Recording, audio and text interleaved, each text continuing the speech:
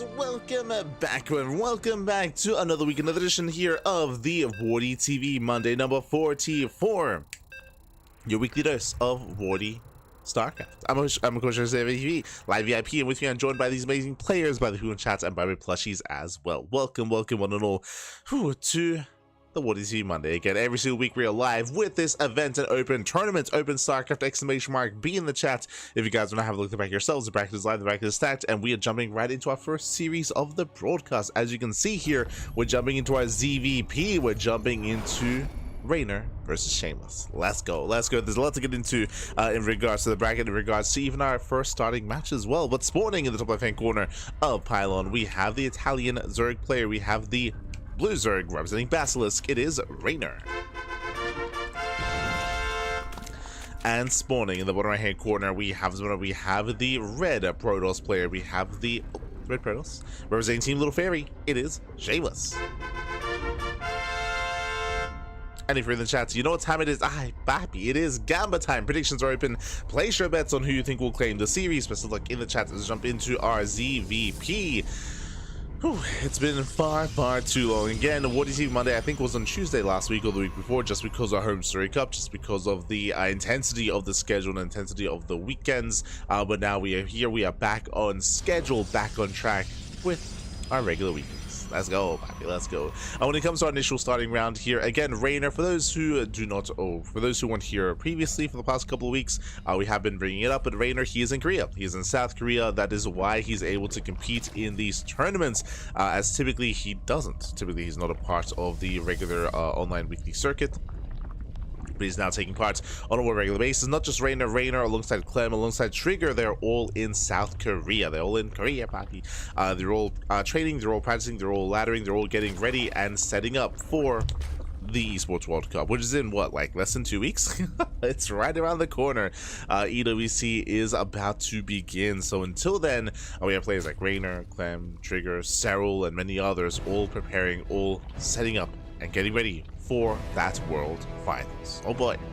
And we'll see if Reynor's practice is bearing fruit. I mean, again, bearing in mind that most likely certain specific builds are going to be kept hidden from the regular online weekly scene. When it comes to mechanics, when it comes to more standard play, that is going to be typically at the forefront here of what we are experiencing. So if I would give our Hatchcast pool, standard opener here out of Reynor. Likewise, Shameless going for a gate expand into Cybercore, standard opener as well. Now, we have seen a lot of all-ins from Reynor in this matchup. If you recall, covering Reynor during the weeklies last week and also during his run against Hero at DreamHack Dallas, Reynor has been hyper aggressive in this matchup and has been having a lot of success. Speaking of aggression, welcome to Pylon. Pylon is one of the smaller maps of the map pool. Pylon is known for aggression as well. It does favor these all-ins, so we're expecting that kind of play. We're expecting those kind of all-ins out of Reynor. We'll see if he does embrace them. For now, again, everything's looking as it should be. Likewise, Shameless, of course, he is a younger up-and-comer for the European region. He has been excelling and doing really well over the past 2 years, I would say. Over the past 2 years of play, Shameless has been on fire. Despite that, though, he's still up against one of the best Zerg players in the world, so it's still going to be an uphill battle for him. I want to believe he can pose a threat, though, and we'll see how he can handle someone like Reynor. So far, Pylon block, nicely done. Does go for the Pylon block. The Adept has arrived, and with that, the drone is going to be delayed. The expansion is going to be delayed. We can see the workers here. Oh, yep, going to be deterred as well. So this is really nice damage being dealt early on by Shameless. So I would say a better start here for our Protoss player. Double Adepts are going to be moving in, and we'll see if we can get into the middle line. So far, Lings, they do try to collapse on forward here. The Adepts say they're going to be dealt with. They're going to be dealt with. They have to get the hell out of here. They will shade away, and it looks like just before Lings kicks in, they do shade.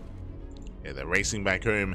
Speaking of, we should be seeing a third base momentarily. Link speed does kick in. The third base is going to be delayed, though. Shameless going for his gateway, going for his Oracle, setting up back at home. And, ooh, is forced to trigger a little bit prematurely there. So it does waste a little bit of energy here on the Oracle, but should expand. So third base is on the way. On the one hand, this third base is a little bit delayed here for Shameless. At the same time, though, the third base is heavily delayed for Reynor, so it does make up for it as we're getting in towards our game on Pylon.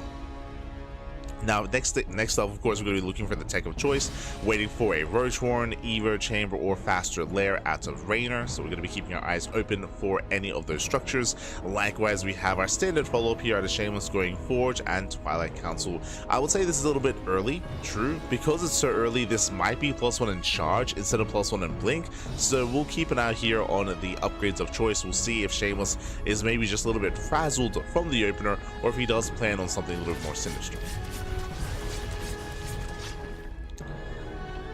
As the oracles, they poke in, they pull away.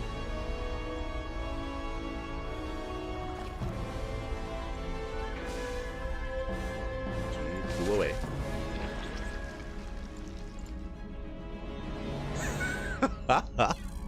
Oh no! Speaking of, hopefully I'm okay. Jesus. As my ping is spiking quite high, and I will leave the game. I will leave the game if my ping becomes an issue. Jesus. That's speaking of.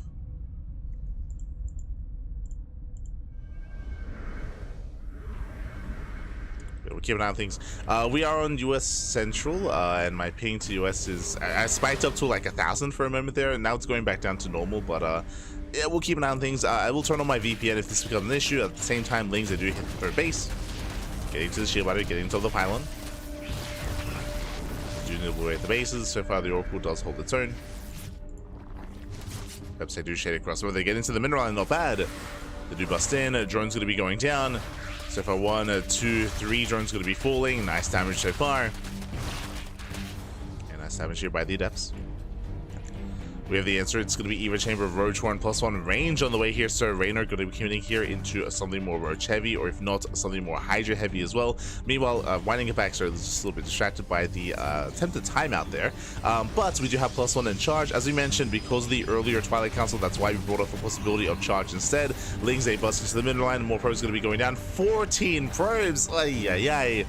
That is brutal damage here for Shameless. Losing so many workers. Unfortunately, there's no kill count on the left hand side, and Shameless is that much more committed. Unfortunately for Shameless, roaches are popping out. Roaches are on the way. That will keep him safe against this charge timing. Reynor, he is going to be secure here, just needs a little bit more time for the roaches. So they're on the way. Zelts make the way between the mineral lines. They push into the bases. And they do get on top of the roaches. I mean, they get on top of some of them at least. Nice position here behind the mineral line. Lings, they do come in from behind. Queens as well. And from here, Reynor, he should hold. Yeah, he should hold. He should clean this up. Again, if there were no roaches, if this was a Ling Hydra composition instead, then Reynor would have been in trouble. But he had the Roach Horn. He was playing it safe. He was going into +1 range anyway. And he has, he defends. He defends. He shuts this down. He defends well. So Reynor from here, now he can counterattack it. And honestly, this third base is looking very exposed. Unfortunately, because of those 14 dead workers, Shameless, his own economy was lackluster. He had to reprobe, he had to resaturate. That does hurt his own army production as well. So he is heavily down in army supply. And Reynor, he's about to push. He's just waiting for his upgrades. He's waiting for +1 and charge. And once these upgrades kick in, then it's go time. And here we go. The creep is already spreading forward. The queens are rolling forward as well. Oh, hello. I just have to get rid of the Fusion Esports League logo, my apologies. That was from last night's broadcast.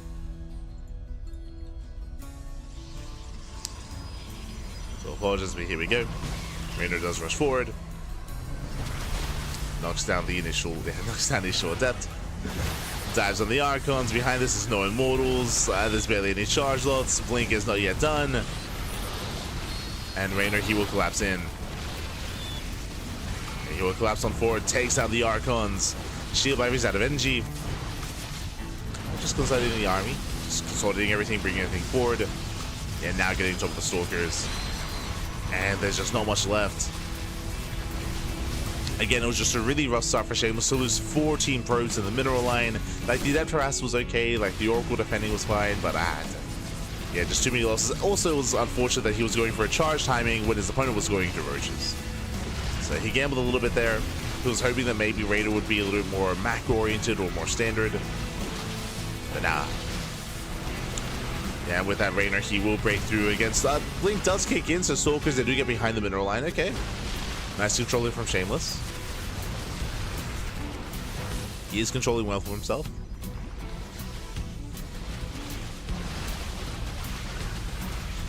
And even though he's keeping the army alive, I can't say the same for the base. Yeah, the Nexus is going to fall.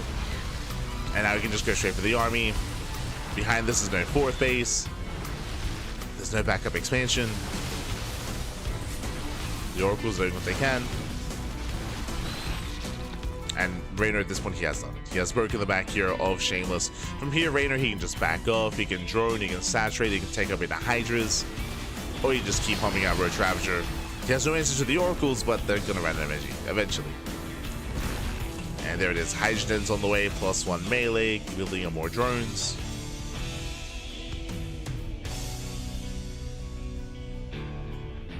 People moving in. It's also unfortunate that, again, because the map is so small, because we're on pylon, like, this does hit even harder as well, so it does punish Shameless even more. I mean, I'm pretty sure that's also one of the reasons why Shameless went into charge as well, just so he can hit harder on the flip side.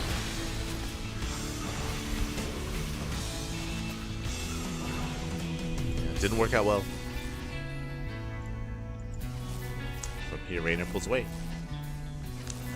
Pulls away, we're building up Hydras. Getting some anti-air for the Oracles.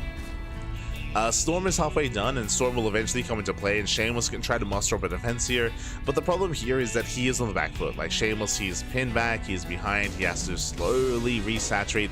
Now, if Reynor is passive, right, if he's passive, if Reynor, if he makes some mistakes, if he splits up his army, if he splits up his army and if he attacks with a portion at a time, we'll take some rough engagements and splits up, and then there's some chances there for sure. Basically, Shameless is hoping that Reynor makes mistakes. Like, that's the hope. That's the plan. Oh no! Leagues they put in. They head towards the main. Nice Storm of the Roaches. Storm does connect well. Speaking of, another Storm zones away. Shameless, he will be able to take this fight with another Storm. Storms have been solid. At the same time, Lings, they pop off in the main. They get the mineral line. Again, Shameless, he takes a good fight here, for sure. Takes a good fight, but back at home, workers are going down, pylons are going down.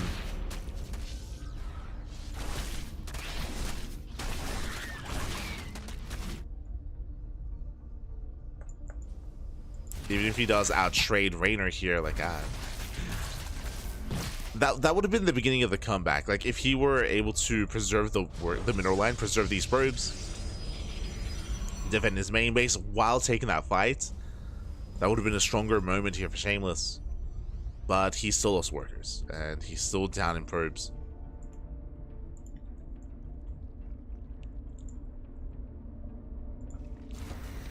As Reynor now taking up in towards Hydras, sorry, in towards Lurkers. Infestation is not yet done, now just morphing in 5 Lurkers. Now, with well-placed Storms, Shameless, he can deal with his army if there weren't any Lurkers, though. Like, the Lurkers do complicate things. That's where Reynor can excel.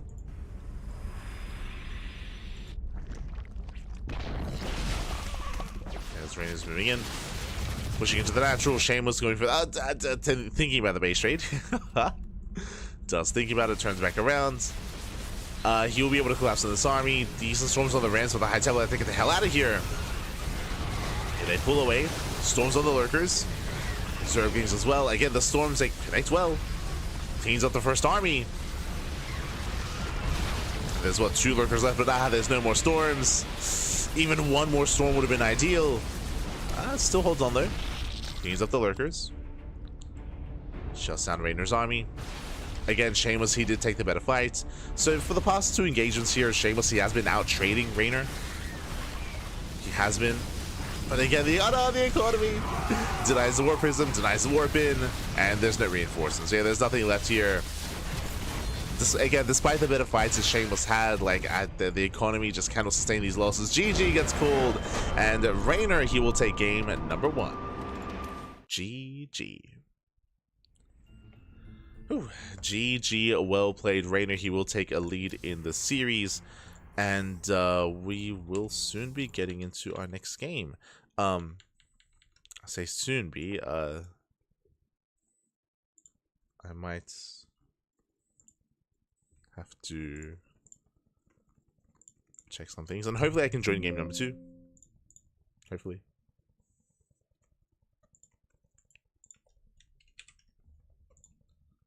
Fingers crossed.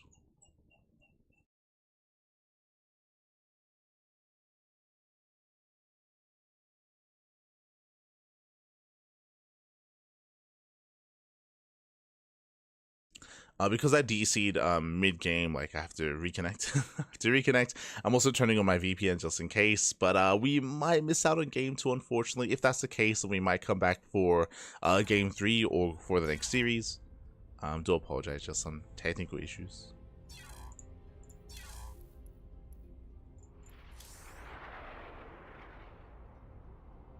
Oh. We're okay, we're okay. Whew. We're okay.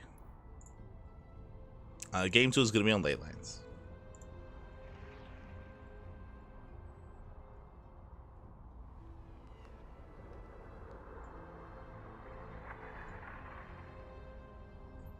And we'll see if Shameless is going to have a stronger start to the game. Again, it was just a really shaky early game for Shameless, losing all those workers, losing a lot of momentum.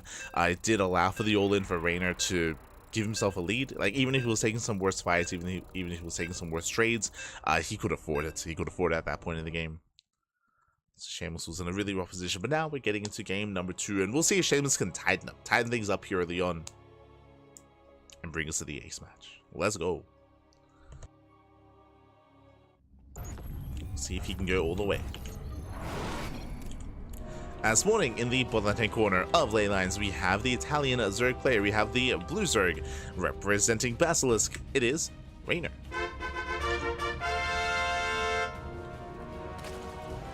And this morning in the top right-hand corner, we have the red Protoss player. The red Protoss representing Team Little Fairy. It is Shameless.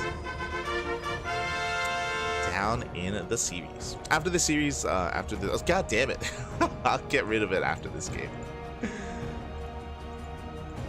This is not the Fusion Esports League. But after this series, we'll be catching up with the rest of the brackets, catching up with the rest of the matches to figure out where we're headed and where we are going. Getting into all the other matches that are currently underway. We'll get there, we'll get there.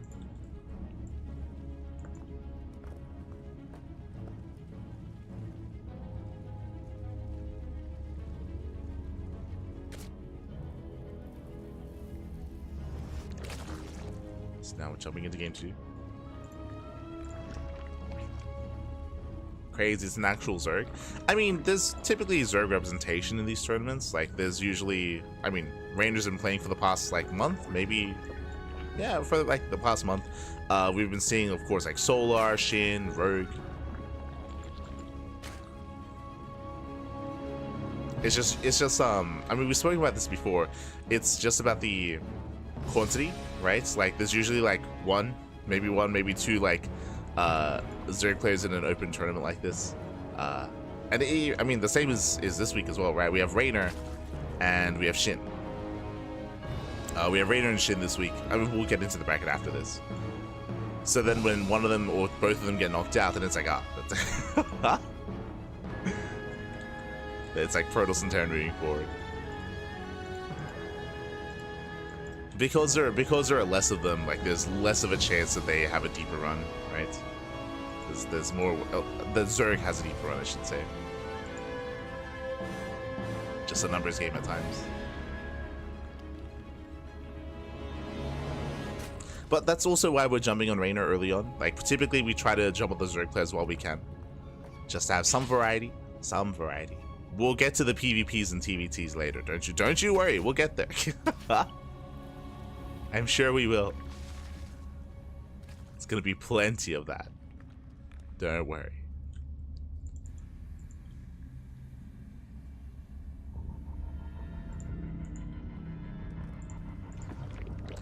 And so now we do have our third base. This time it's on location. This time it's on time. Reynor is on it. Behind this we do have our Stargate opener here out of Shameless.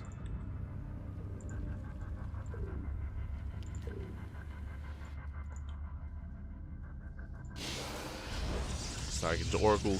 And once again, we'll keep an eye open for our tech of choice here. Now, last game, we saw Shameless throw down his Twilight Council at around the same time he threw down his third base, which is why it led us to believe that he was going to go for a charge-based timing. This time, we would expect his tech to be later, just because we don't expect charge here on ley lines.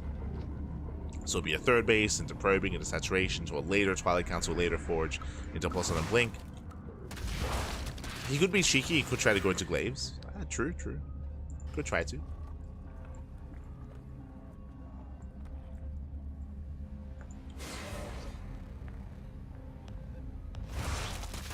Things that collapse in. Oh! They catch in death. They get a death, they get the other as well. Nice pick up here from Reynor. With that, the third base is exposed, and the Oracle is going to be kept at home. If the Adepts were kept alive, then this Oracle would be free to move out across the map to harass and to scout. But without the Adepts, the Oracle, has to stay at home a little bit longer. And now he's starting to move out, does spot those Zerglings, and looks like Shameless, he will push. He'll move out here towards the bases. Third Oracle is on the way. But now going to be zoned back. And Reynor is keeping up.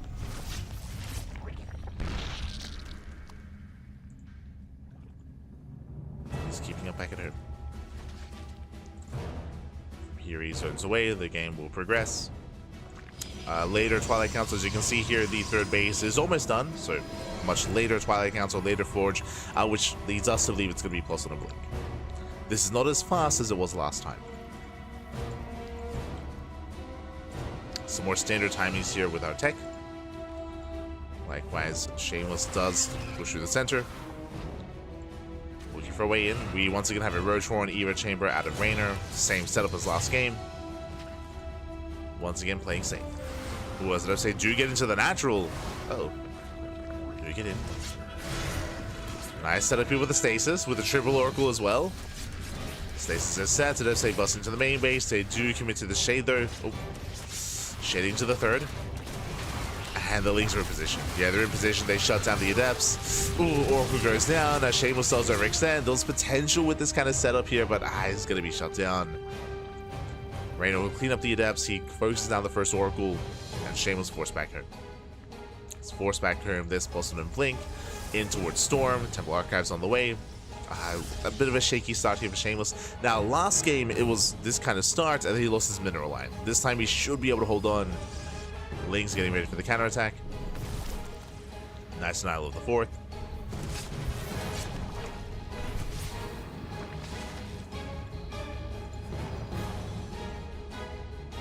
Shameless does pull away. Player's finishing up.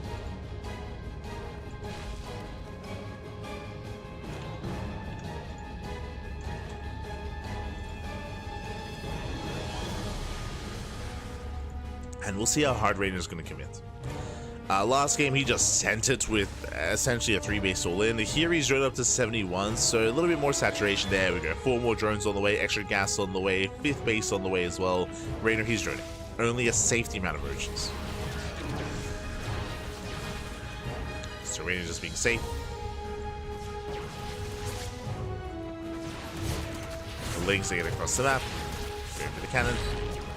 Draining the shields. Cannon is going to go down.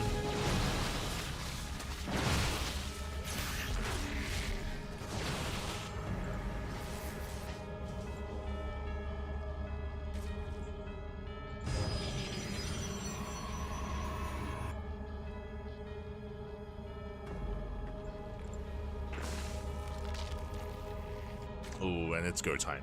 Okay, so we droned up to 74. 74 workers here, a solid worker count. Getting a 5th base just for Larva, and now we have Drop Lords on the way. We have Overlord Speed on the way. It tells us that we're getting into Drop Lords. We're going to be committing here. We're not droning, not anymore. We're not taking either. Again, there's no infestation bit, there's no hydrogen. It's going to be purely Ling, Roach, Ravager, Queen. Speaking of, here come the Queens. We're loading up, we're moving out. Reynor, he's pushing. Someone just pinged. Interesting. I think that was one of the other observers. We do have plenty of other language casters in the stream as well, of course. We have, I think, Coca, casting in French. Link Roach breaking down the 4th base. Storm does run away the Roaches. Brutal storm.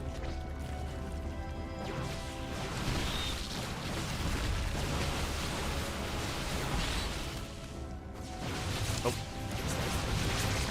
Catching up with the queens. Gets one, gets two. Nice pickups. Shameless controlling well. Snipes the queen, storms the main army, cancels the fourth base. And Reynor, he's forced back, and now he's forced to tech. Hydrogen's on the way, Hive is on the way. Now, what's important here is that this tech is late, right? Like, the Hive is late, the Hydrogen is late. Reynor, he has now realized that he will not kill Shameless. Like, it's not going to happen, so the game is going to go on much longer. And as we're progressing into a longer game, bam, Fleet Beacon, second Stargate, Sky Toss. Shameless is working towards Sky Toss. Honestly, I really like Shameless's position here, except he needs a fourth. Right, the fourth base is kind of the big issue here, and this is really at least the least amount of damage that Reynor is able to achieve. Ooh. Storm, jeez, the storm was brutal. Catching out the Zerglings. Shameless, he forces back Reynor. Here comes the fourth expansion. And Shameless, he needs a little bit more time. He needs to be able to get that fourth base up and running, and he needs to secure it with cannons and shield batteries. If he can, then he can max out. Then he can max out with Sky Toss. So much is hinging here on the fourth base. Reynor knows it. Reynor still being active. He rotates over. Headed towards the fourth.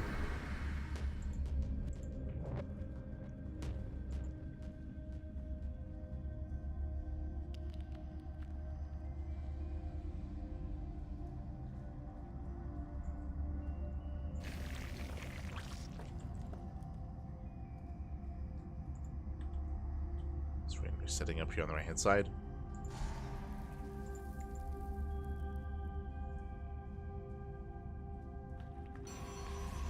And we'll see if he can break. Oh, Shameless, as we have a bit of a pause. Now, as we get into this pause here, we can have a look at the setup. We do see that Shameless, he has most of his army here in between his bases, in between his natural and third base with Storm and Tempest. So he is ready for this main push. But over towards the left-hand side, he has only one High Templar. One Templar, one Storm. I would say that his fourth base is more exposed. Unfortunately, Reynor, his main army is here on the right-hand side. Like, he doesn't really have many lurkers here towards the left. If he did have a little bit more focus or a little bit more of a bolstered army towards the left-hand side, he could maybe break the fourth as he distracts the Tempest and High Templar. But as the army is currently split, like, Shameless, he's likewise split well as well. I mean, he sees this, right? The Observer sees the lurkers, he sees the Hydras, like, he knows where the main force is. So, Shameless, he's so far in a good position. It still comes down to the execution, though. You know, we'll see if Reynor can break him nonetheless. We'll see how the stasis trap connects. True, like the stasis trap is right here, ready to go off on anything. And it's about to be go time. Game resumed. Oh, speaking of, okay, nice connection. Takes care of the Lings, takes care of the Roaches. With that, Shameless does hold. Well, it does waste one of the Storms, which is scary because that was his only Storm. Remember, he only has one High Temple, but there's the NG overcharge. Setting up another stasis. Cannon's going to be on the way. Reynor, he pivots, he rotates over. I do like this rotation out of Reynor, and we just spoke about it. Hey, we just spoke about how the main army is here outside of the natural, not at the fourth base, and here comes Reynor's rotation. Stasis goes off on a couple of Lings. The army has to respond. Army just respond. Lurkers getting within range. Probe's going to be going down. Is getting a couple workers. Decent storms here on the Lurkers. Ooh, but probes are going down. At the same time, Roaches, they sneak up on the right-hand side, but oh, they do run into an army. That base goes down.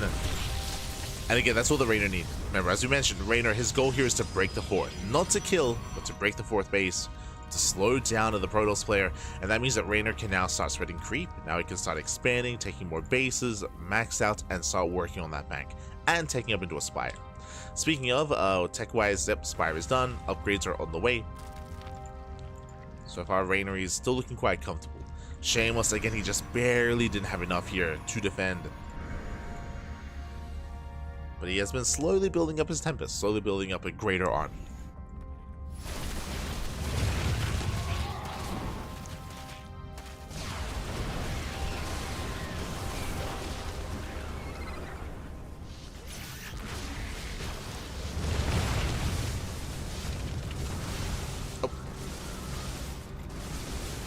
It's gonna be shut down. Roach is pushing on the left-hand side. Nidus into the main. Let's go. Does go for the double Nidus. To the revelation, but there are just too many lurkers. The High Templar, they cannot push in. They cannot touch this army. And Reynor, he's doing it. He is doing it here. He's breaking Shameless. Nidus into the main base. Nothing inside the Nidus worms. The lurkers, they're waddling into the mineral line nonetheless. They waddle into the mineral lines. Probes going down. They waddle into the main as well. Oof. We'll lose all the lurkers though. Lurkers are being cleaned up. The fourth base is saved, and was this a little bit too wasteful here from Reynor? He does get a lot of economic damage, true. He kills 26 workers, depowers some of the production, depowers the Stargate, depowers the Robo.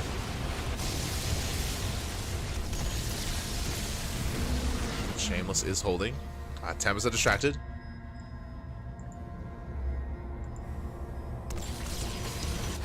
Tempers are somewhat distracted. We need some storms. Wait for the slow zone. Nice cloak. No detection. And with that, the mothership does defend. Once again, Shameless, he controls his main army well. Ooh, storms on the Hydras. Storms on everything. Yeah, lurkers, they run into the storms. They do borrow in time, though. Mothership goes down. Tempest, they were lagging behind. Yeah, the Tempest are late to the party.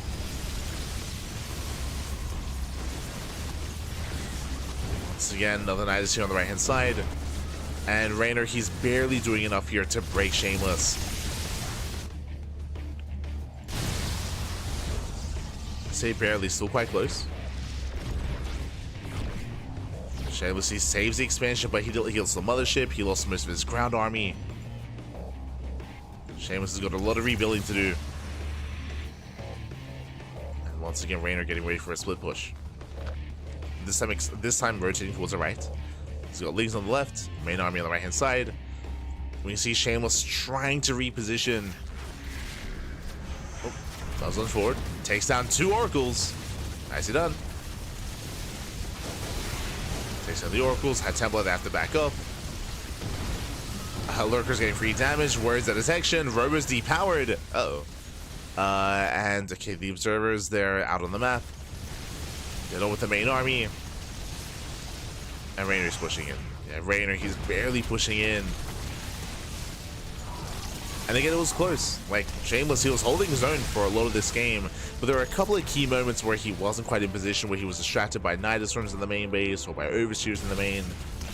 I'm referring to the fight that occurred here at the 4th base where the Tempests were late. Just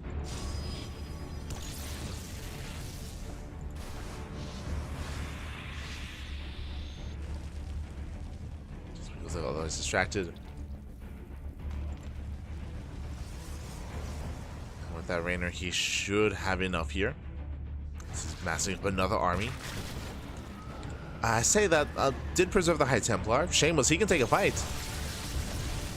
Can take a head-on fight. It's the harassment that's the issue here. Yeah, lurkers are getting to the natural and getting into the main. Double Nidus as well. Like, Shameless doesn't have the supply here to defend all locations at once. The head-on fight is one thing, but like the non-stop run-bys, counterattacks, Nidus worms, like that's what's killing Shameless.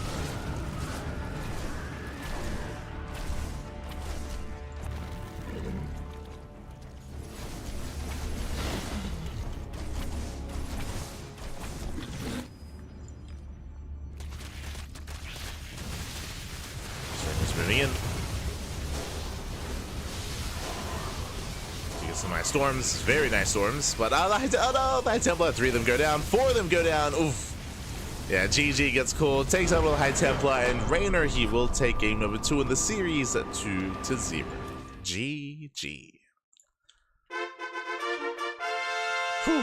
GG, well played, Reynor. He will claim the series. A very intense back and forth here, especially game 2. Like, game 1 was more one-sided just because Shameless, his initial build of choice, was shut down. Here in game 2, Shameless, he was able to hold his own. He was able to take better fights, better trades, better engagements. But again, we saw him pulled apart one too many times there when it came to the Nidus Storms, the run-bys, the counterattacks, and he was eventually torn apart. GG. GG well played. With that, Reynor, he will claim the series, and we're going to be following Reynor into his next matchup, following Reynor in towards the Korean server. Okay, let's go.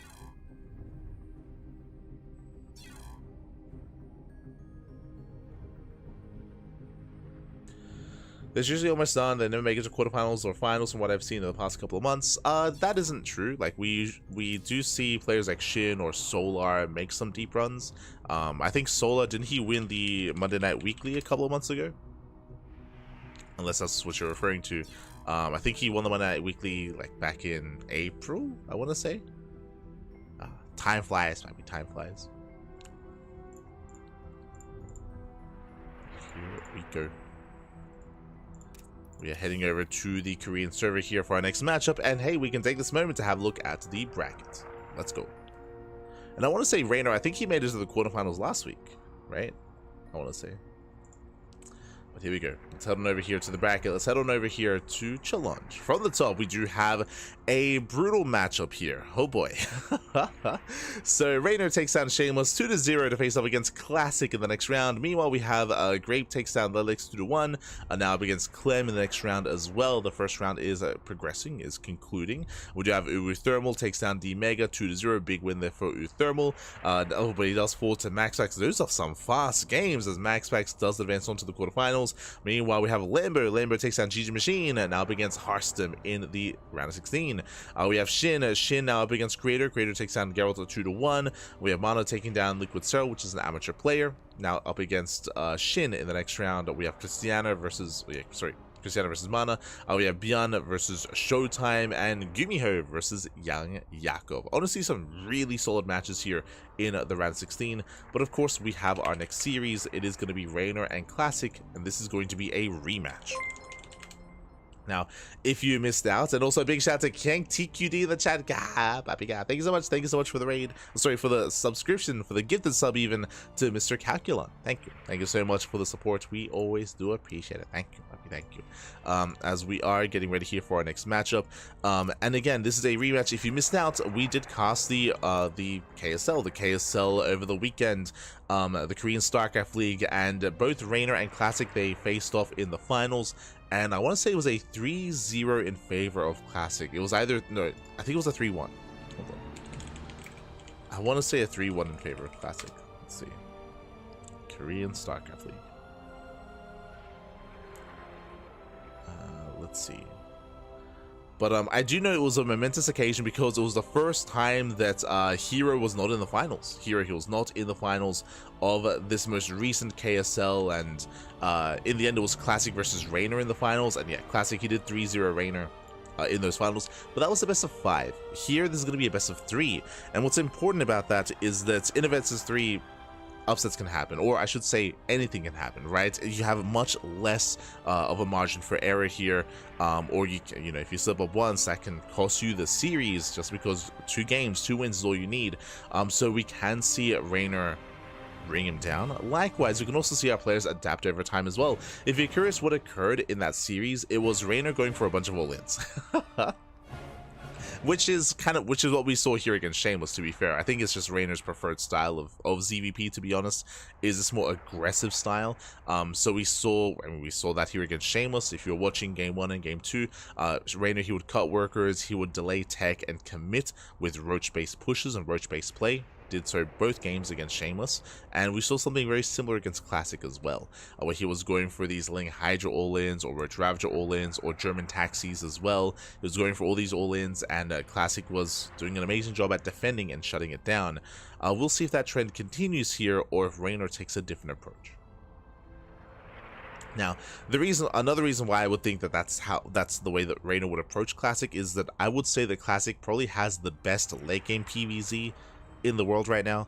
That was showcased against Cyril. I mean, that's showcased all the time.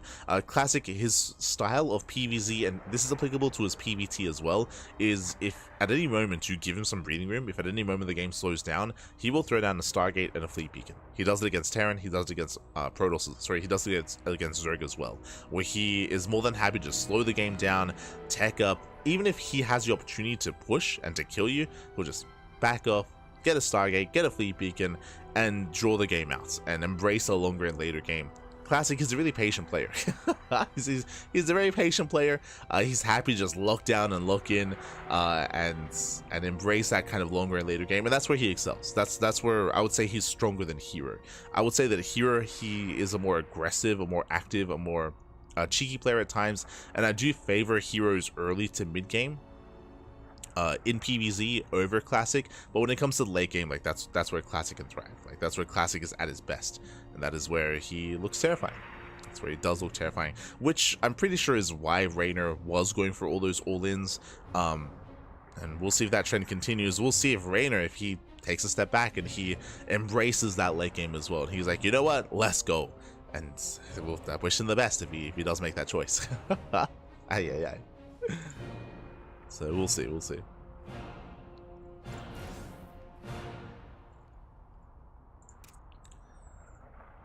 As we are getting ready.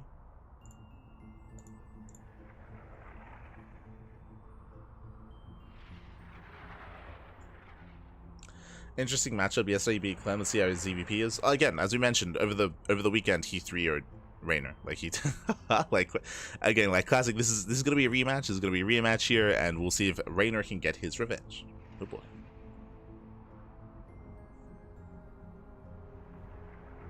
Clem not looking too hot lately. I think something that's you have to be wary of is that I think a lot of people, like when they see results like during a weekly, especially especially recently, like we speak about this all the time. Recency bias is a thing. I would say that Clem is still the best player in the world. Like there's no reason not to assume that. He was looking terrifying at Star Zagora, for example, even terrifying during DreamHack Dallas. If you recall, his matches in DreamHack Dallas where he struggled against Shin had a very particular style that Clem had to adapt to over the course of the series, and he did towards the end, but it took him a long time to do so. It took him a long time. Here we go. Oh god, I have to get rid of FEL. Beautiful. But now we're getting into our next game. To be fair, I haven't seen the RSL games. True. I haven't seen those matches, so I don't know if I can speak too much on that. My assumption would be that Classic was able to embrace a longer later game. Like we've seen Estrella defeat Clem as of late in that late game as well, but I would have to watch those games myself. Would have to watch them. That's something that I have to do in the lead up to EWC. Is I do need to watch some of those RSL matches and some of the Star Zagora matches as well, because those are games that we did not cast. But here we go. Spawning in the bottom left-hand corner of Persephone, we have the Italian Zerg player. We have the red Zerg representing Basilisk. It is Reynor. And spawning in the top left-hand corner, we have the blue Protoss player, the South Green Protoss representing Virtus Pro. It is Classic. Here we go. Do you have a favorite EWC and do you cast? We will be casting EWC. We casted it last year. We'll be casting it this year as well. We'll be casting.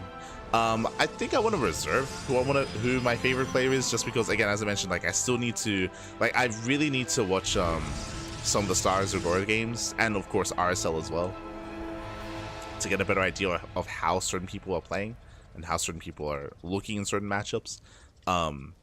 Yeah, so that's what I will say about that. It's also really hard to say anything about favorite players, just because even though right now I think I would still favor Clem coming into EWC, it's also important to bear in mind that both Clem and Reynor and Trigger as well, all three of them are, again, they're in Korea right now, they're all practicing right now.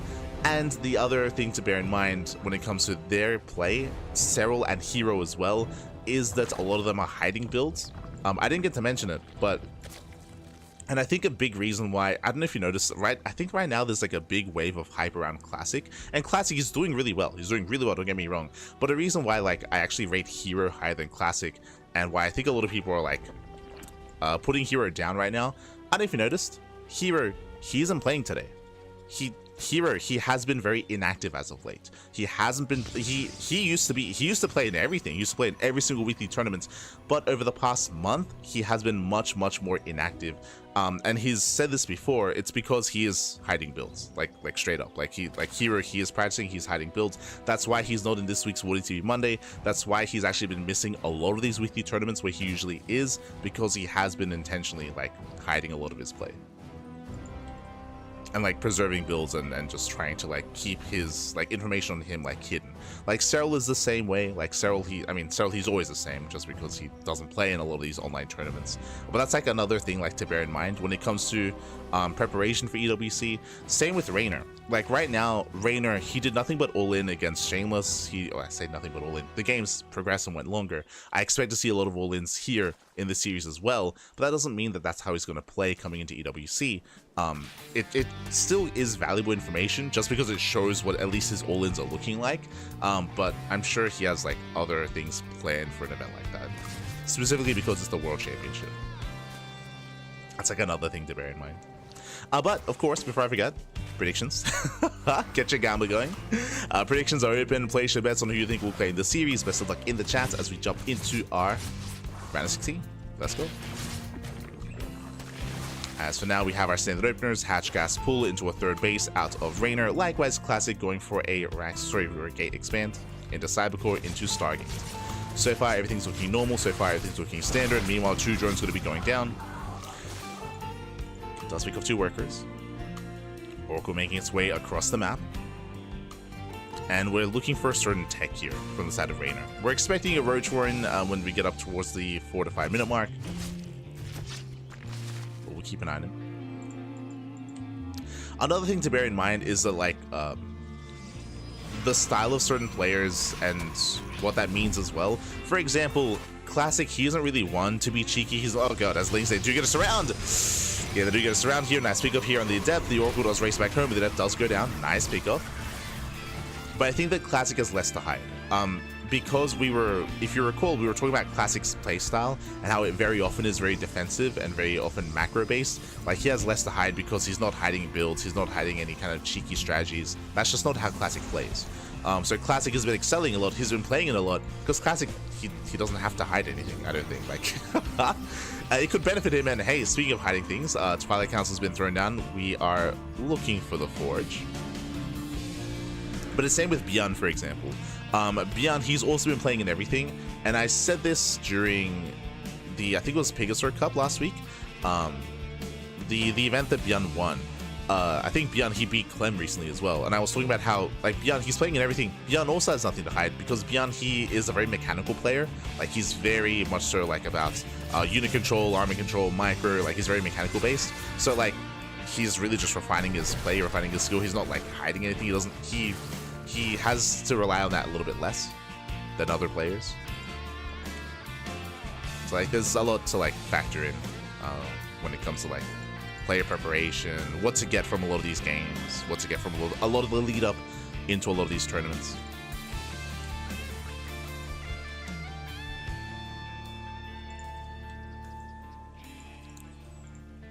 Another.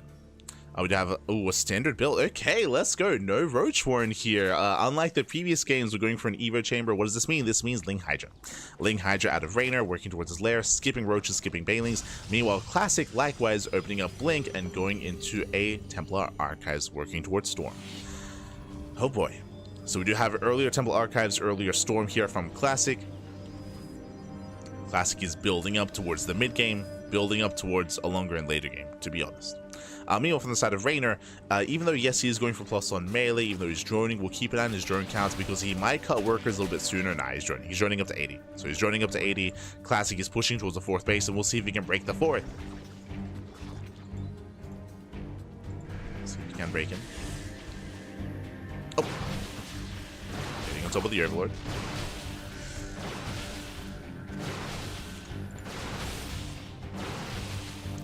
Does take down the Overlord, it does come on top of the hatchery. Stage trap goes off, but it does get baited. Link's trying to engage. Can he save the expansion? Oh, can he save it? Oh, no transfuse, and he cannot. Oh, the brutal stage traps. He did spend, what, 2-3 transfuses. Does get 1 Oracle for his troubles at least. But Classic got what he wanted. He got what he wanted. And there's that recall, making use of the stasis links to wall up. Does make it back home. So a strong push there from Classic, a strong moment for him.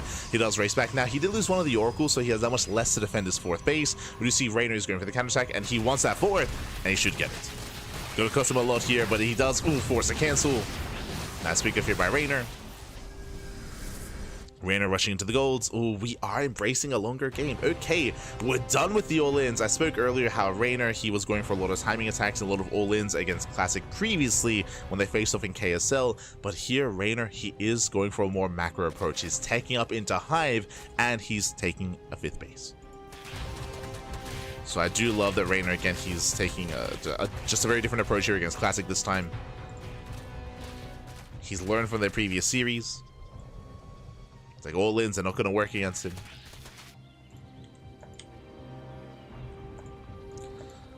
Behind this Hydra started massing.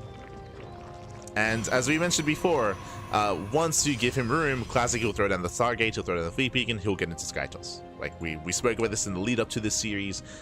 He does this in PvZ and in PvT. Give him some room. Bam. We're going to lock in for half an hour. Let's go. And we'll see how Reynor can compare. Now, we're not there yet, right? There is a window in time here where Reynor can try to break and abuse Classic before he can get to that late game. Before he can get into his own ideal. Banelings are on the way. Meanwhile, Classic getting caught out in the open. Yeah, he's getting caught out. He should not be here. We get some nice storms on the Hydras, but the Banelings are almost done. And the Banelings are coming in. No Baneling speed? Never mind.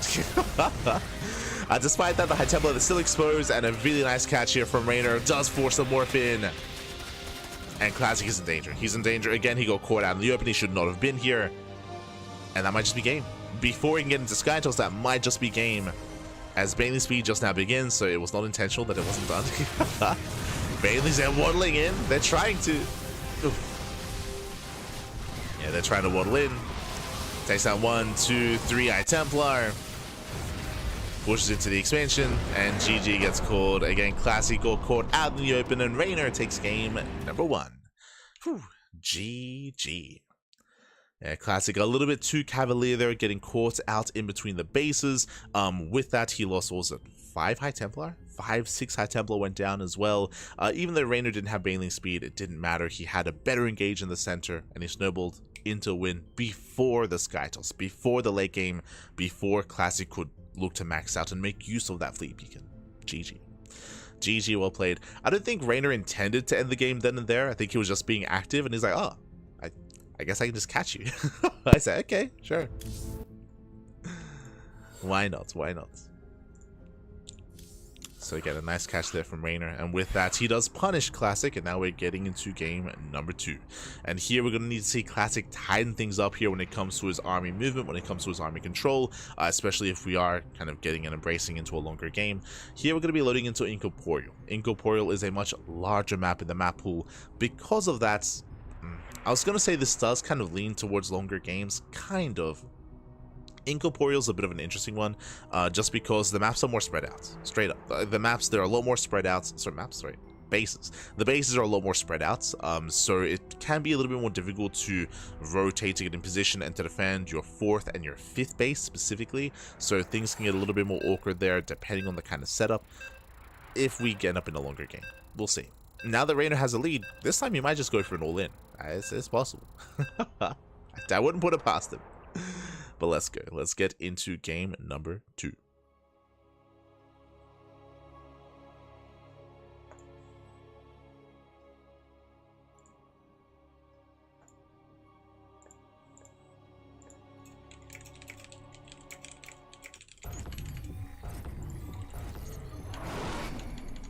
Spawning in the top left-hand corner of Incorporeal, we have the Italian Zerg player. We have the Red Zerg representing Basilisk, leading the series 1-0, and 1 game away from claiming the series. It is Reynor. And spawning in the bottom right-hand corner, we have as opponent, we have the blue Protoss player. We have the South Green Protoss representing Virtus Pro. Down in the series, can he fight back and force the ace match? It is Classic. And again, as you mentioned, in a shorter series like this, in a best of 3, One small mistake, one small misstep, that can cost you the series. That can straight up just like that. Classic is on match points, right? Reynor needs one more win to claim the series. So we'll see if Reynor can get that. We'll see if we can force a mistake out of Classic or just catch him with his pants down. The pants were down, baby. Ah, true. The pants were down.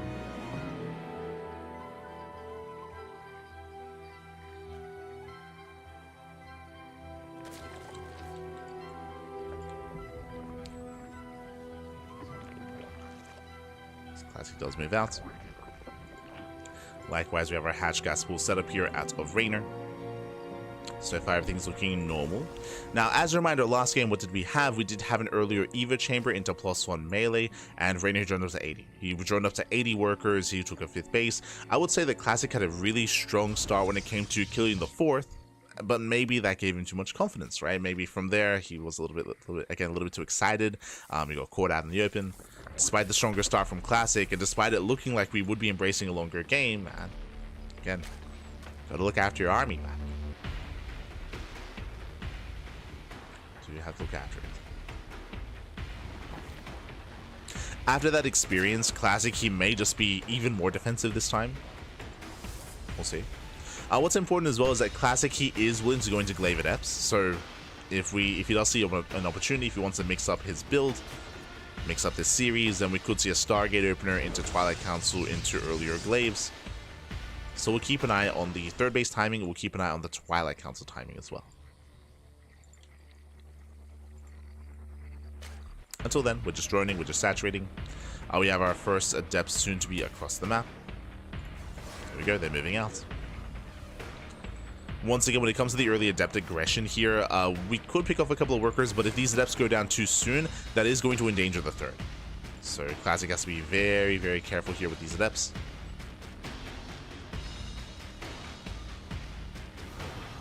As he pokes in. Second Adept is on the way. Just checking saturation. Remember, 2 Adepts can one-shot workers. And here comes that second Adept.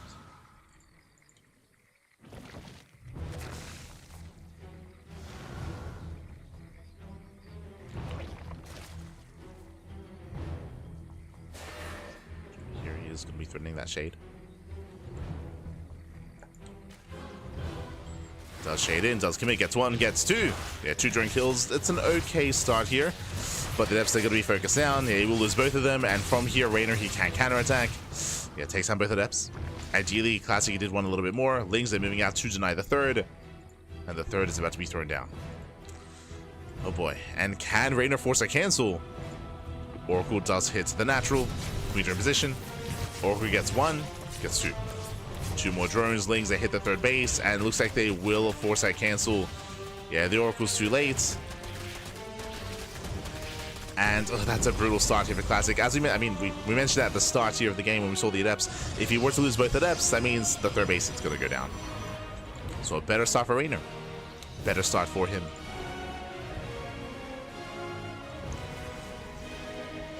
Cancels the 3rd. Delays the expansion. That is an earlier Twilight Council. So if you remember, we also spoke about how Glaive Adepts can be a possibility here from Classic, depending on the Twilight Council timing. This is an early council. An early council, earlier gateways as well, no forge. This does look like Glaive Adepts. Now there is a build, as the Oracles dip between the bases. 1 Oracle goes down. Yeah, nice big off here from Reynor. Now there is a build where you can go into early Blink, but there it is. Forge on the way, leads towards Blink instead. Show us what you got. Plus on melee here. Oh, he's going, let's go! Is going into Glaives. Now, this Forge will hide Glaives. If the Overlord goes in, which it won't go into the main base, but if he sees the Forge, this will help hide the build itself. We are going to Glaive Adepts. Now, what is scary about this setup here is that Reynor has no Roachhorn and he has no Baneliness. Right now, he's playing just like the last game. He's getting into plus on melee, which means Lings into Hydras will soon be a lair on the way into Hydra Tech. Adepts, they're forced to recall, they get a handful of worker kills. But Reynor, he's cutting corners. He's cutting corners. He is just now scouting the main. But as we mentioned, as he scouts the main base, Adepts are going to be kept hidden, and it's going to be hard to get a read on what's happening here. As here come the Glaive Adepts. Now we do have a Baneliness as a response. I think the Adepts may have barely gotten seen. Yeah, we have Links on the way. We have Links on the way. It's going to be a tough hold here for Reynor, especially as the Links are across the map. Yeah, Reynor is moving out. Adepts soon going to be moving in. Banelings will not be ready for this. And Glaives are just now done in time. Lings are racing back home. And depending on the position here, either Classic can excel or Reynor can shut this down. Can he surround? Oh, ooh, barely not. We get a Pseudo around here. Adepts, they do trade well for themselves, but Lings, they get on top of the Adepts. They have +1 melee, and they will clean this up. Yeah, minimal economic damage. Only 3 drones. I spoke too soon. That's going to be a 4th or 5th drone going down. More Adepts are on the way. I mean, this is still acceptable losses for Reynor. Oh, the Banelings! Nice connections. Ooh, last second split. Last second split there, but these connections nonetheless. And Lings overwhelmed. Yeah, they overwhelmed the army. Thankfully, Reynor, he wasn't droning too hard. Right? Thankfully, he wasn't droning. He had 20 Zerglings in production when the first wave was moving out across the map. And Reynor, he defends. Whew, that could have been so much worse.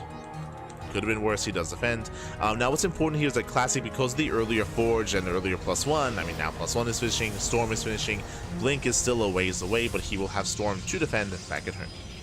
So the game will continue. As the dust settles, who do we favor in this position?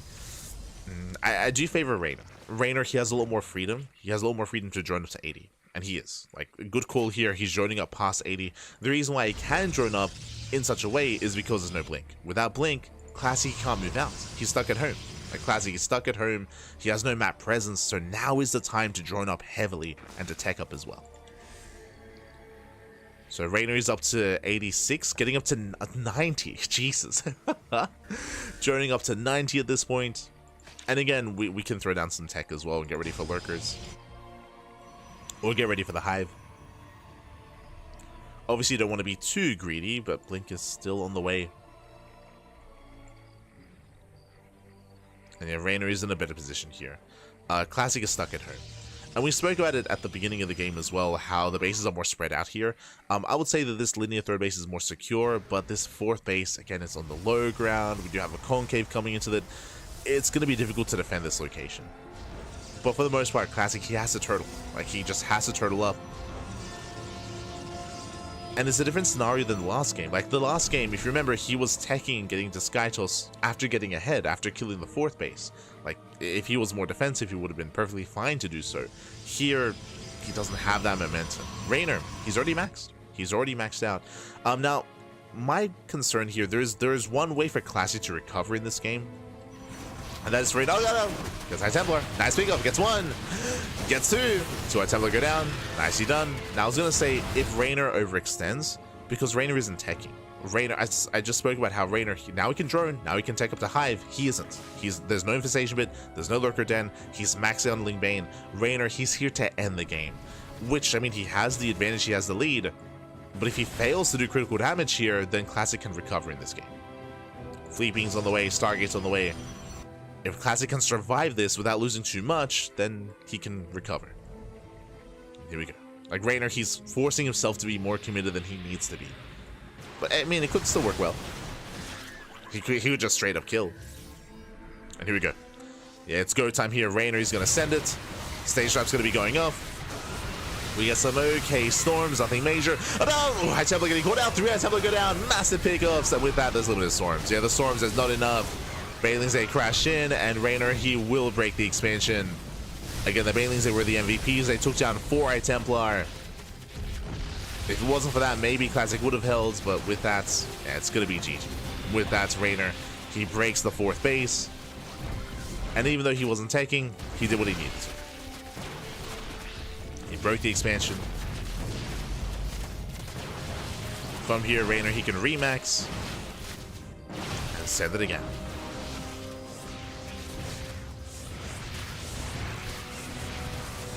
from here, he does get on top of the cannons. Now rotating over towards the third base. We have a storm coming in. As there's one High Templar. And from here, Reynor, he can just back off, remax, and do it again. We're waiting for the Bailings. There we go. Bailings on the way. Classic now working towards carriers, and I think this would be okay for Classic if he had the fourth. Like, if he still had the fourth base, if he still had saturation there, then sure, he can still just turtle and defend and weather the storm and get into Sky Toss. But without the fourth, it's going to be difficult here for Classic.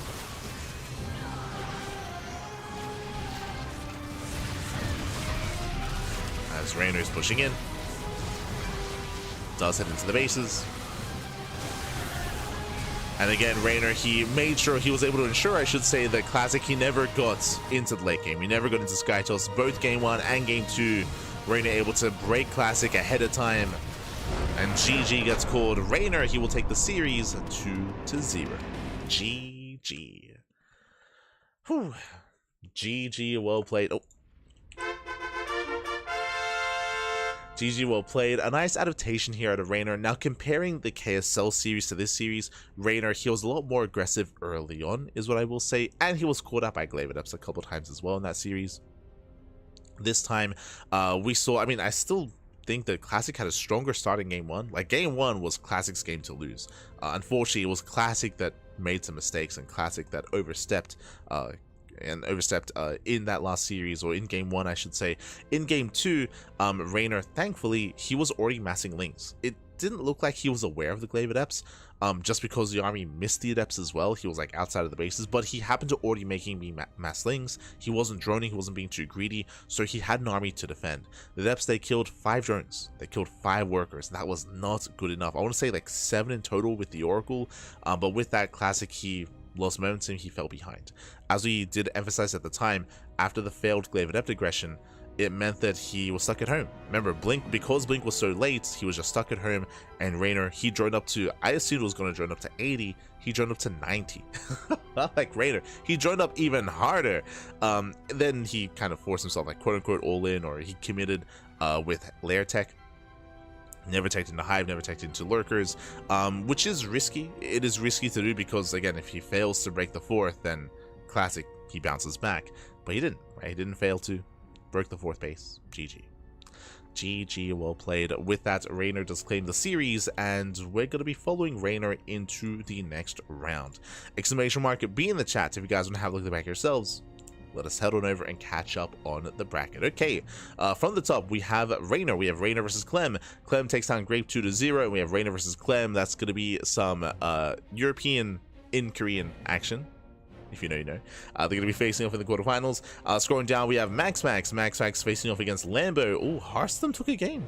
Okay, I'm not gonna lie, I'm a little bit surprised there, but Hearthstone was able to force Lambo to the ace match. Let's go. MaxPax up against Lambo. They're also going to be facing off in the quarterfinals.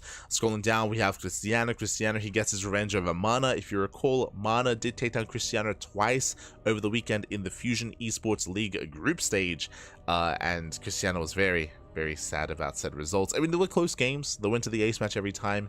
Even here, ace match as well. So very close, very clutch between Cristiano and Mana, as always. Cristiano waiting for the winner of Shin and Creator. Scrolling down, Showtime gets his revenge. Oh my god.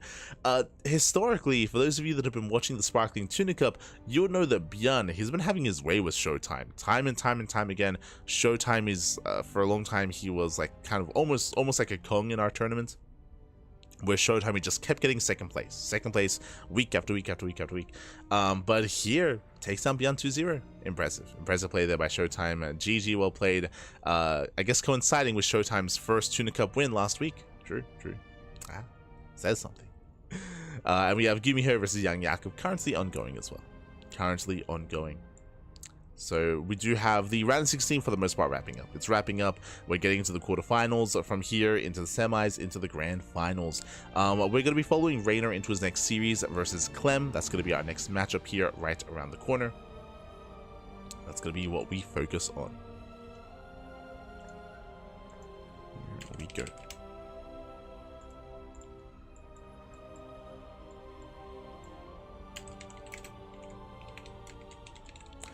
And I'm really curious to see how Clem has evolved since DreamHack Dallas. For those of you that were watching, was it Reynor's matches? It was relatively recently. It was Reynor versus ByuN. That's it. If you've been watching Reynor versus ByuN, they faced off during KSL and they played last week in the WardiTV Monday as well. And ByuN did beat Reynor. He beat Reynor, and if you recall how he beat him, Reynor specifically has been really in love with this Ling Infestor Ultra style. He did it in KSL and he did it last week in WardiTV Monday as well. Basically, it feels like an adaptation of the Shin build and the Shin build that he played against Clem during DreamHack. For those that don't remember, Shin, he was going for a roach-based opener, a very safe play, roaches into Lingbane Ravager, or into Ling Roach Infestor into Hive Tech, right? Into Hive Tech into Ultras. Like he was playing very safe with roaches into Infestor into Ultras. Like that was kind of like the gist of his play style. And Clem had a really hard time getting damage early on, and he would fall behind. He would fall behind, and then he wouldn't be ready for the Ultras because he was so dedicated a little bit earlier, especially in the rise of Araxes. Like Clem, he would fall behind, he would be unable to like do anything to the economy of Shin, and then he would strike in his final form with Ultras, right? He would rush into Ultras and then bam, he'd strike with Ultras.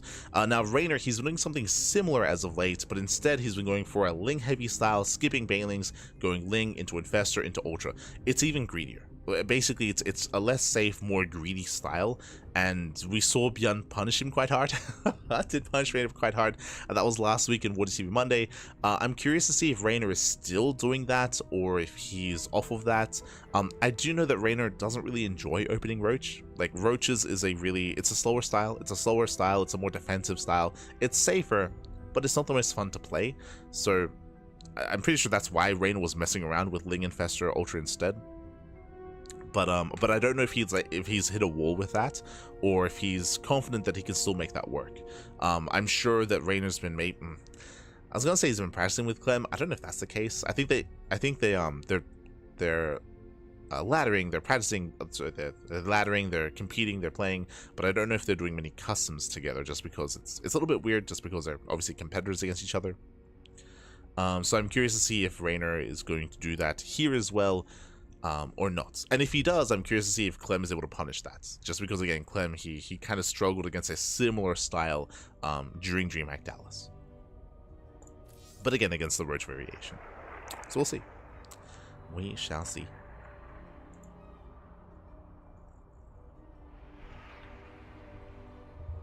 As videos are done, and we're getting into our next series.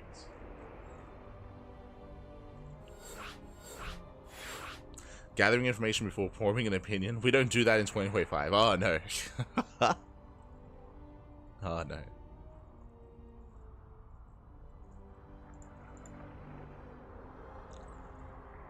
Feels bad, man. Feels bad.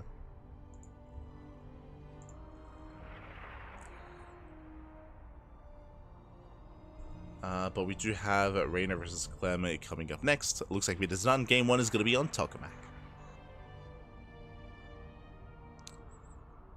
Oh boy. And I feel like if Reynor were to go for that Ling into Infestor into Ultra style, it would excel here on Tokamak. I feel like this is probably one of the best maps for that, at least in my mind, but we'll see. We'll see if he does embrace that.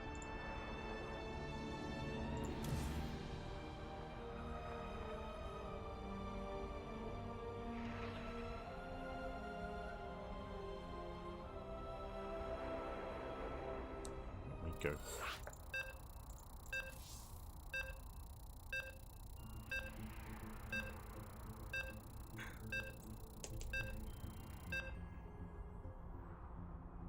But yes, hope you've all been enjoying yourselves. Hope you've all been having a good time.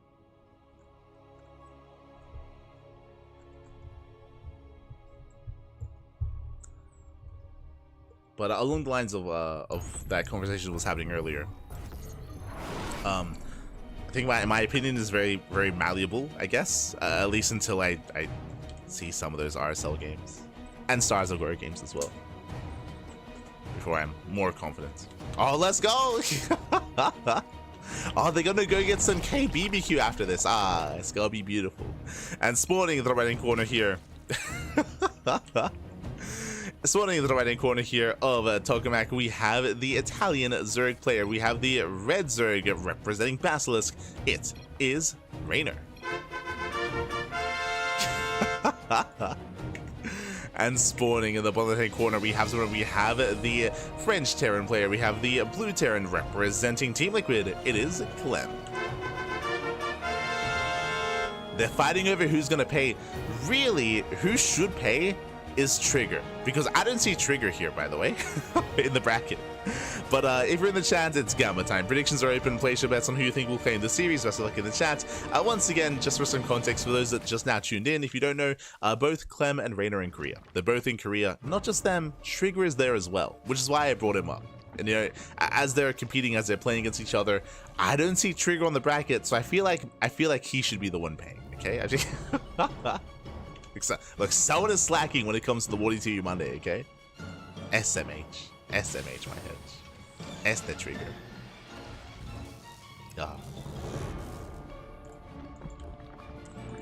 But I do know that this time Astray is not in Korea.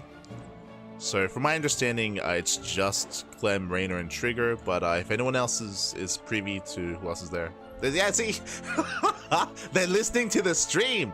Hey, oi, Reynor, turn off the stream. God damn it. Es the Reynor.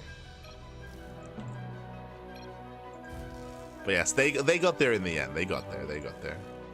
It has to be Trigger.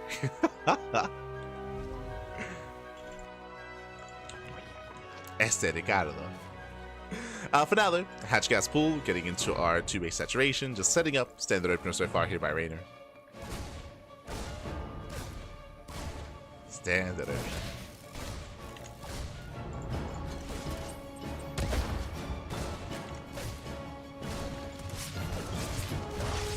Let's poke in, so far going to be zoned away. Like us behind this, we do have our standard opener here out of Clem going for a third CC before Starport economic start here.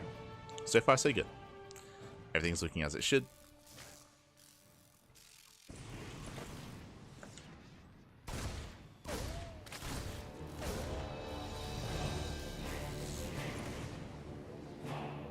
As we are just getting into our regular openers, nothing fancy yet. Sailing in towards the mid-game. Welcome one and all to Tokamak. Tokamak is one of the larger maps in the map pool, of course. Larger map, longer rush distance by ground. A little more defendable here on 4 bases as well.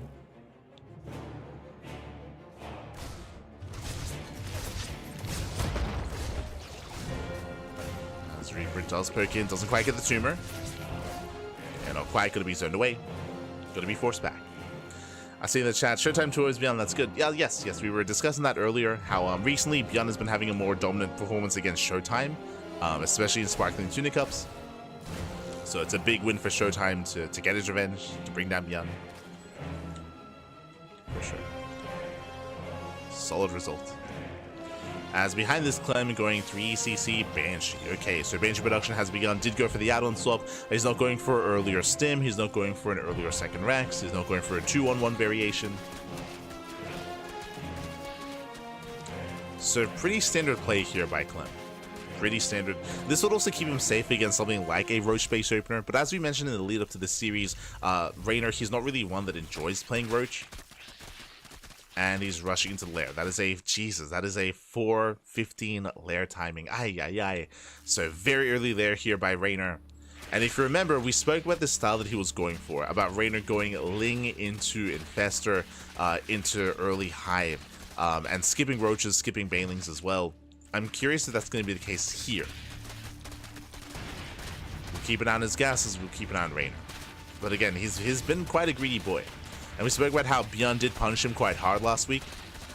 And I was curious to see how Clem would compare. It's like, oh, it's Clem. He's doing what he does best. He's meching it up. Kappa. Ay. We have seen Clem play mech before. And yeah, we're gonna... Oh, boy. Okay.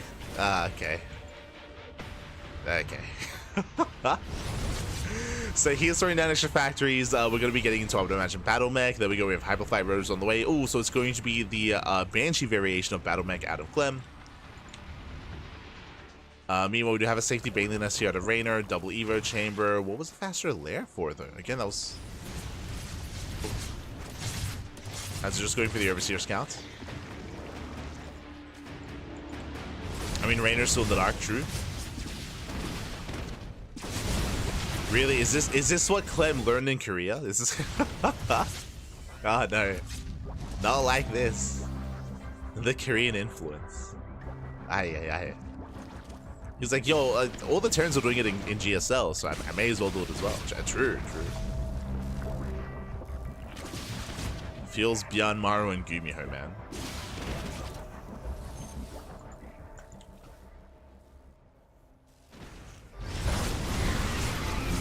Hellions, they poke in, they do punish the Zerglings, they're busting into the mineral line. And Reynor, he's been greedy, he's been skipping lanes.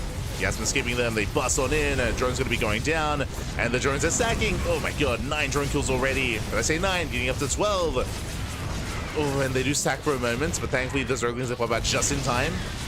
And Reynor holds. Reynor, he holds, he defends, it will clean up all the Hellions. That could have been so much worse, despite that 13 workers still do fall. And the triple Banshee is revealed.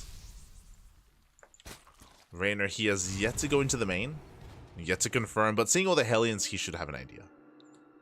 Yeah, plus on range on the way, so he's getting to... no Roach Warren, he's going into Ling Hydra. This is a bit of an older school response to Battle Mech. I mean, I say older school response, I believe it is a correct response specifically against this Banshee form of mech, just for some anti. To go Ling Hydra Viper. It's just been a while since the style has been very in meta. It's been like a couple of years.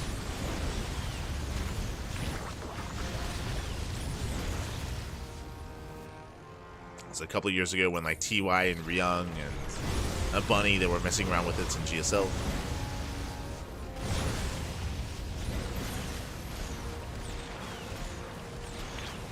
Catching an Overlord, supply blocking Reynor.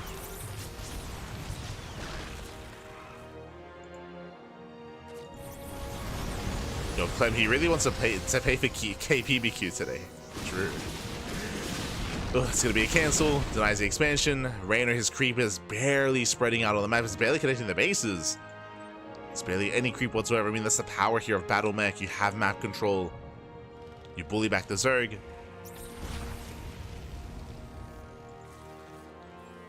And again, I'm not entirely convinced here by the Ling Hydra setup. It's a very fragile composition. But again, as I mentioned, like it's a little bit more necessary just because of all the mutas. Sorry, I should say all the Banshees.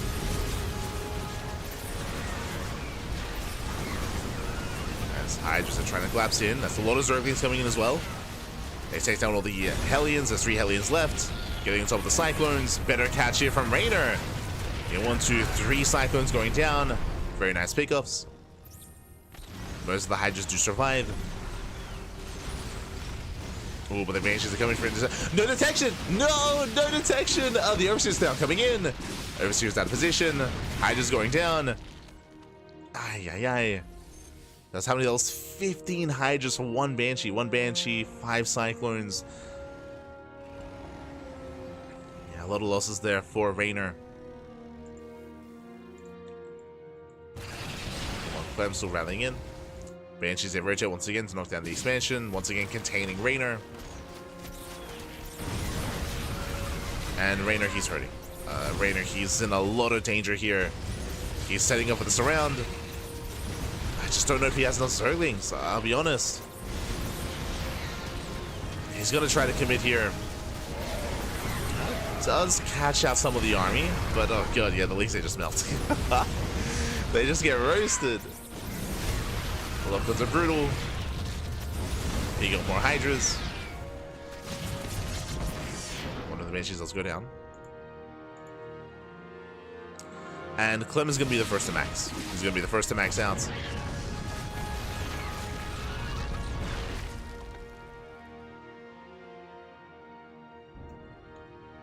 As that was another 13 Hydras falling. 10 more on the way. Once again, I'm loving this surround setup. Better catch. Yeah, much better here for Reynor. Takes down one, another two, another three Cyclones.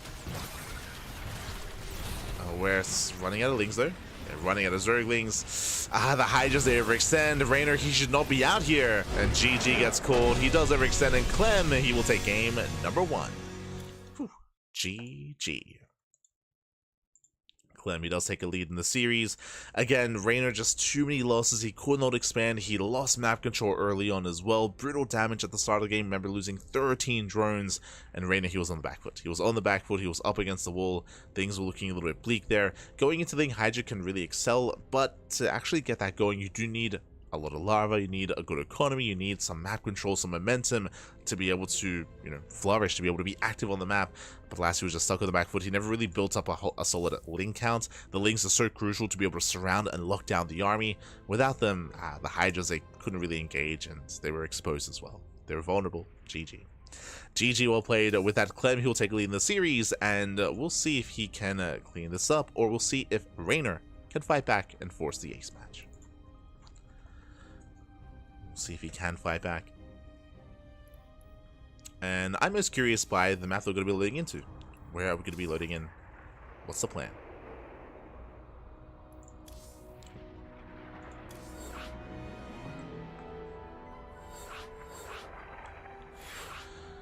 As we are going to be getting into Ultra Love. Okay, a much smaller map. A much smaller map in the map pool here. And a much more aggressive map as well. We'll see how our players do adjust. I do actually really like Clem going to mech specifically against Reynor. Like, if Reynor is just really fond of delaying Banelings and of skipping roaches and going into this like Ling Hydra, or sorry, I should say Ling into Ultra style, then something like mech can shut him down early on. But we'll see if Reynor plays roaches on Ultra Love. Like, roach play and roach all-ins are very common on Ultra Love. So we'll see if he does embrace it here as well. Let's go.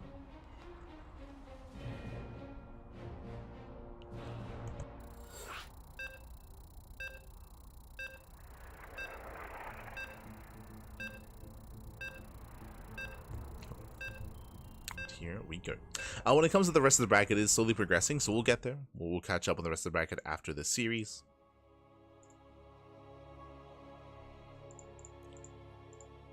We'll get there.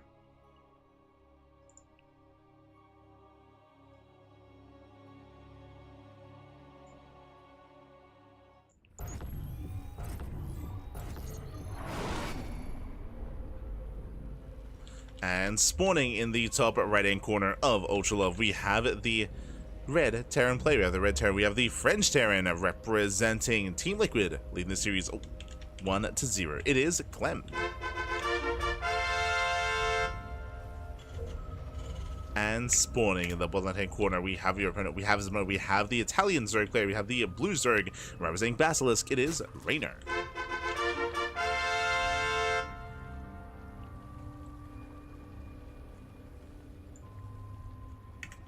Okay.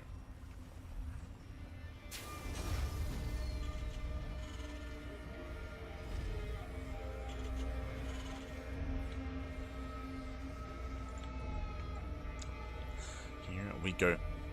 As again, Clem was able to flex his mech in that last game, but I don't know if he's going to rely on it here in this series. Again, we'll see how Reynor does adjust. We'll see how he does adapt. Does Reynor play Roach? We're here to find out. Let's go. So far, Hatch Gas full. Standard opener out of Reynor. Likewise, Clem going for his own Rax Expand. Calming down.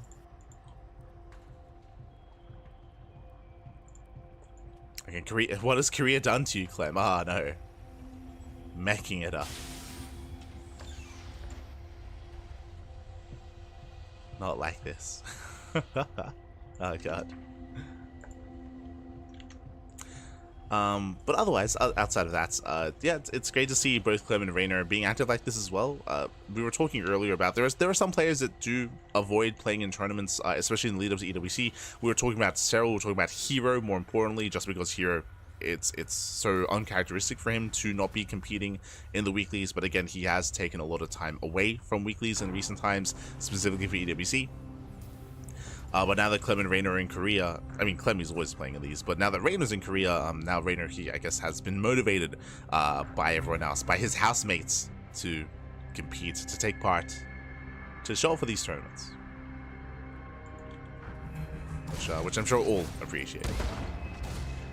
Just so we get a little bit more Zerg in the tournaments. Ah, it's beautiful.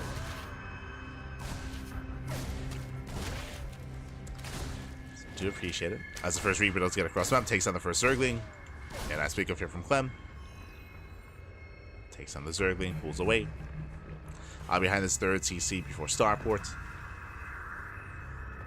Economic build here by Clem.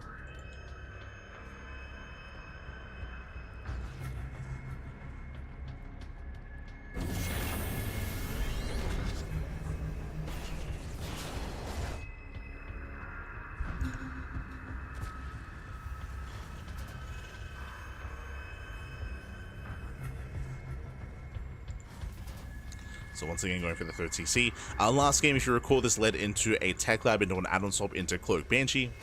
And then we did not stop making Banshees. He just kept going into mech. So we'll see if Clem does something similar. There we go. Tech lab is on the way. Reynor, he did go lair first last game, if you recall. Went for the 4:15-ish lair timing. Before Evo Chambers, before Bailey Nest. Point that out, just see if they do deviate or if they commit to the same openers and the same builds.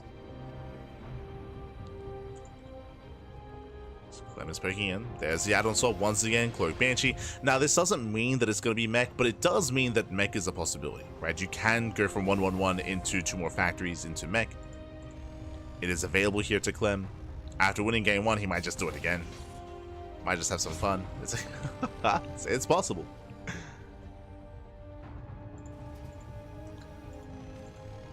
Tech lab on the racks, which should be for Stim. Should be.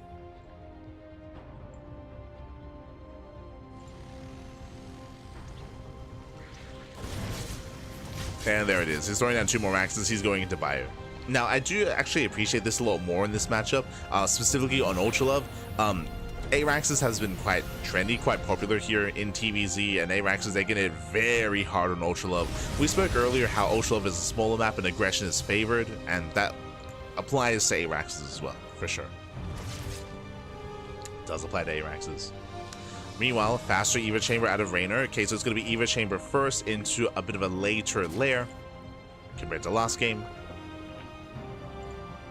Going into, I would imagine, an earlier +1 carapace.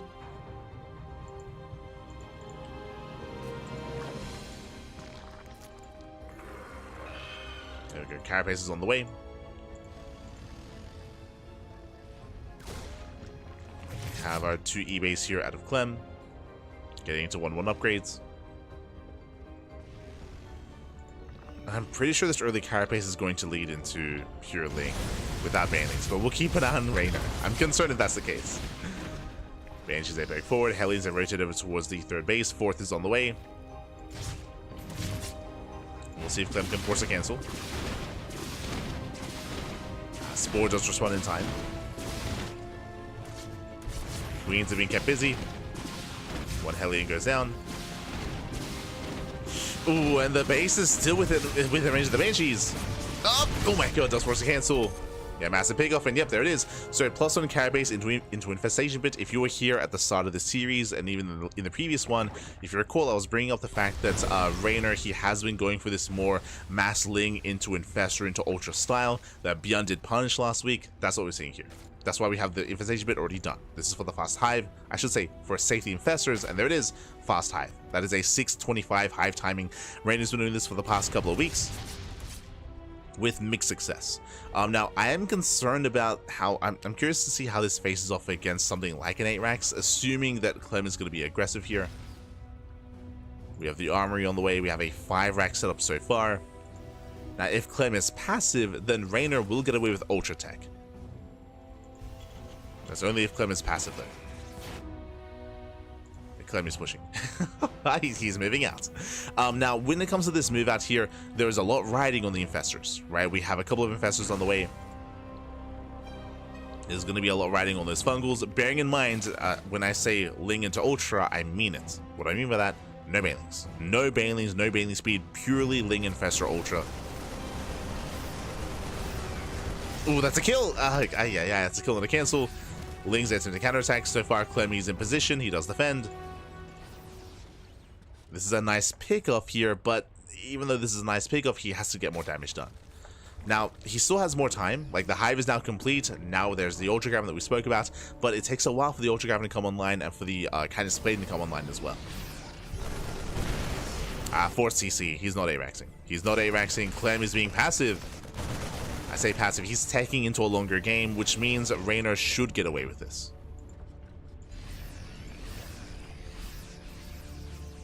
He should be able to. I say that here comes the 8-minute push here from Clem. He hits with 1-1, not with 2-2. And he can still break through. Reynor going for a massive counterattack instead. He knows he cannot fight. Yeah, Reynor, he cannot fight head on. He does go for the counterattack instead. Reynor, he gives up with the expansion. Likewise, so does Clem. SCV's going to be going down. That's going to be a lot of SCV kills. And Clem needs more. He needs more than this. Takes down a base. That's nice and all, but he hasn't killed any workers. He needs more damage. Ultras are on the way. Clem, he turns back around. Ultra production underway. Kindness plating is almost done as well.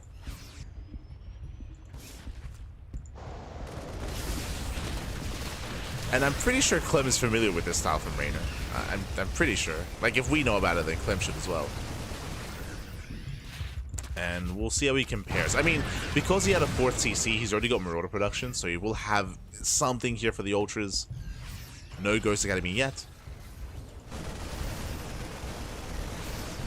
Knocks down the expansion once again. Nice pickups. I mean, he has been knocking down a lot of bases. True. A lot of expansions have been falling.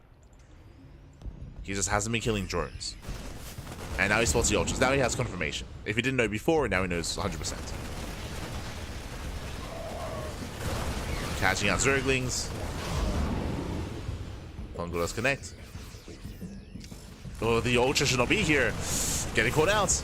Does have to pull away. That's going to be a kill, not a cancel. And yeah, Reynor, he's falling apart. He's falling apart here, losing base after base. Expansion after expansion. None of the base is going to be going down. Nice thing run by.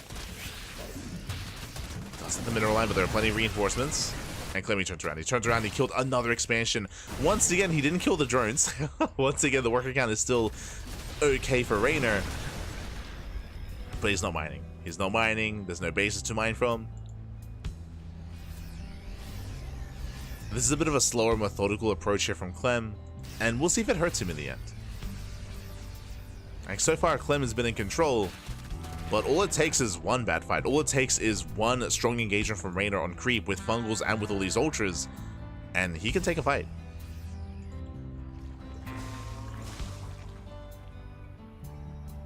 But that's what Reynor's relying on, to be fair. Like, to be honest, it's like he's relying on one big fight because he's been just losing so much. And Reynor doesn't have a bank.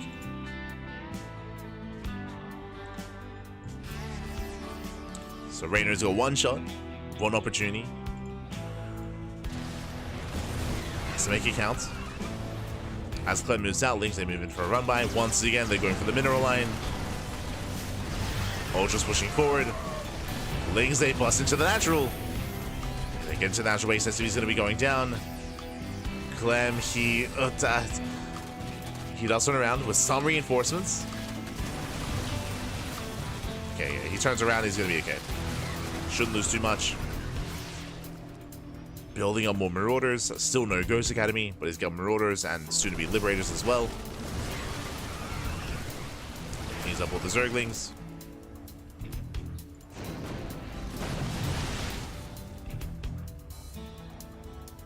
Now we got +3 on the way. +3 carapace. Again, one fight. Reynor's got one good fight in it. How many Infestors? 2. It's not a lot of Fungals. 2 Infestors. Clem rotates, knocks down the expansion.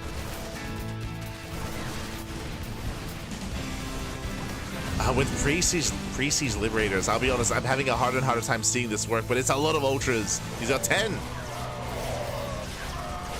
10 ultras from Reynor. It's going to be go time. He has to engage. What am I just set? Tanks as well, so the liberators. Oof, 1 ultra goes down. Down to 9. 9 ultras left. One more in the way. Yeah, and this is not going to be enough. Like, ideally, it's not about Reynor pushing into this. If Reynor can catch the army on creep and land a fungal, then sure, he can do it. But pushing into a pre-siege position like this, it should not work for Reynor. It should not work. He's going for it. The army kites back, takes down the ultras. Mine just going up. Nice fungal. Get the flanking fungal. Oh god! The fungal does a lot of damage. 1 swipe away. He doesn't get it. Doesn't get it. GG gets called. Clem, he will overwhelm. And Clem, he will take the series 2-0. GG. GG, well played. I was curious to see if Reynor was going to go for this Ling Ultra style. And yep, did it here as well. Again, we've been seeing it for the past couple of weeks. I was curious to see how Clem would handle it. And Clem, he had a much more, I should say, a calm approach compared to ByuN. Like, ByuN, he was a little more aggressive, a little more intense, a little more adamant about shutting Reynor down before ultras. Here, Clem, he was a little more content with just getting a base, backing off, getting another base, backing off. Hey, you're gonna have ultras, that's fine. You're not gonna have an economy anyway. I'm gonna just take a slower approach, again, more methodical and more clinical, and yeah, GG. GG, well played. Really impressive play there by Clem, really impressive shutdown. And with that, Clem does claim the series. With that, he does advance on into the semis. Into the semifinals, we're going to be following Clem into those semis. He already has his next opponent waiting for him. It's going to be Clem versus MaxPax in a TVP.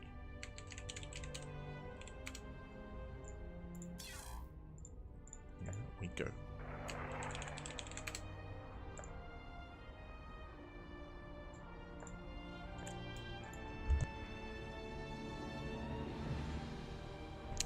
Personally, I'm still not entirely convinced by that style or by that build from Reynor, just because we've seen it struggle a little bit. I do think that its biggest strength was when it first hit the field, when players were first playing against it, when they weren't familiar with it. But at this point, I feel like a lot of the top Koreans have, or sorry, top Terran players, I should say, have now been able to witness it firsthand, have more experience with it, and now have a better idea of how to handle that kind of style. At least it feels to be the case. But here we go.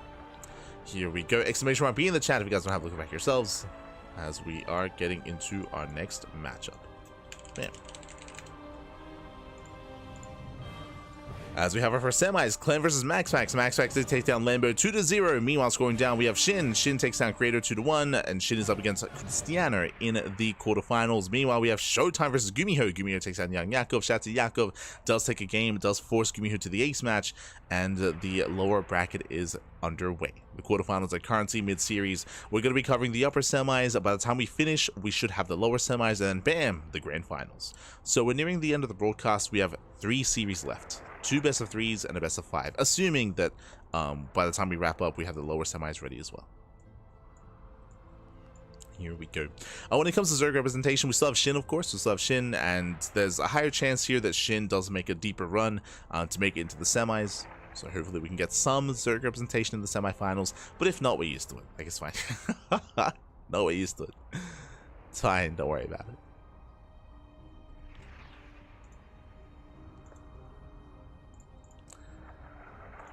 As we are going to be going on a very short break. Vitas are underway, and when we come back, we'll have a next series. We'll have Clem and MaxPax. We'll see you soon. See you soon.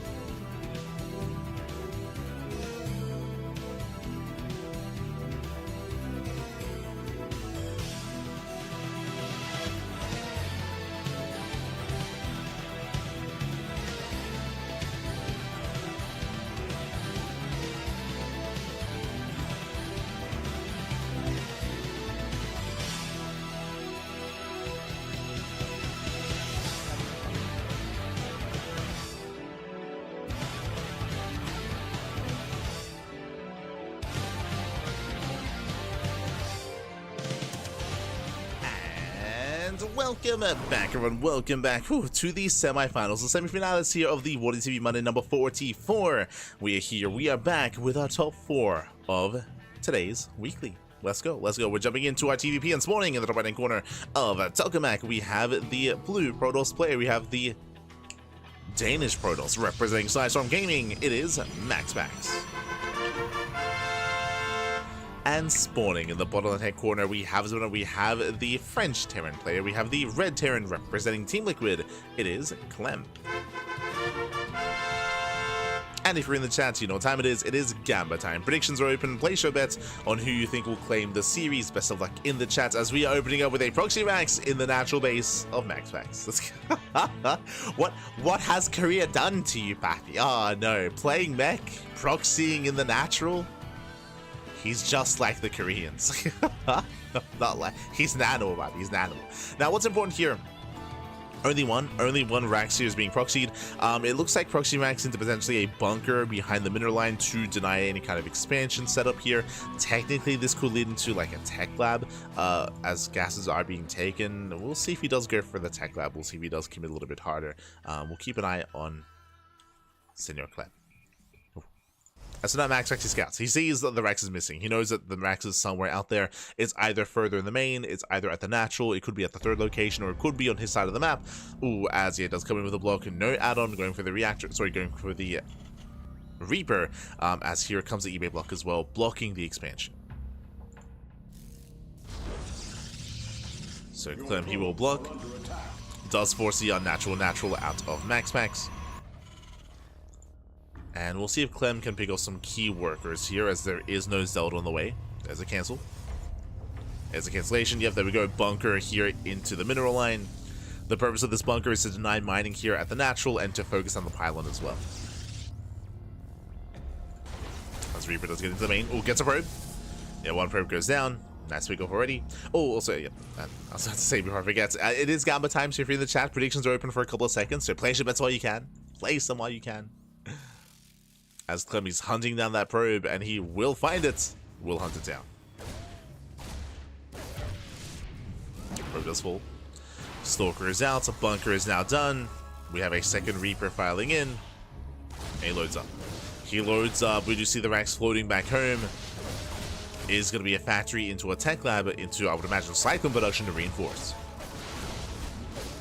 Here is going to be reinforcing. Shields are running out of energy. The bunker's going to be dealt with. Reapers, they bust into the main. They're going for the mineral line. They're going for another probe. He's gotten 2 so far. And he's going to get 3.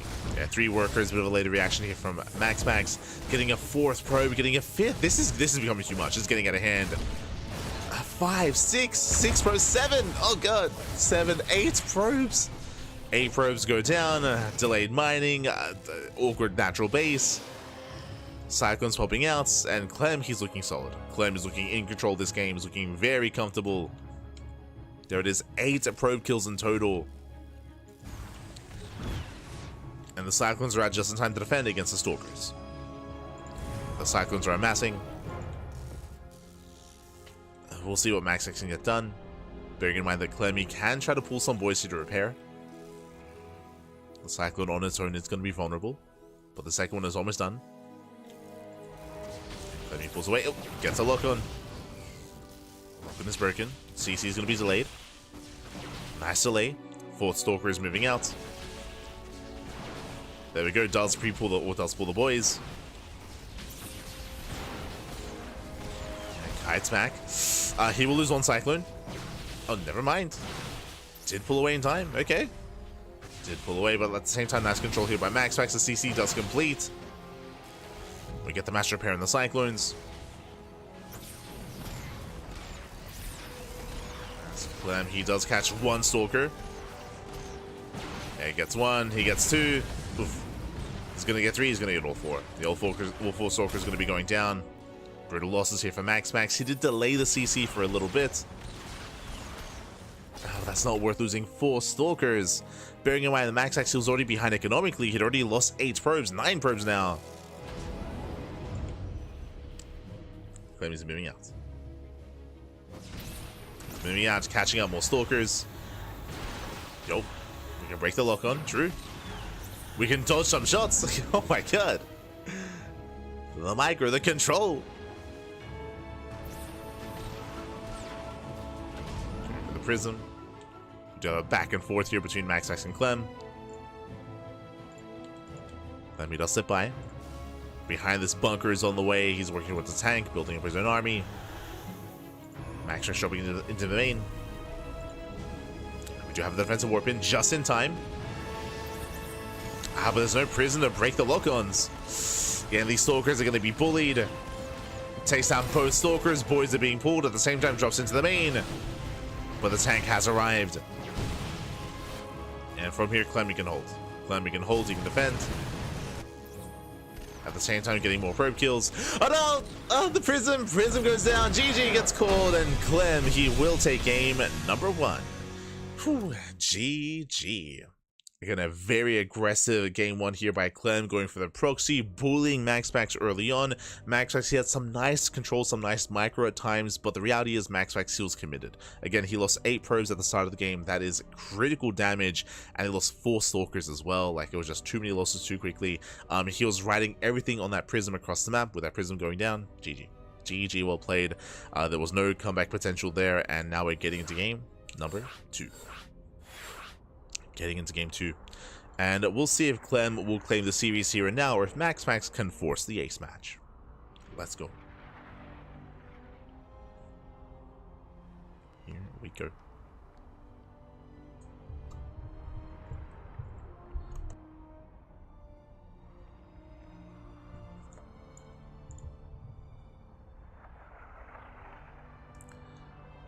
Getting into game 2, and interesting, what were the vetoes, as game 2 going to be loading into torches. Aye, aye, aye.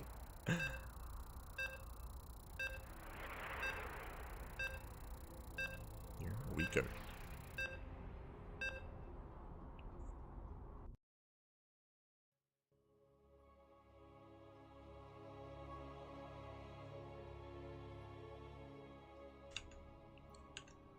Pro skills is single work, everyone cries OP. This happens, nobody says anything. Why? Oh, Footage, don't be a clown, Pappy, don't be a clown.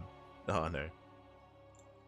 If you're referring to the 8 dead workers at the start of the game, MaxPax, he did miscontrol. Winding it back, he did miscontrol in the main base when it came to pulling away workers. Likewise, he also didn't react with his stalkers either. It was a really rough position for him because his bases were so spread out in between his main base and his natural. But if you recall, he did keep his stalkers at the 3rd base, or at the natural base, to focus on the bunker, so he actually didn't have anything to threaten the Reapers. Like, the Reapers, they were just getting free damage in the main. Like, they were just left to their own devices, whereas typically that doesn't happen. Typically that doesn't occur. It's just possible that MaxPax hasn't been in that situation too often, but he was being outplayed. As we're now getting into game 2, spawning in the right hand corner, we do have our Danish Protoss player, we have our blue Protoss representing Sidestorm Gaming, and we'll see if he can bounce back and force the ace match. Hoping he can. Give us a game 3, give us the ace match back. It is MaxPax. And spawning in the bottom right hand corner, we have as winner, we have the red Terran player, we have the French Terran representing Team Liquid, leading the series 1-0. It is Clem. Here we go.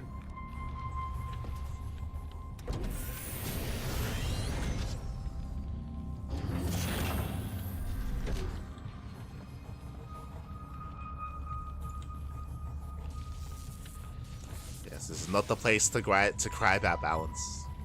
Go to Reddit. Cry somewhere else. So I'm here. We're settling in. This time we do have the Rax back at home. MaxPax does scout, does confirm Clem's location. He does attempt to delay, and he does delay by a second or two. He does force down an SCV to have some inefficient mining to chase the probe. Clem will expand. From here, Clem, he does expand. And this time, MaxPax is going to be a lot more comfortable. This time, there's no disruption of the expansion. This time, he's not forced to take the unnatural natural. This time, MaxPax, he can actually get into his own game. But what kind of game do we get into? Welcome on to Torches. Torches is one of the most vetoed maps in the map pool. It's a rare sight. We see it in best of 5s, but we rarely see it in best of 3s. So I'm curious. I'm curious to see how our players do adjust. Now, we have seen a lot of Stargate play on this map. The reason for this is short rush distance by air. You have a very short rush distance by air, so you can try to take advantage of that by going for something like an Oracle-based opener or a Phoenix-based opener as well. Another reason for this, because of the short rush distance by air, it's quite common for Terran players to go into Banshee play. And if you can blindly counter your opponent going into Banshee by going to Phoenixes yourself, then you can hard counter and snowball out of control from there. So there can be a lot of mind games here on Torches. As we can see though, Twilight Council, not Stargate. So Twilight Council opener out of MaxPax. Meanwhile, Clem opening up with a second Rax before Starport. Okay, a very aggressive start here from Clem. If MaxPax was going for a Stargate opener, this would almost be a hard counter, especially if we throw down a third Rax as well. As MaxPax, he will confirm the tech of choice, the production. So MaxPax, he will scout. Basically what's happening here is that we are delaying heavily the Starport. This screams 2-base all in. This is very aggressive here. Late Starport, late Medivacs, early Stim, early combat shields, early Marine production, a heavy Marine production into a stronger, earlier timing as well. Now thankfully, MaxPax, he sees this. And right now there's a lot of pressure on MaxPax to try to slow this down and punish. But the reason why this hits even harder on Torches, a way to shut this down, a way to punish this build, because there's no tanks, right? There's going to be 0 tanks with this early on, because we're prioritizing Stim. So add-on swap into Stim, so delay tank production. How do you punish? With aggressive blink play. But the problem is, specifically on this map, you can't blink into the main, right? You cannot, like, it's awkward here to try to rotate and try to blink into the main base from the low ground because of all the terrain, because of the gold mineral walls, because of the tumors as well, because of the terrain itself. You can't really do that. So because of that, it is safer to delay your tanks on Torches and safer to go for this aggressive build. Like this hits different on Torches. Just because you're so much safer against Blink Stalkers. So here we see MaxPax third. Ooh, okay, so 3 gate? Yeah, 3 gate blink into a third base. He's gonna have a presence on the map, but again, he cannot punish the bases, he cannot blink in. He cannot threaten the bases of Clem. Not on Torches.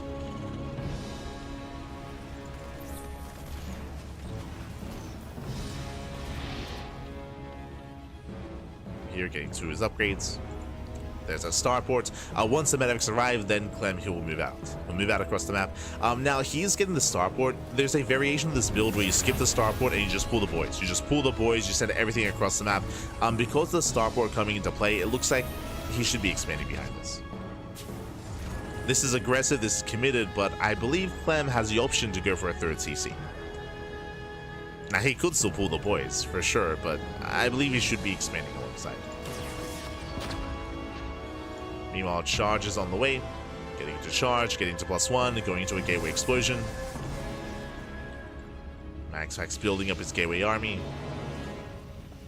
And Clem, he will soon move out.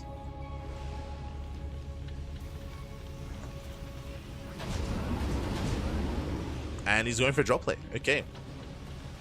So he could push out with everything, but no, he's going for a double drop on the right hand side that takes down the Stalker. He does force MaxPax back, getting ready for the drop in the main. And there's the defensive warp in. And we're looking for a third CC. We get the salvage on the bunker. The drop gets spotted. Clem pushes through the center. Rotating over. Yep, there's that third CC. So Clemmy's not all in, he's expanding. Likewise, he will catch 2 Stalkers. Oh, just barely. So really nice control there by Clem. I don't know if you noticed, but he did Stim early to rush forward, to race past the army. And there's no shield batteries. There's no shield batteries here. Stalkers are coming from behind. Zeltec collapse on the army, not bad. Nice force fields.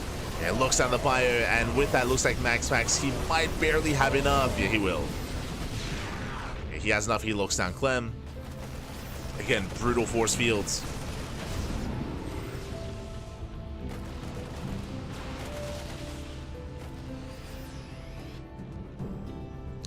And with this, MaxPax has a lead. Clem, he was pretty committed here. He had to do some kind of damage.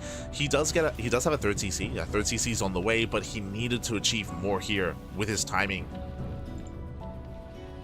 And he almost did if it wasn't for the engage. If it wasn't for the force field, the surround as well. Just a really nice setup there for MaxPax. At the same time, going for his own drop in towards a natural.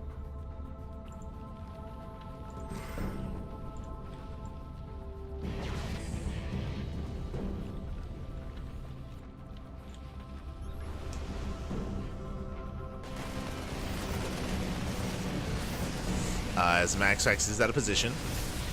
Widowmines are setting up. And they will go, they will connect. Oh, brutal connections. Yeah, Zealots get shut down. At the same time, though, we have a Zealot drop here across the map, forcing friendly fire.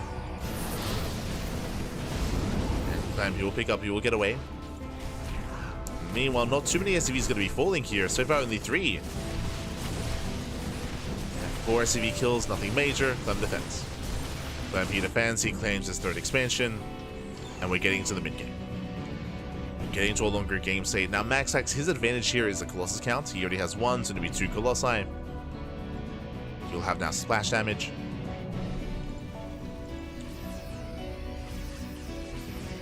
I'm still building up his bio army. MaxPax is moving out. He will catch out Clem. Who catches who? There's not that many Zealots here. And where there's chargeless, Clem, he's stepping on forward, takes out the sentries. And sentries go down. Zealots do arrive just in time. And MaxPax will hold. He will hold on. Oh! Ooh, we'll still take some mind shots to the face, though. Zealots back into the main. 11 SCV kills, this time much better damage. Much greater damage.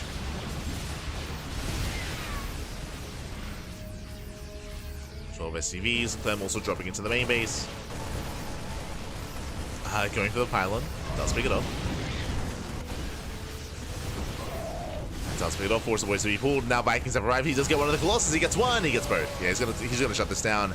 Takes down both Colossus. MaxPax did overextend. Yeah, pushed in too hard without any support. At the same time, though, 20 SCV kills. And was this worth it? He gets 20 SCVs, he cripples the economy of Clem, but he did lose 2 Colossus as a result. He's rebuilding though. Already has 1, soon to be 2. If given more time, MaxPax, he will stabilize. Just needs a little bit more time for the Colossus. Oh, let's go. Clem making us the healing pad. Does run into Zealots. That is another part of Torches, for sure. Stalkers are overwhelming the army. MaxPax still moving in, headed towards the 3rd. And it does feel like MaxPax, he should be able to get damage done. Colossus is ready. Clem trying to engage, dust him in. Once again, not enough Zealots here. But nice force fields. Yeah, better force fields. GG gets called. MaxPax, he shuts this down, and MaxPax ties up the series 1-1. Whew. GG. GG, well played. With that, MaxPax, he does tie up the series here. Again, Clem, he was just so aggressive and so committed with his early sim timing. As we mentioned, he fell behind. He did not do enough with it. He was able to catch out some Colossus, that's true, but he had no economy, right? Like, he lost 20 SCVs, he was losing more workers as well, he was being overwhelmed, and MaxPax was able to stabilize. GG, well played. I say stabilize, was able to just get further ahead. And now we're getting into the ace match. Now, when it comes to game 2, that was very much so a Torches game. Like, it was very much so, I should say, attuned to the map itself. Here we're loading into Pylon, another aggressive map. Not as intense and not as extreme as Torches, but aggressive nonetheless. So aggression is favored here on Pylon, and we'll see how both Clem and MaxPax approach Pylon as well. Let's go. Let us go. As we are getting into the ace match. And again, this could go either way. This could go either way here. I'm pretty sure Clem would be tempted to once again be aggressive. I'm sure MaxPax as well.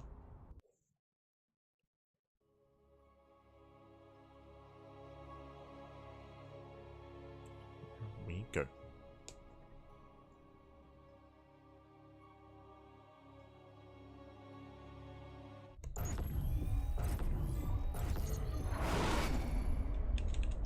As spawning in the top left-hand corner of Pylon, we have the Danish Protoss player. We have the blue Protoss representing Psystorm Gaming, tying up the series and forcing the ace match. It is MaxPax. And spawning in the bottom right-hand corner, we have his opponents. We have the French Terran player. We have the red Terran representing Team Liquid. It is Clem. We Oh, as Clem he does move out across the map. And moving on SCV this quickly here is most likely setting up for the eBay block. It does skirt around the edge. So the goal here is to avoid the scouting probe, to keep this SCV hidden, and to slip by and come in with the eBay. But we can see MaxPax, he's scouting for proxies. Does check on the right hand side, and looks like he will find the SCV. Yeah, nice scout here by MaxPax, does find the SCV. And with that, this eBay should not get any progression whatsoever. We have another probe moving down to low ground. To block, to deny. Ooh. eBay gets thrown down, and now you can pull the boys. Now you can pull some boys here to focus on that eBay. Only 3 probes, so the bare minimum here from MaxPax. But really impressive. Really MaxPax achieving what typically takes, what, 5 to 7 probes. Does it with 3. Impressive. Impressive play. Does force a cancel, does get his expansion. And this is a better start for MaxPax. Behind this, Clem going for a single gas, of course. From here, he's most likely going for the CC. Now on the high ground.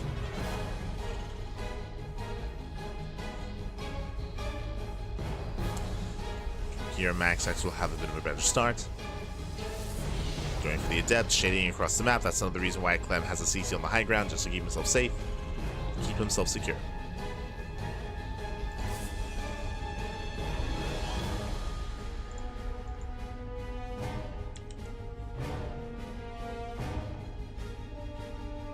So Clem does move out.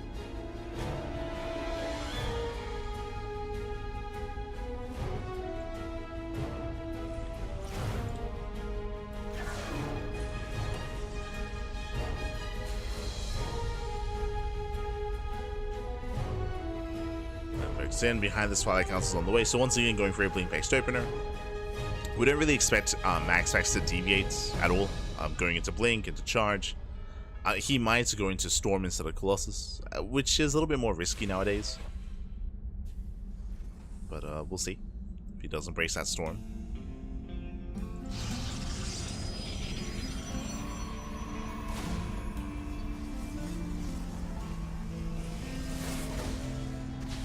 As the Reaper breaks in, gets eyes on the tech of choice. Shouldn't get much more done there. As the Reaper does get away. Back at home, we have our 1-1-1 follow-up here going into a Widowmine drop. So drop play is on the way. This shouldn't really get much damage done. This is more designed to scout more than anything. To get an eye on the gateway counts and to get an eye on the timing of the base as well. Timing of the third.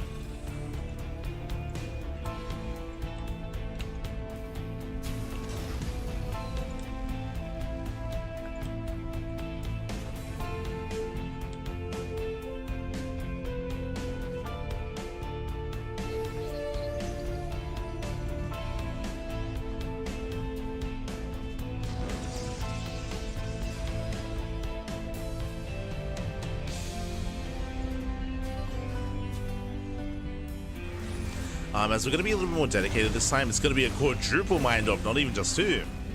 So forward mine's moving out, Medevac gets spotted. MaxPax is fully walling up. Jesus. Okay, does fully wall up the natural. Hellions are going to be denied. Mine drop does boost in. Okay, he's going for the mineral line. Ooh, Medevac goes down.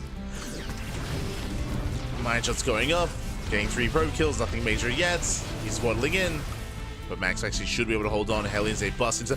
Oh my god. That was almost disastrous. 5 probe kills, 6 probe kills, a little bit of chaos here, a little bit of havoc, but in the end, Max actually will hold. And 6 workers may look like a lot, but bearing in mind, this is 4 Widowmines, 1 Medevac, 2 Hellions, and a Reaper. That was a big loss there for Clem as well. It's almost a 1-to-1 trade. At least got a Stalker. Now this means that Clem has that much less to defend. Clem is a little bit vulnerable here. Clem is a bit in danger. Behind this, there are 3 gateways. Prison moves out. Max actually can reinforce, and we'll see if he can break any of these bases. Tank is in position. Stalkers, they get behind the mineral line, out of range of the tank. Second tank has arrived.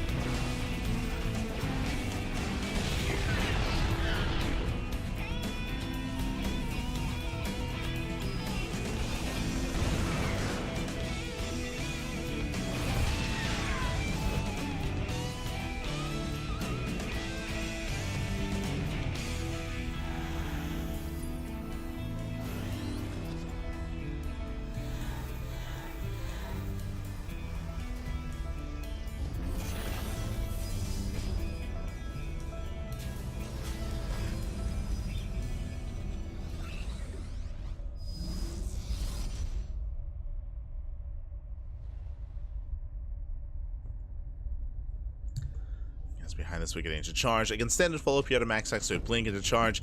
I was concerned he was going to get more damage, but honestly, Clem defended well. He defended well here. He lost an SCV. Some of his gases were disrupted, but didn't blink into the main base, didn't rotate. Clem holds. Clem, he holds on, getting into his third base and working towards the mid game.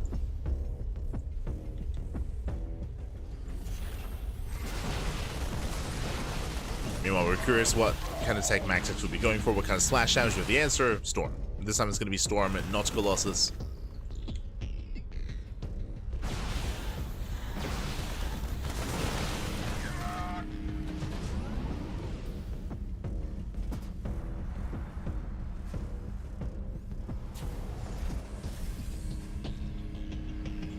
Storm is on the way.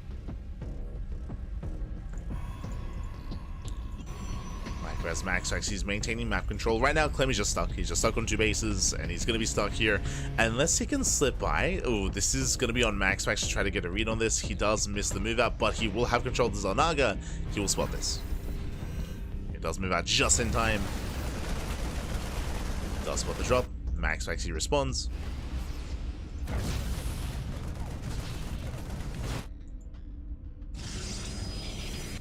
Just respond back at home.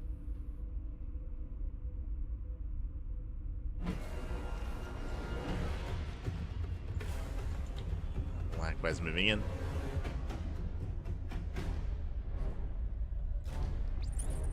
Still not quite committing here. He does have an army to work with, but he's just now taking his third base, taking up towards the Ghost Academy. I do favor MaxPax in this position just because, again, this map, it can be quite difficult to actually maintain your bases, especially if you don't have map control. You don't have momentum. Storm pops up. Ooh, takes out the Prism. But doesn't get the High Templar. Gets 1, actually. 2. Okay, a bit of friendly fire from the Storm. But 2 High Templar go down. Not the worst trade at all here for Clem.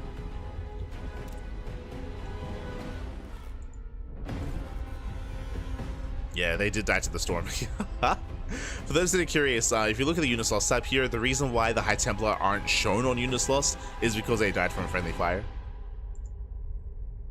So the Storm did kill them. So very fortunate there for Clem.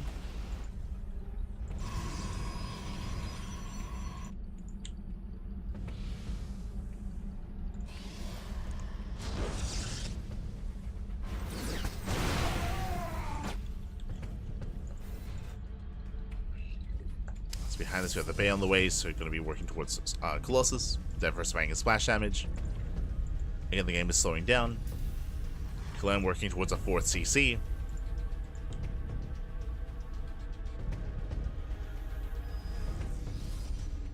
See if Clem can get any more pickoffs here. Speaking of, so I was running to the charge lots on both sides. Main army right down the center. Storm's going to be coming in as well. As he does, takes down the Prism. Nice catch. Prism goes down. Oof, Storm with the ByuN.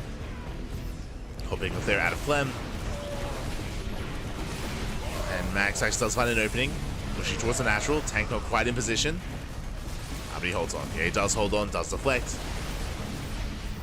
Clem takes a better fight. As he will lose 1 tank. But he even gets across the map as well. Again, Max actually just lost a lot of Zealots.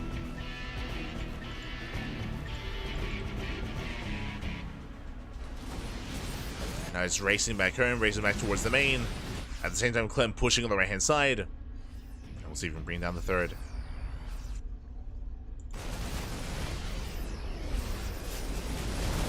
Sims in. Storm does crazy army. From here, going for the Nexus. Tanks do siege. And where the charge they'll set on here. And we get some decent Storms. Nice target fighting on top of the High Templar. No more Storm. Vikings pushing forward, and the base does go down. Oh, brutal mine shot. Takes on some workers, takes on the base. But here comes MaxPax's main army. We were waiting for the Zealots earlier. They were busy dealing with the drop. Now it's all coming together. Clem is in danger. He's being cornered. Leaving out more supply. Once again, nice counterattack here from Clem. Gets into the bases. 7 probe kills. And it's go time. Like, it's all or nothing here for MaxPax. He needs to get damage done, and he should be able to. He has a massive army. Had Templar coming in as well. EMP had a little bit too late. Some more storms are coming in. Cleans up the Widow Mines. And Clem is just being bullied back. He just cannot defend his expansion. Again, he just lost too much while he was trying to break the expansion across the map. You know, he lost too much here at the third.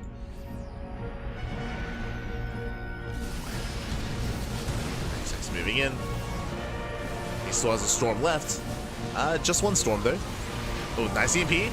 Okay, never mind. EMP goes off, no storms.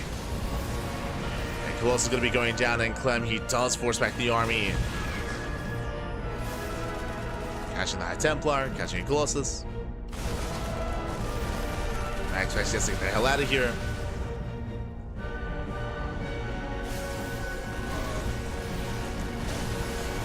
I mean, barely doesn't quite get the Colossus. Barely not.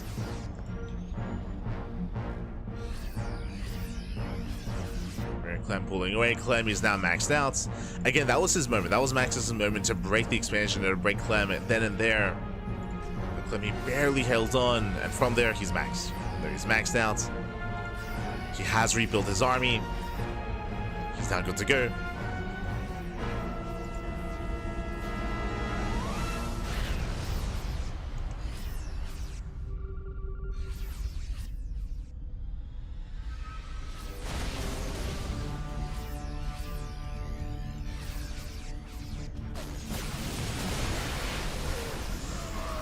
And outside of some solid storms here, MaxPax, he has to get out. He has to pull out.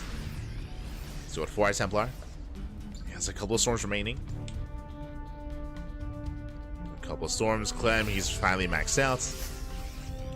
He got there. Nice EMP on the High Templar. No storm. Okay, he's only got 3 ghosts with the main army. He needs these EMPs to count. Yeah, storm lands. Clem, he stands in the storm. He's only got a couple of Vikings. More storms are going to be coming in. Storms, they do connect, but no more storms left. And with that, Clem, he's done it. Yeah, he overwhelms. He breaks through the High Templar, breaks through the Colossus. Went all the way to the ace match. It was a close series, but GG gets called, and Clem, he will take the series 2-1, advancing on to the grand finals. GG. GG, well played, Clem. He will claim the series. Again, it was a very intense back and forth. We saw that MaxPax, he had some stronger moments himself. Clem, his opener, fell in its face, is what I will say. I'm referring to the mind drop. I'm referring to the aggressive start. Was a rougher start there for Clem, but he was able to recover, able to bounce back. He has some nice drop plays, some nice counterattacks. The weakest moment for Clem after that was when he pushed towards the third, when he killed the third base. We pointed it out at the time, but he lost so much supply there, so much bio, so many Vikings when it came to breaking that base. That's why he was so weak when it came to MaxPax's counterattack. He just needed more time though. He just needed more time for his production to kick in. Then he maxed out. GG, well played.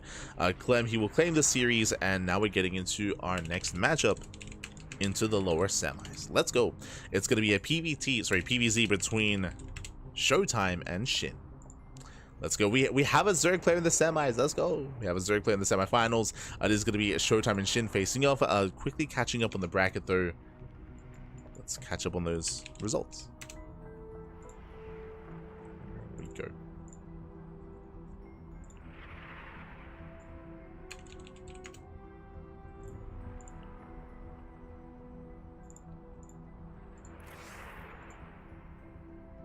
Here we go. Okay, from the top, we have, of course, Clem. Clem takes down MaxPax 2-1. Shin took down Cristiano 2-1. Showtime took down GuMiho 2-1. Went all the way to the ace match. Referring to both quarterfinal matches here. Shin, Cristiano, Showtime, and GuMiho, they did all go to the ace match. In the end, Shin and Showtime, they're going to be facing off in those lower semis to determine who will face off against Clem in the finals. Will it be Showtime? Will it be Shin? We're here to find out. Let's go. As game 1, torches once again. Again, we're seeing torches quite a lot today. Okay. curious. We're getting rid of some of the more other, I was gonna say some of the more extreme maps. We're getting rid of some of the larger maps in favor of smaller maps. We'll see how our players will approach this, especially on torches. There are some spicy builds you can go for. Let's go. As spawning in the top right hand corner, we have our German Protoss player. We have the red Protoss representing Sentinels. It is showtime. And spawning in the bottom right hand corner, we have the South Korean Zerg player. Yep, he's mining through the gold minerals. He's opening up the center of the map early on for Weibo Gaming. It is Shin. And this has become a little more trendy here in ZVP, specifically on Torches. We spoke about it. Torches is one of the more unorthodox maps in the map pool. It is often vetoed and has historically been often vetoed in this season of StarCraft, but today was an exception to that. Today we have seen Torches a little bit more, and now we're able to take full advantage of Torches rushing into the gold as the natural. We have seen players rush into the other gold base as well. We have seen both players attempt. Likewise, you can mine through these minerals and go into a roach base all-in with this gold. So you can go for all-ins here, whether it's Link Floods, whether it's Roach all-ins. We have seen that to be quite prevalent here on Torches. And it's going to be on Showtime to scout, and he will! Yeah, he will check, he will scout, he will confirm. And he will get eyes on the gold. Also, before I forget, if you're in the chat, you know what time it is. It is Gamba time. Predictions are open. Place your bets on who you think will claim the series. Best of luck in the chat as we jump into our ZVP. Coming into this, it's going to be an interesting dynamic. I don't actually know who I favor. Showtime and Shin. Showtime, he's been looking very solid as of late. We saw him against Reynor, of course, during the EWC qualifiers, and Showtime, he forced Reynor all the way to the ace match. Showtime, he almost even won that series as well with some hyper-aggressive builds, but that might have just been for Reynor. Here, we're probably going to be seeing something more defensive out of Showtime. Meanwhile, Shin, he is known for being a bit more chaotic at times. Oh boy.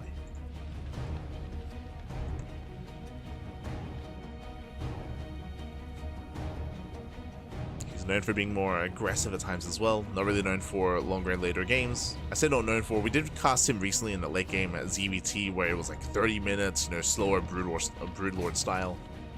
Broodlord Infestor. Lurker as well. But that was a different matchup, right? That was ZVT.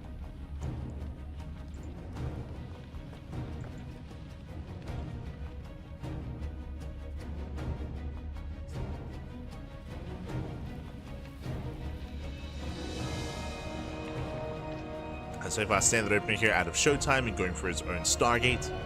So Stargate opener. Meanwhile, Shin, what's the plan? So far, he's taking advantage of the gold minerals. We do have link speed on the way. He pulls out of gas. This is important. So this tells us we're not rushing into an early Bailey nest. We're not rushing into early lair. No rushing into early tech. This might just be a link flood.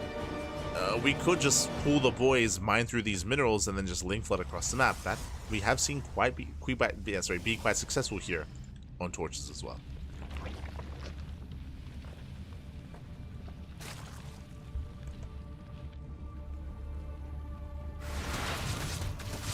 The other option is that he just plays out a standard game from here, which would be crazy, by the way. It would be crazy. Get this cleaned up.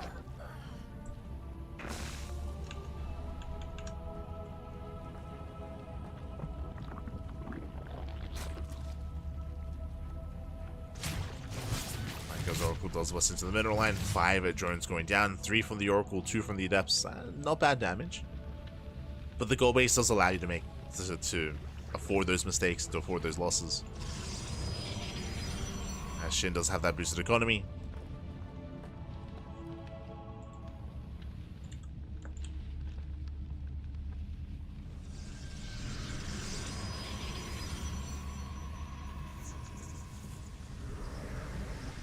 Shin poking in between the bases. Twilight Council and Forge on the way. A little bit earlier here from Showtime. We'll keep an eye on him. I would imagine it's still going to be +1 in Blink, but it could be +1 in Charge. They pick off 1 Adept. Not the most efficient trade, but it does get 1 Adept. Shin is still droning, still saturating. Is going for a lair first, pulls back into gas.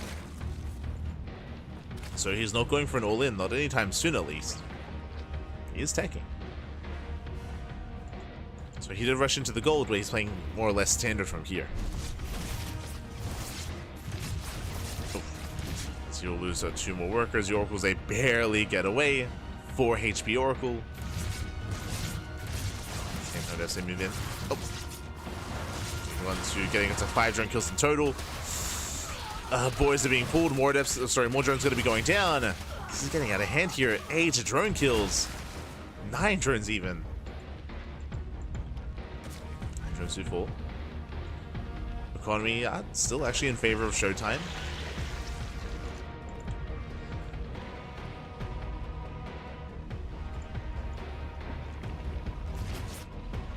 Favor Link's going to be moving out. Hydra's going to be on the way, so now we have the answer here to what the lair was for. It's going to be Ling Hydra. It gets scouted by the Oracle. Showtime sees everything. He knows. He sees, he knows, working towards Storm.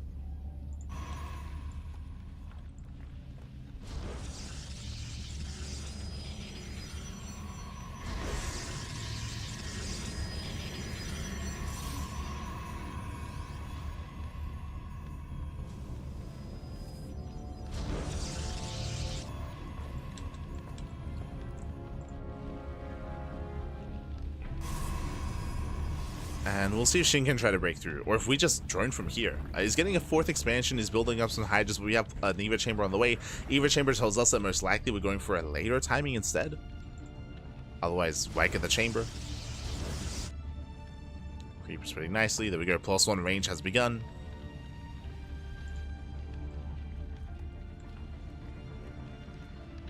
And it's just been a bit of an awkward game. Just a little bit awkward.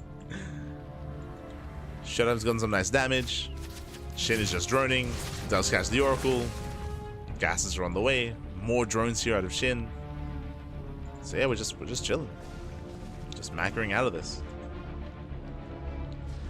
Showtime is walling up, preparing for an attack. You see here stasis traps in the Jesus. Stasis traps, cannons, shield batteries, more cannons and shield batteries here at the 3rd. In the main base, he's on patrol. Like Showtime, he is terrified about a push.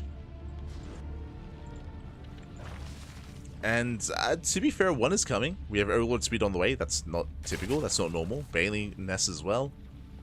Filling Bane Hydra. And Shin, he isn't taking it to hide. Nice catch on the Oracle. And here we go. Here comes the Doom Drop. 9 Drop Lords on the way. Overlord speed is now done, and we are going for a Doom Drop into the main. But again, Showtime, he's ready. More or less. He is looking very secure. And Shin, he's going for it. Now, which base do we go for? Now, checking his vision, he hasn't seen this up in the main base. Lings, they do hit the linear 4th. They hit the 4th expansion. They do distract Showtime.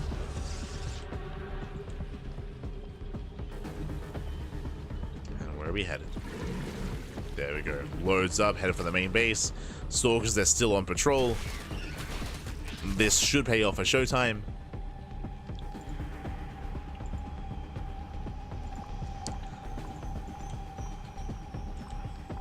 They're attacking a creep tumor. God so damn much it. for your creep spread. every time. Every time, shit, every time. Stalkers, they do move out of position though. And here we go, drop into the main. Stalkers know where they need to be. Hydras, they drop in. Stasis goes off, catching a couple of Hydras, but he's being overwhelmed. Yeah, shield battery goes down, cannon goes down. Storm is coming in, decent Storm. But Lynx, they bust into the mineral line. And from here, Shin is reinforcements pushing through the center. Does attempt to push through the center. And takes out deep power to everything in the main. The gateways, the shield battery, sorry, the Stargates, the Twilight Council as well. Nice big shift from Shin. Here picks up, pulls away. Does preserve whatever he can. At the same time, oh, still 1 Hydra behind the mineral line. 28 probe kills, 29. And even though Showtime was looking very secure on 3 bases, he was out of position, right? The Stalkers, they moved out of position. He could not deny the drop lords before they could unload. Aye, aye, aye. There was that one opening. And Shin, got in.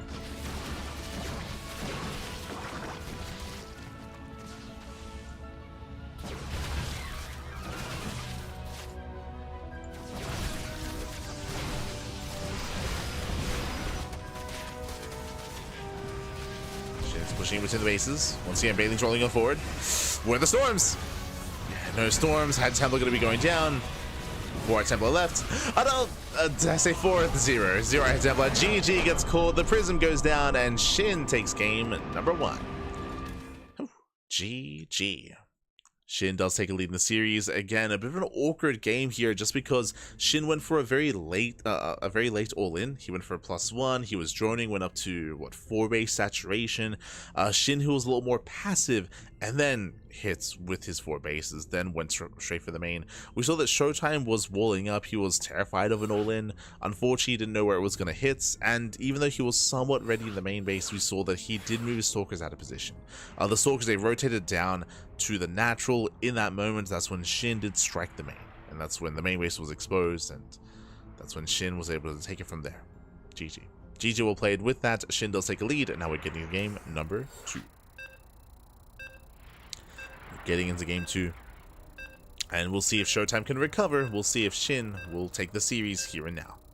This can go either way. We're going to be loading into Tokamak. Tokamak is a more defensive map. I do favor a player like Showtime on Tokamak, but this does give Shin some other opportunities instead. Talking specifically about mutas. We'll get there. But now we're loading in.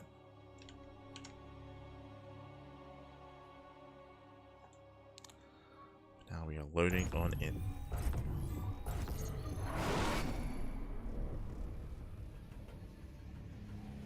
As spawning in the top right hand corner of Tokamak, we have the German Protoss player. We have the Red Protoss. Oh, the Red Protoss himself, representing Sentinels down in the series. We'll see if you can bounce back. It is Showtime. And spawning in the bottom left hand corner, we have the South Korean Zerg player. We have the Blue Zerg representing Weibo Gaming, WBG. It is Shin.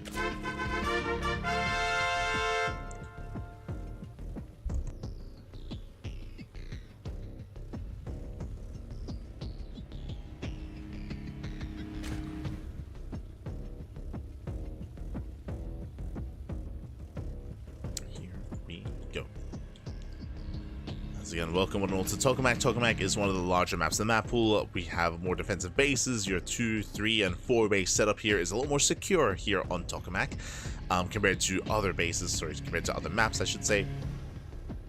So we often see longer games on this map. I say that, so because of that, I do favor Showtime if he were to get his natural, get his 3rd, get his 4th base, play a similar style and be hyper defensive. And if Shin were to try to break him, I do favor Showtime in that defense a lot more than on Torches, for example. Torches' aggression is favored 100%. But because of that, we could see some other styles here, whether it's something like Muta play, whether it's something like Swarm Host play as well. You can be a little bit more harassment focused and be a little bit more mid-game focused as well. We could see Shin be greedy and tech up in a different direction. I'm hoping that we don't see a 3-base all-in out of Shin. Not on this map.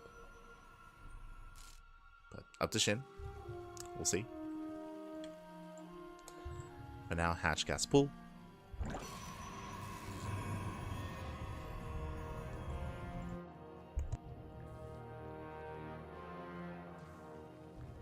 Likewise, as I mentioned before, Showtime, he has shown us his more aggressive side as of late, going into so many different Glavenet builds against Reynor in their previous best of 5 at the EWC qualifiers.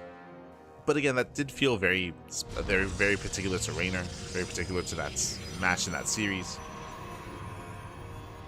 Showtime, he has it in him, of course, to do such a thing, but don't really see it happening here against Shin. Don't know if it's necessary.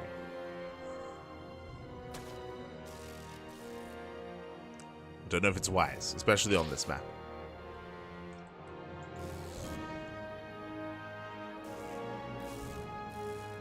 Now we have our Stargate.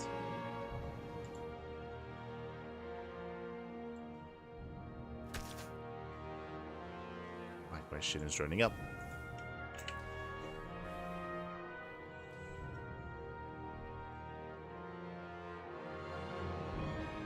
So we have a couple of Zerglings on the way to keep up with the Adepts. Once again, to reiterate, if these two Adepts go down, then the third base is going to be exposed, so Showtime has to be very careful with said Adepts. They can, of course, one-shot workers, but they're also keeping the third base safe. So they'll spread in the shade. Does commit, goes to the mineral line. Ooh, a little bit of mistargeting. There we go, one drone goes down, he gets one. And he will get two towards the end. Okay, trades 2 for 2. I'd say better defense here from Shin. With that, Shin, he counterattacks, he's going for the third expansion. And Showtime back at home, he's forced to keep his Oracle at his third. So the Oracle is back at home. He will defend against the against the Zerglings. And it's going to be Oracle into Phoenix. Now, if you've been watching Showtime over the past year, he's been doing this opener quite often here. He's very fond of going Oracle into Phoenix. This is something particular to Showtime. I don't think anyone else commonly does this kind of opener. This will allow Showtime to hunt down Overlords. It also allows him to deter Muta play, and also even have some certain timings where he can hit the main base and lift a queen with his Phoenixes and try to get a little bit more damage. But again, this is really particular to Showtime. The downside, of course, is that he does delay his second Oracle.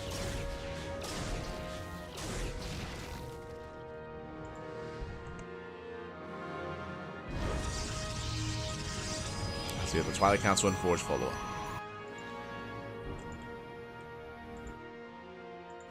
Shin, of course, is in the dark. He doesn't know.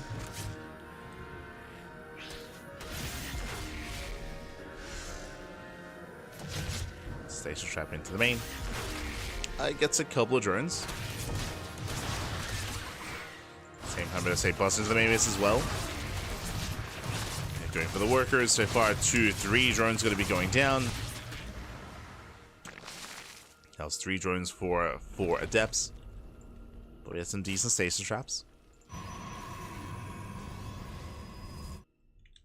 Shin is going for his Evo Chamber into +1 melee. From here is going into Ling Hydra, skipping Baneling, skipping Roaches.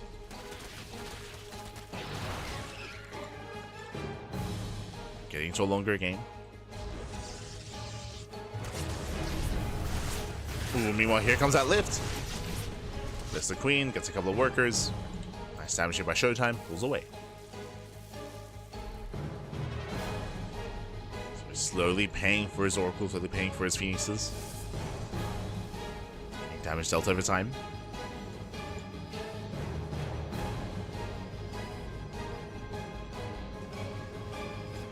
Meanwhile, Shin is still just droning. He does have extra Lings here, but he can't really threaten the base too much. 10 more Lings on the way. 4th expansion as well.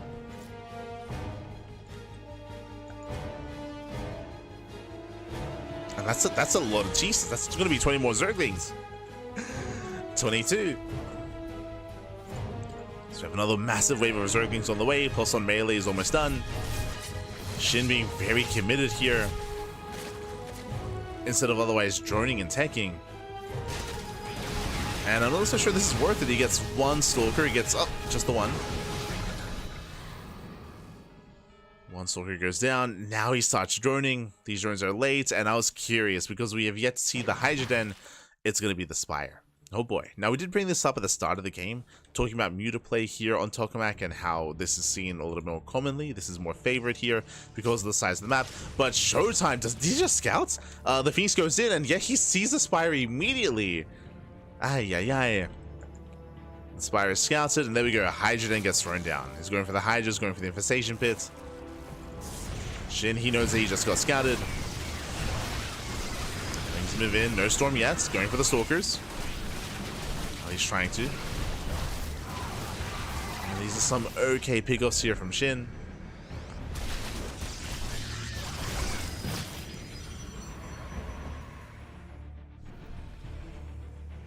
Does catch some Zealots.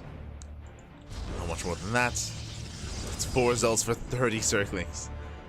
Not ideal for Shin.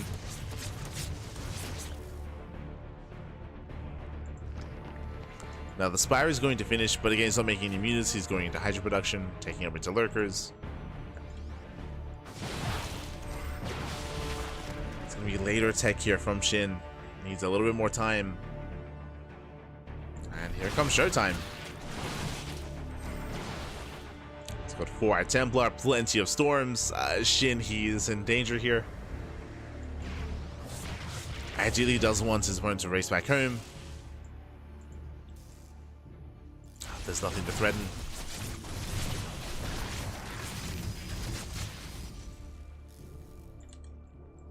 Shin turns back around. Showtime doesn't commit. Catching out more Zerglings. Showtime, he doesn't risk it. Backs up. I mean, it is showtime for you, so he's going to be more defensive instead. I do think that he had the opportunity to try to push forward before Lurker attack, but now 9 Lurkers are on the way. Now he's missed that window, he's missed that opportunity. Before the Lurkers, showtime could have broken through, but now it's too late. Now the Lurkers, they have arrived.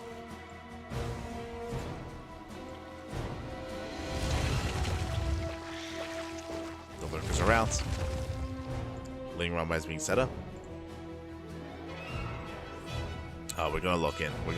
We're gonna be here for a while. Nice Ella warp in. Takes down the Queen.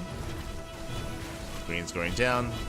Getting a couple of workers, wreaking a lot of havoc here in the main base. Oof, bit of miscontrol there, but a bit of misrally, I should say, from a showtime. Rally's immortal in. Nice, Scrum is gonna be saved.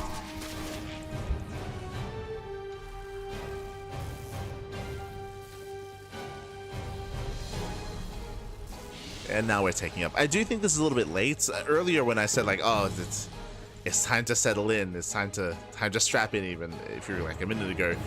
That's when I assumed that we'd be seeing a switch to Sky Toss.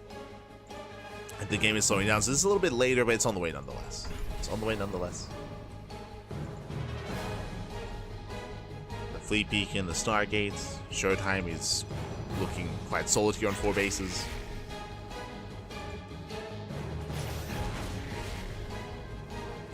Now, showtime does need to trade, just because showtime is maxed, and he needs to free up room here and free up supply for the Sky Toss.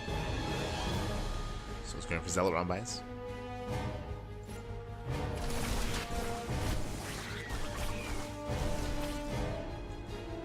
And Zealot's moving in, forcing a reaction. At the same time, Shinny's also just fully rolling up and securing himself, and we're also embracing the longer game. We have the Greater Spire on the way. Ah, boy. Okay, let's go. Let's go.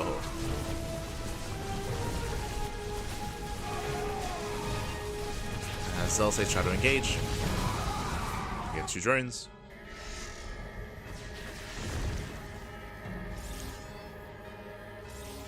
Showtime pulling back, throwing down more stasis traps, now expanding, getting a fit. Base is on the way, temps are amassing. Showtime, he needs to keep up with these Nidus Worms. So far he is. Less so with the Zerglings.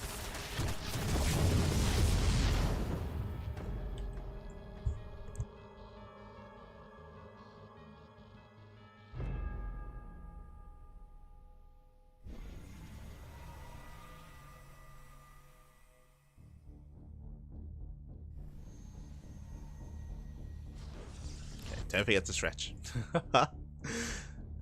Posture check. Let's go. We're ready. So again, we need to slowly free up supply here and slowly refine the army. Showtime, he has 4 Tempests so far. He's got 4 Tempests. He's got 6 Archons. He's got 14 Zealots. Ideally, he does want to mix in a couple more Tempests. Plenty of anti-air.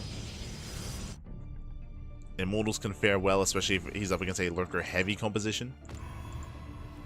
So depending on what he's up against, he would need either more Immortals or more Archons.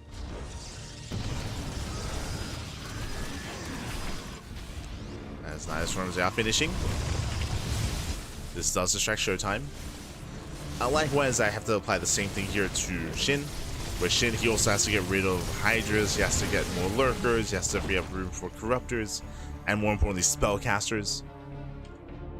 It's not impossible to deal with this kind of army from Showtime without Infestors or Vipers, but they do give a lot of value to your army. They do have their place. when it comes to blinding clouds and abductions and parasitic bombs. Instead, we have neural being researched. Okay. Tempest moving in.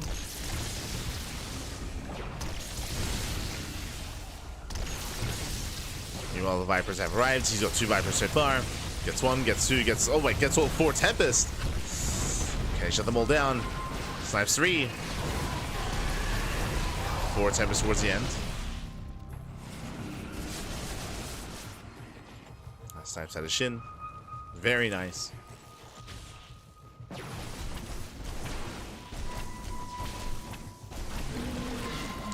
As Showtime, his Tempest count gets completely reset. Oh, it's got a ways to go.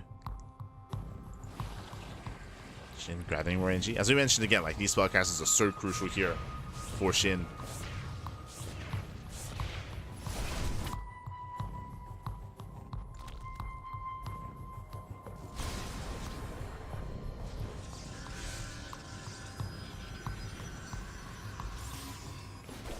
Nidus Worm is defending his fringe bases. Does react in time. We're getting up to a 5 Stargate counts. Let's go. 2 more Stargates on the way.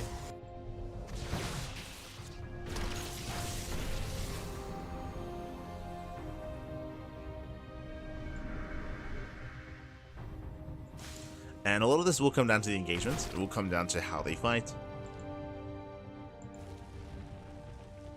And we may just never engage, depending on the Nidus play.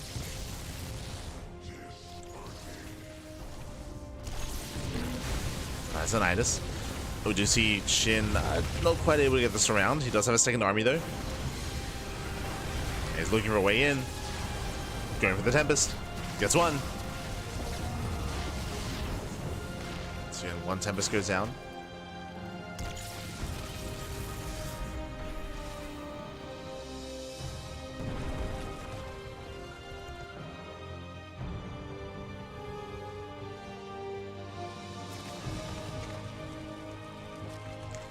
And we have had so far some better pickles here from Shin. Just picking away at the Tempest count, picking away at the mothership.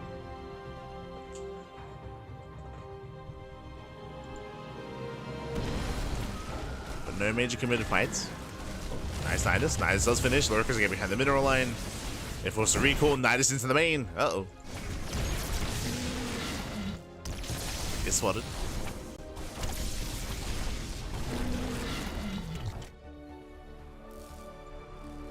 Swat the Nidus. Getting in.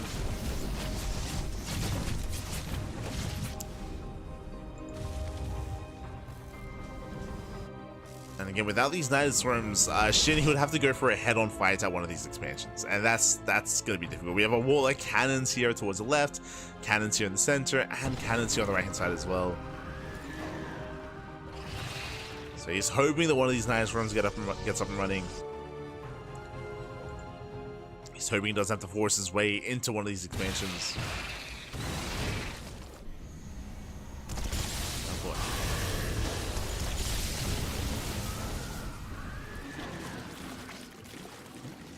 Behind the mineral line.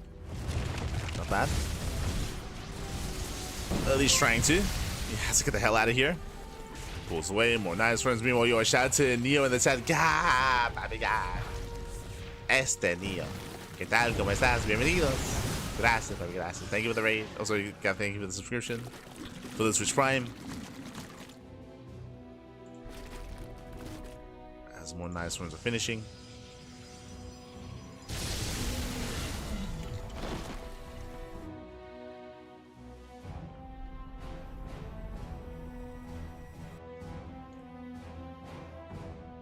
Still being active with his main army.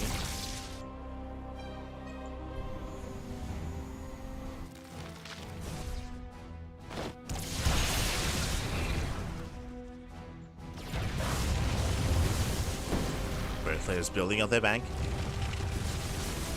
Oh!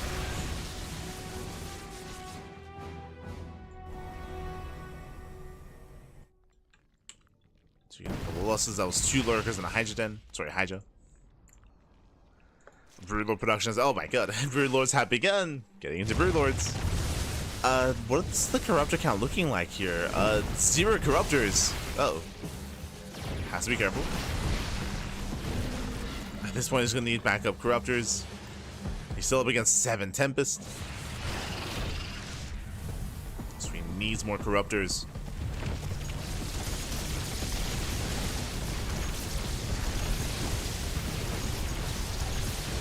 As the Skytos army has arrived, Broodlords are revealed. True, we could still go for Neurals. As we're getting to Broodlord Infestor, where we're finding the army. We're getting there.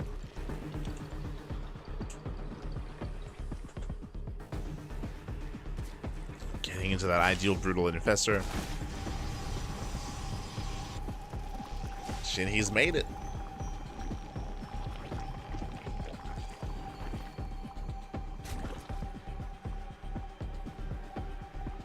And again, we spoke about how Shin, he has been going for this more solar. I mean, he's been forced into the solar style against Terran more recently as well.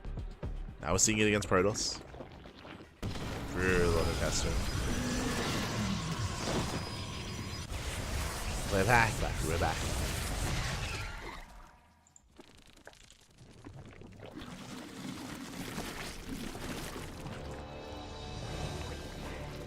Something that Shin has been struggling with that has to be worked on here is creep.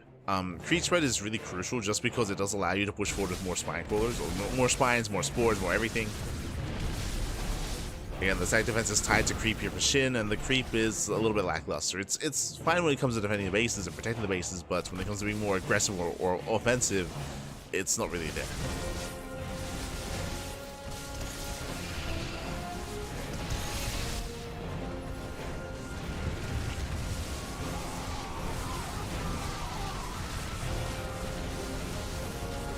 As Showtime, he just gives up the expansion. Base goes down at the same time. We're moving into the left-hand side. It breaks through the lurkers. Hatchery goes down.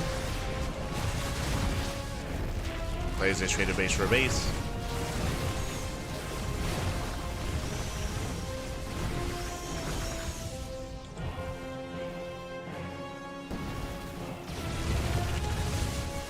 New trade. Oof. Say that, still pushing into these lurkers, not going to be easy. But Shinhi responds with everything. The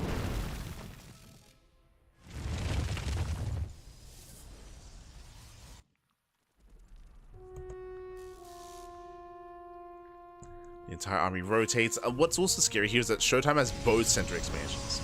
He has center right and center left. Shin, has to fight for one of them. If not, Showtime's going to get out of hand. He's going to build up a massive bank. Doesn't have it yet, but that's what the bases will mean.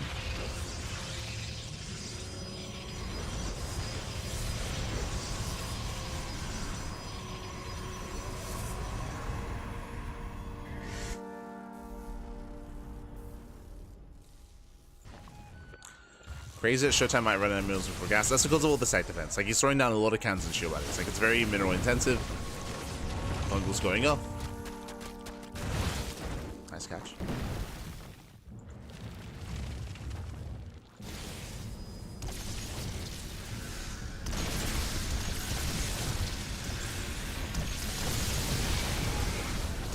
But again, really good use of his mineral bank at the same time. Ooh, Corruptors will throw way in. Trying to bait or try to lure Showtime further onto creep. Feedback swinging up.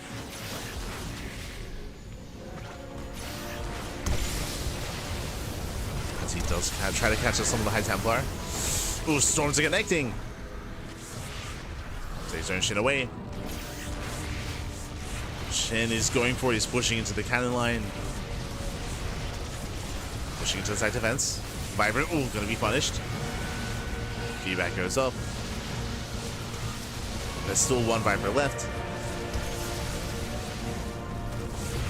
And Shin, he does retreat. Yeah, doesn't like his chances. He pulls away.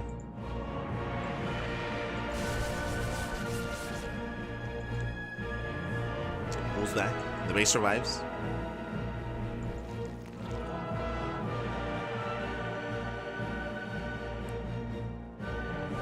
Is he ever spending on cannons and shield batteries? I think it's okay. like right now the bank looks low, but at the same time, in this kind of scenario, you do often see like a really big mineral bank from the side of Protoss that they never really spend.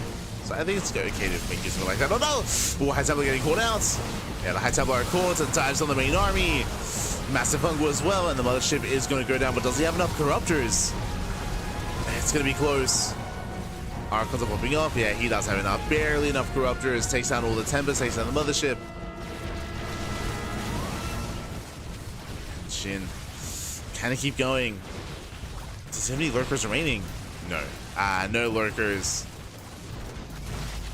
Without lurkers, there's no supportive army here with the Broodlords.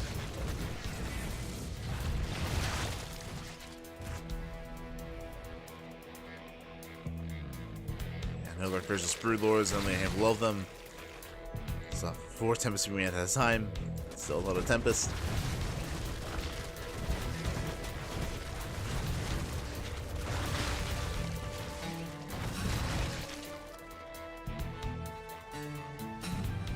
Getting into 7 corruptors. Once again, are we overmaking Broodlords? Do we not have enough corruptors? Neurals are going to be a factor, I'm sure. Getting into the Neurals. It's Tempest, they do pick up a couple of free Broodlords.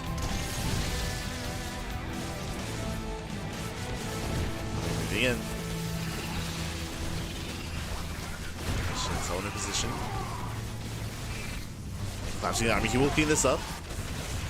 So Shin will take the fight on the left-hand side. At the same time, though, takes down the base, takes down the Nexus. Not bad. Nexus goes down.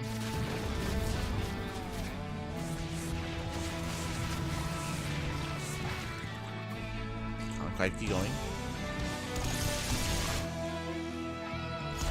Cannot move in.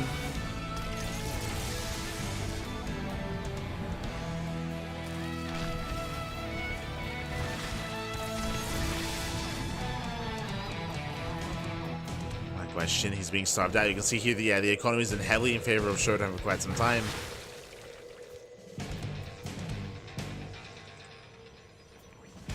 Ay.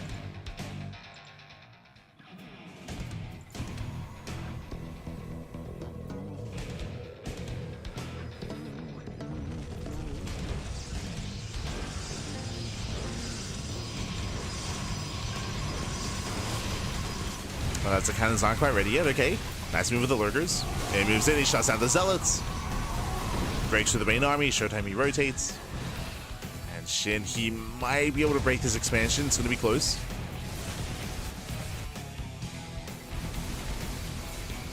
It's going to be close here. This is on the way. Takes down all the cannons. At the same time, push on the right hand side, and he is bullying Showtime. I said that gets surrounded. Yeah, Lurk as it gets surrounded is going to be cleaned up. Shin, he will lose his army, and it's go time. At this point, it's go time. Shin, he might kill this expansion, but Showtime, he can just keep pushing, and he can go for the kill. He can go for the kill. Takes down the mineral line, takes down the expansion, keeps on going for the tech. Yeah, the hydrogen infestation pits. The tech is exposed, but he doesn't keep going. The army does turn back around, and Showtime, he doesn't want to get caught.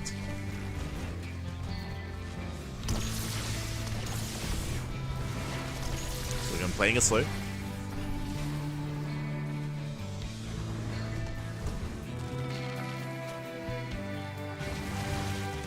Does back off, does play it slow, does rotate.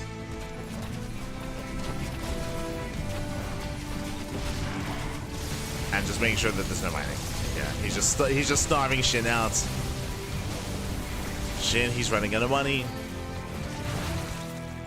Running out of resources.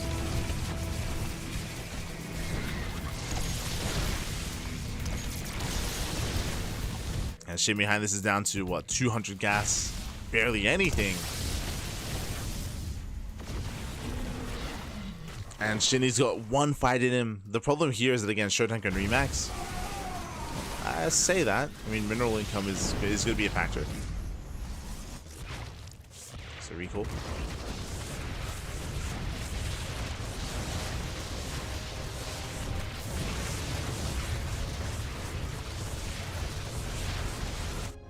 So recall does pull back. I mean, even though Showtime, I would say, is in a better position, Shin can still win the game. He can still win one strong fight and just send it into the bases. There's still a chance.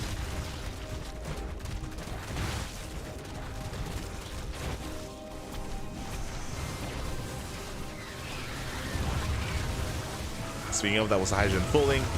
But Showtime, he will lose this army. Yeah, 2 Archons and High Templar.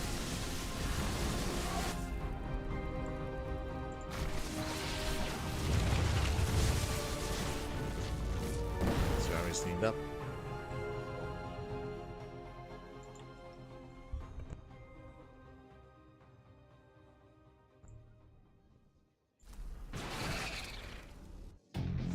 Here we go. Shin, he's got no gases here bottom right. He's got 1 gas geyser left. He needs the gas. Ooh. Catching out the lurkers. Brutal slow zone. 2, 3, 4 lurkers going down. Yeah, Shin bleeding out far too much. Lurkers that he cannot replace. Cannot replace them.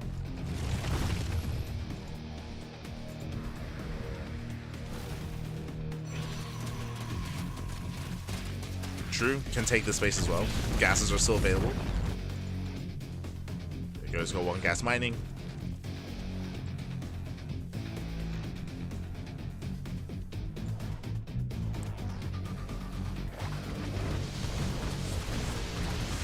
Nice fungal, very nice. The chain fungals here gets 1 High Templar, gets 1, gets 2, gets over, gets 3.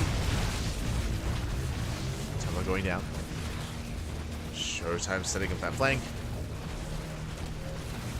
There's about 5 infestors. Yeah, Fungal does graze the army. Yeah, Fungal's connecting. Corruptors have to engage. A little bit late too. Another Fungal. Another connection. Yeah, with that Tempest are all going to be going down. What about the Grand Army though? Oh, the Blink Stalkers. They're diving onto the Brood Lords. But the Brood Lords, they kite away. Yeah, they kite away in time. And Shin, no shot. He does it. Shin, he does it. He takes the fight. The Brood Lords, they reign supreme. The Skyjust army crumbles. And I just don't think there are enough Stalkers. It's still quite close. Down to 6 Brood Lords. 7 even. Down to 6. Showtime is remaxing. He's got more Stalkers on the way.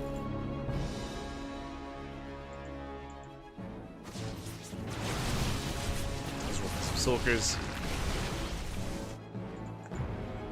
Shin, he has more mining. He has 20 Zerglings in production. Shin, he has an economy.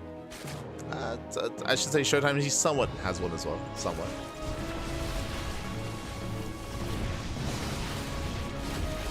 This round. Not the cleanest engage here from Shin, but he will surround the army. Does force a recall. Well, gets the Archon, gets a couple of Stalkers. That's what matters.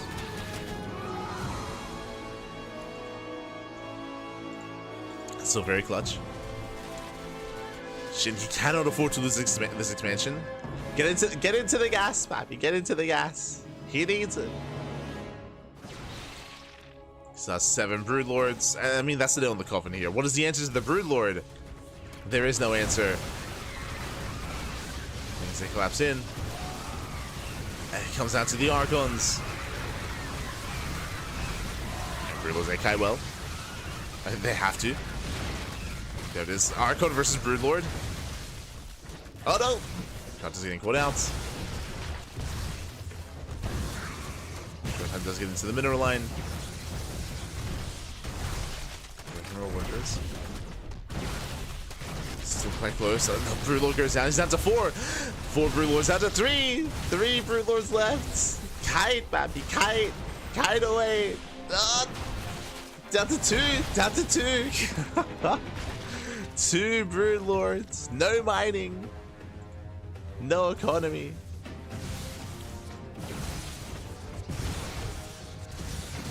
He will lose the expansion. And Showtime, he still has some mining going on. No gases though. I mean, he has a gas bank. It's okay. He has a gas bank. His mineral income, his long distance mining.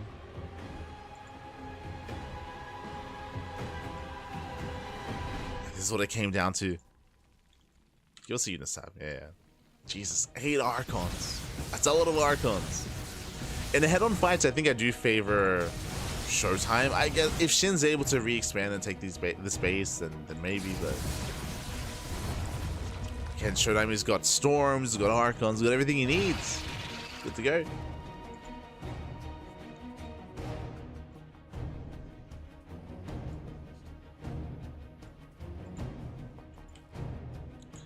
And these crafters, they can't really get much done.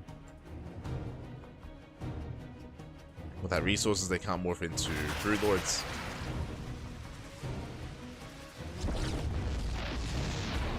Nice base. Sees all the Archons. And here, I feel like the writing should be on the wall. Like these corruptors are dead supply. At this point, they're dead supply. What's the detection? There's an Oracle, there's some observers.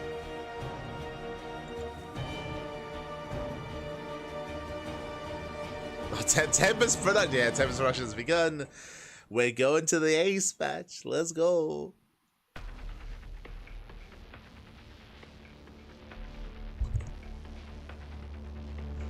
I mean, I guess this does give the corruptor something to do. True. You're gonna have something to do.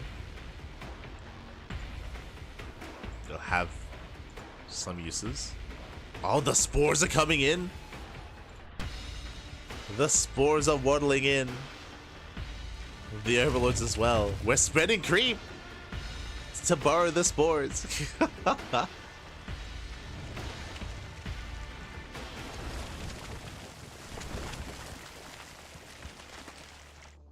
The great migration.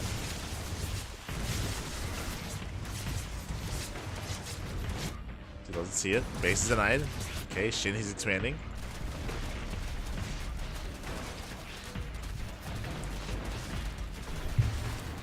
Shin still does have a bit of an income here with the center expansion. Oh, takes out the Oracle. Now, yeah, GG gets caught. He sees the Tempest, he sees all the Archons, and Showtime ties up the series. We are going to the ace match. Whew, GG. We go to the ace match, we're going to go all the way to game 3. A very, very draining game 2 is what I will say. And the players are asking for a break. Understandable, completely understandable. Likewise, I'm also going to get some water as well. I'm empty, Pappy, I'm empty, so I'm also going to get some water. So we're going to be going on a very short break, and when we come back, we will have our game 3. Let's go. Let us go. See you soon.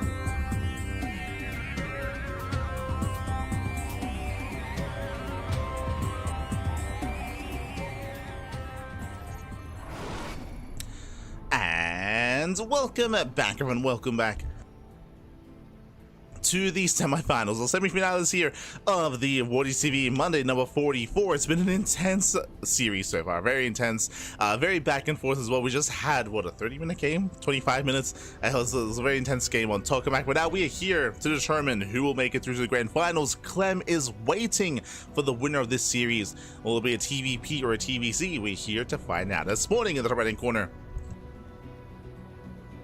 of Ultra Love, we have the German Protoss player. We have the red Protoss representing Sentinels. It is showtime.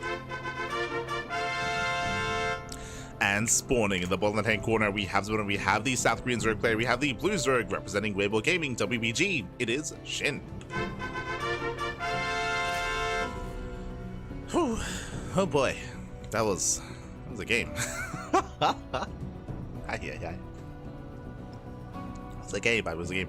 Went down to the wire, of course. Both players are running out of money, they're running out of resources, but Showtime, he had a better economy than his opponent. Likewise, he was able to preserve a greater army as well. There was a lot of potential with the Broodlord Infestor from Shin, but the Broodlords are getting caught out. The Infestors went down as well. He lost his Spellcasters and he lost his Broodlords. He was stuck with only a handful remaining. Showtime, he barely was able to pull it off, and now we found ourselves in game 3. Oh boy. So far, Hatch Gas Pool, Standard Opener, Force Safety, Unnatural, Natural. So Shin, he does have a bit more awkward setup here, but after what just happened in the last game, Shin, he might be tempted to go for the all-in. And what do we see here? We see the forward third base taken, especially on Ultra Love. All-ins are favored on this map, and with this forward expansion, we can spread creep faster towards the third base, faster across the map, to go and work towards a German taxi, or a straight-up Queen Walker across the map. Not saying that that's what has to happen here, but it's a possibility, and it's something that's going to be in the back of my mind, at least looking at Shin. Meanwhile, it's going to be a standard opener out of Showtime, going for his own gate expand into Cybercore.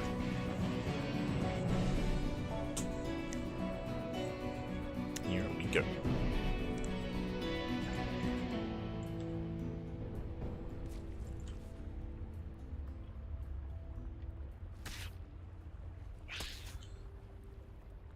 Go.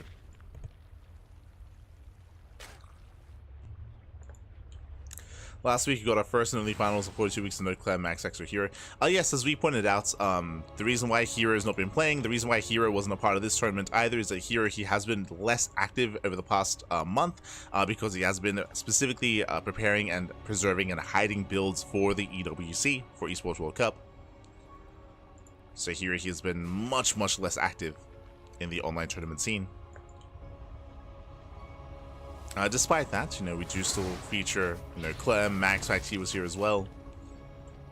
And we'll see which of these two can make it to those finals. As now it's going to be a Stargate open out of Showtime, Stargate into Oracle, standard stuff. Oh, does open up triple adepts? Jesus, okay. It's moving out. Never mind. Faking out a shade. Basically, he revealed the shade to the Overlord, but he does keep his adepts hidden. Shin, he's being active, trying to figure out what's going on. Does spot the adepts. But again, a much more defensive setup here from Showtime. It's a little more standard to move out with your first two adepts, but does keep them at home. Does keep them home is secure. Meanwhile, we have a Ling Flood on the way. Are we already pushing? Are we already going to send it? The creep is spreading as we speak. And again, we could see a Link Queen all in. Yeah, we have a lot of queens amassing. We have more queens on the way. For now, Shin is joining. Okay, Shin is joining on up. Lings, they move out. They're headed towards the third. Well, there's an Oracle at home to defend.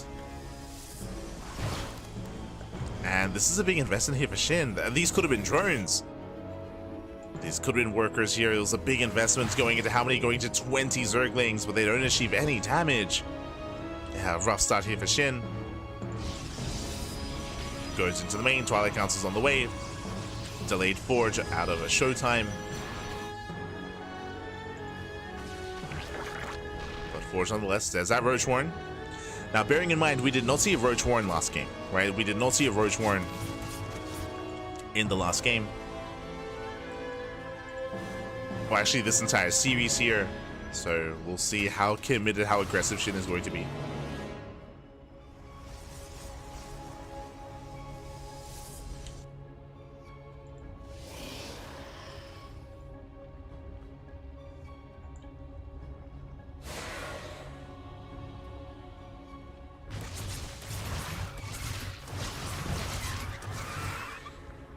So that's they pull back.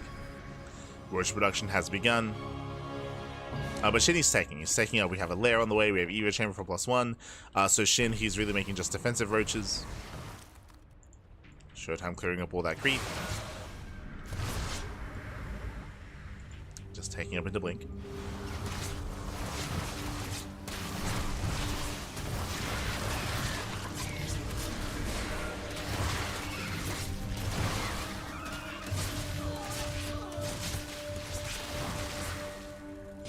Here, Showtime is trading well. Bearing in mind, Adepts, they don't really scale well into a longer game, so trading Adepts against Ducklings like this, and even preserving Adepts, is still a better trade for Showtime.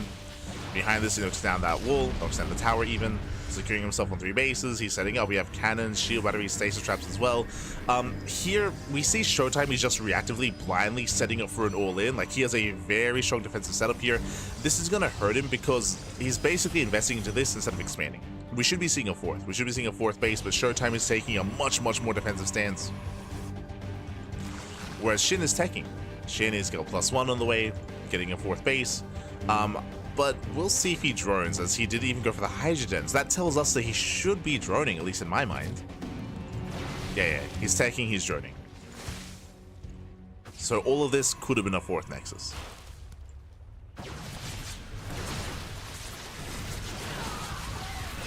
Showtime is poking in. He's trading well for himself, getting himself with the roaches. Uh-oh. Yeah, roach is going to be going down. Shin, has he been too greedy? Has he teched up too much? Because these are expensive losses. Yeah, a lot of roaches going to be falling here. Shin, he's caught with his pants down.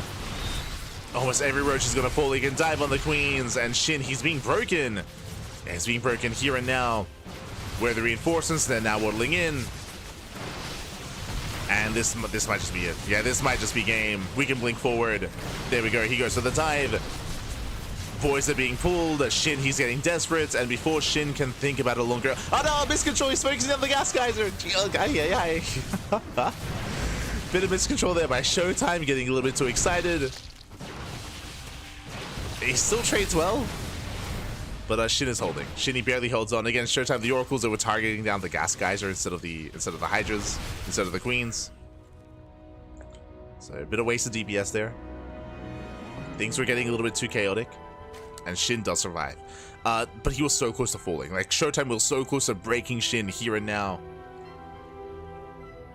Showtime, now he expands. Later 4th base here for Showtime. 4th base. What he's taking up? He's taking up into Storm, Charge, +2. Showtime, he still traded well. Almost end of the game.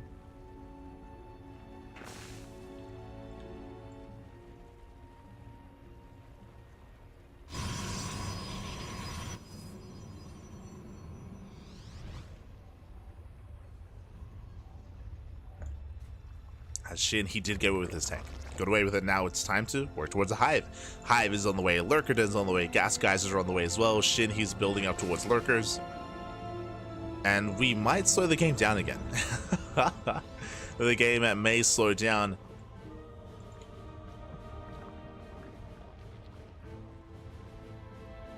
Just because, remember, Showtime, his 4th base is much later, so his army here is going to have a hard time keeping up, at least for the near future. Until the 4th base kicks in. There we go. Fleet beacons, stargates. We're taking up into Skytoss. We're getting into the late game. Nice catching on the roaches. We do have Link's Punish though. Hydras are coming from behind. They get one of the High Templar. They get one. They get another. But oh god, that was all the Hydras falling. Yeah, better trade here for Showtime. 6 Hydras, 8 Roaches for a handful of Stalkers and 2 High Templar. Showtime pulls away.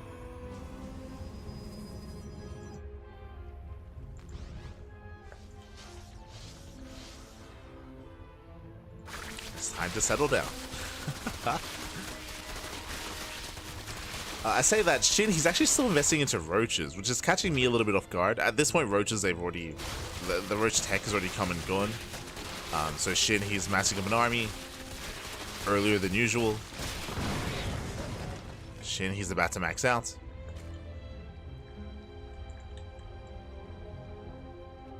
And we'll see if he can force his way into the bases before Showtime maxes with Sky Toss. This is what this is designed for. He's looking to try to kill Showtime before the Tempest kick in. Tempest have arrived, they reveal themselves. At the same time, forcing his way into the natural, getting on top of the Robo. Takes on the first pylon, going for the other.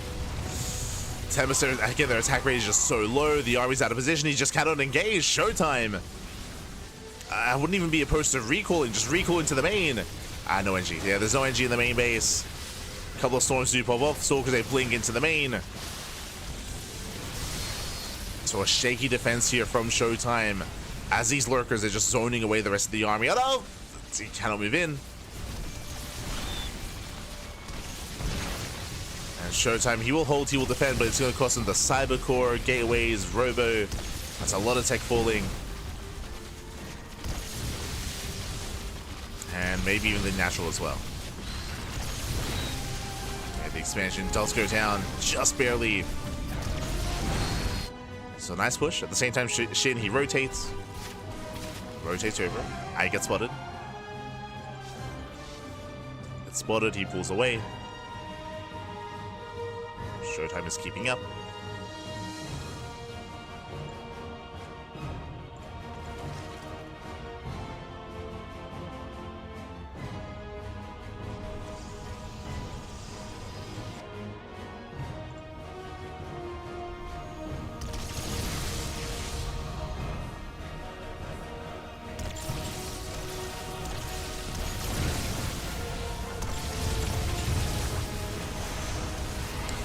Showtime is breaking out. He's still pushing into how many lurkers? 8. Jesus. 8 lurkers here already. It's a solid Tempest count. Storm does punish at the same time. The wall is wide open here at the natural. Lings, they flood into the main. They force out defensive warp-ins. Probe's going to be falling. Nicely run by here by Shin. Again, just abusing how open the natural is.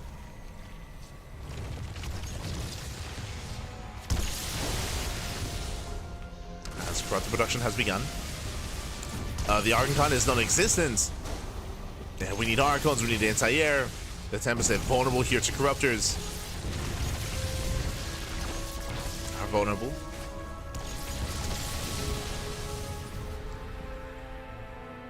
Showtime pulling away. Just waiting for the Oracle. Catching out some of those revelations. And now he spots the Corruptors, he has to pull away. Has to pull back. And again, he needs those Archons. First Archon is morphing in. Showtime is max. What's he maxed out on? Ooh, 24 Zealots. Oh, god. Yeah, he's got a lot of Zealots in his army. Too many. Now would be the time for run buys.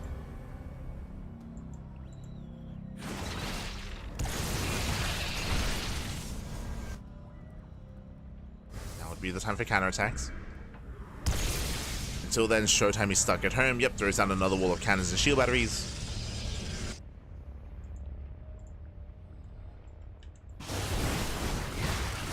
There's that Zealot run by.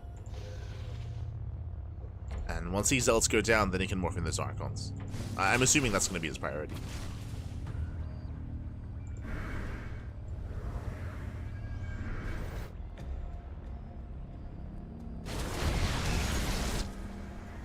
Jesus, that's going to be 22 Corruptors. That's an insane Corruptor count. Yeah, Shin is going for the dive. He wants the main army. Storms a zone. At the same time, this base will go down. There's nothing to defend back at home. Drones, they do not escape. And Corruptors, they go for the dive. Yeah, they dive on the main army. They focus on the Tempest. They tank a lot of Storms, though. But again, there's not many Archons. Yeah, there's not many Archons. The Storms, they do well. At Templar, they walk away. And this is still a better trade for Showtime. Showtime, he will lose the Skytoss army, but he does still trade very well against the Corruptors. And this army is popping up. Yeah, he takes down a base after a base. Hatchers are folding left and right. And Shin, he's being torn apart. There's nothing at home. There's one Hydra. There's one Hydra. We have a couple of Hydras on the way. Oh no, Showtime is turning around. He could just walk into the natural. But he's turning back home. He wants to collapse on these lurkers. I don't think he needs to. Like, the lurkers, they're not really, they're threatening a base, but regardless, he's setting up for the surround. I mean, if he kills this army, that's game.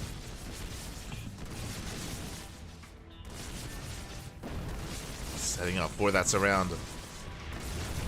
There's Revelation.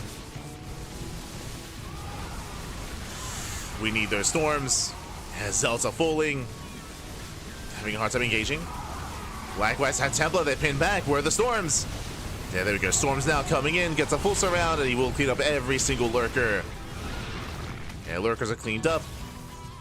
Now Showtime can push out. Behind this shit, he's on 3 bases. He has really 1.5 base economy. If that GG gets called, there's nothing remaining. And Showtime, he will take the series 2-1. He will advance on to the grand finals. GG. Whew. GG, well played. A very intense back and forth here between Showtime and Shin, especially the game 2, might I add. But here we saw that it was a really, I would say, a shaky start here. Showtime, he almost ended the game. If you recall, like Showtime, when he pushed for the first time in towards the 3rd base, if he was more committed, if he had some reinforcing pylons and reinforcing gateways, then he could have just ended the game. Shin, he barely held on, he barely survived at his 3rd. Able to get away with Lurker tech, but as he was taking into Lurker, we saw Showtime tech into Tempest.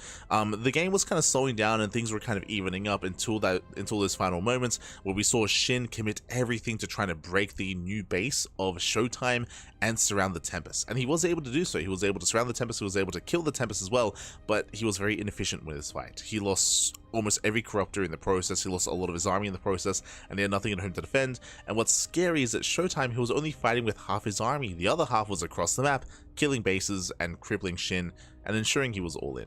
I do think that he could have kept going and he could have pushed into the natural and then pushed into the main and just killed everything basically, but instead he decided to come back home, got a full surround and had a more secure win, just cleaning up the main army, cleaning up all those lurkers. GG, well played. With that, Showtime, he will claim the series, and we have our grand finals getting ready for us.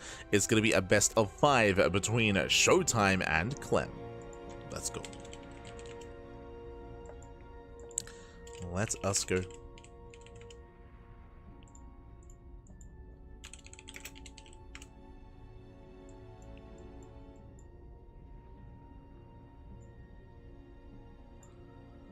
We are getting ready for those finals. So vetoes are underway. Whew, aye. And again, this should be a very different kind of dynamic. This should be a much more shorter and more aggressive series, I would imagine.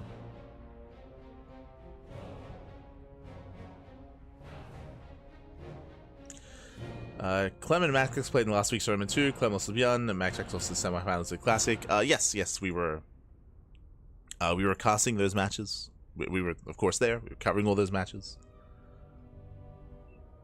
Did see all of that.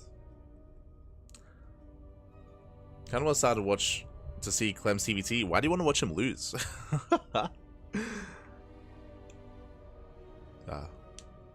Clem, he hasn't touched TVT in almost a year. Almost. Again, last time was December of 2024. So it's been like 7 to 8 months. Here we go.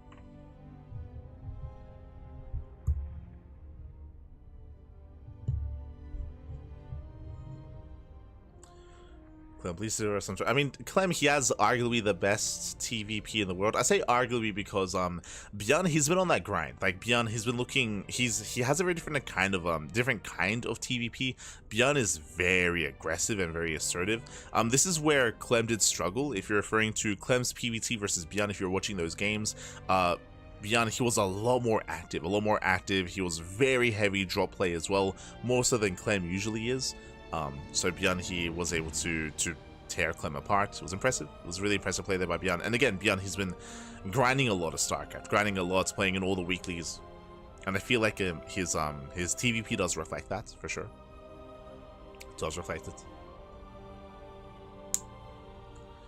I'm sure Clem plays TVT on the ladder. Maybe.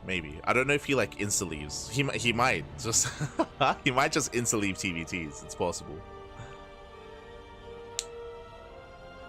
That would make the most sense, actually, because it's like wasted practice, right? Like, it's wasted time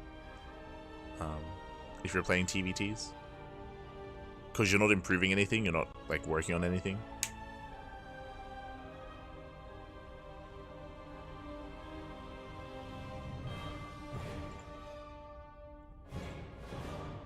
So especially if he's spending his time in Korea, I'm sure he's having a little more dedicated practice. And like MMR like doesn't like matter. It's not like he's like preserving like MMR points or anything like that.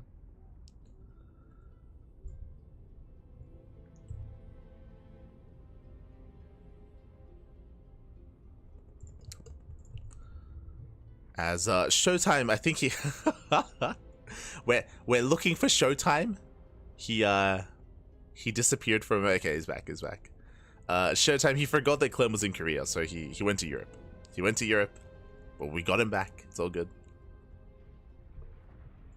It's like, oh, right, yeah. Clem's not in France. Okay, we're good. We're good to go.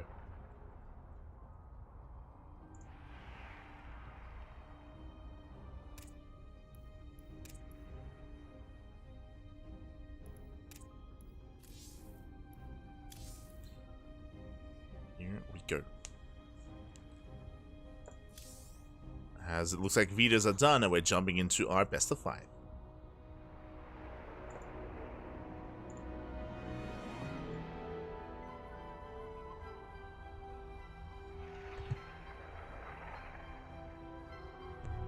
But yeah, I know that was something that Clem was really excited about. Again, we spoke about this during the podcast, but Clem, he was on the Comeback TV podcast not too long ago, last week, and he was actually asked about his PBT, and we already spoke about this yesterday if you were here.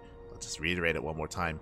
That Clem was talking about how he was having a really hard time finding PBT practice in Europe, just because there aren't many strong Terran players in Europe to practice with, and they made some jokes about spirits and stuff, about how whenever Clem would like ask Spirit for custom Spirit, he would say no.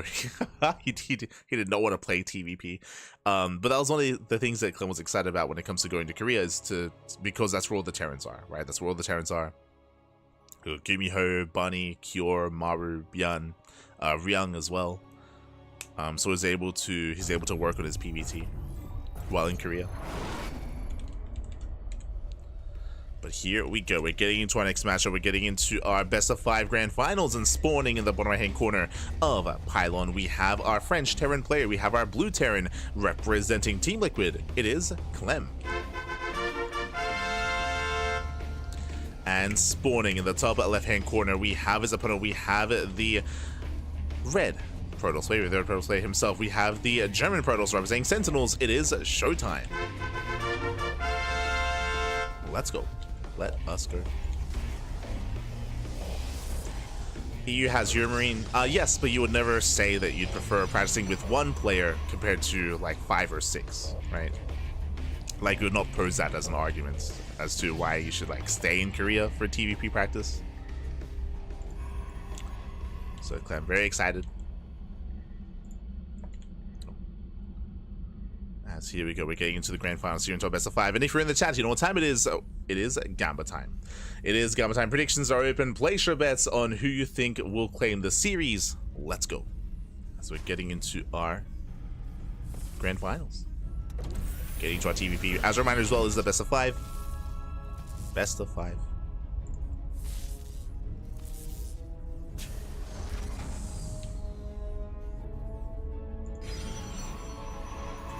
As we have our initial openers, as we have our initial setup.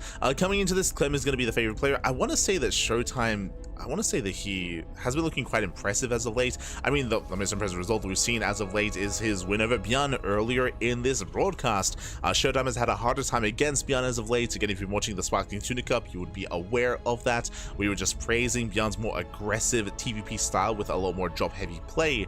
So Showtime already showing off his TVP prowess or PVT prowess against ByuN, and we'll see how he compares to Clem this week. Let's go. Let us go.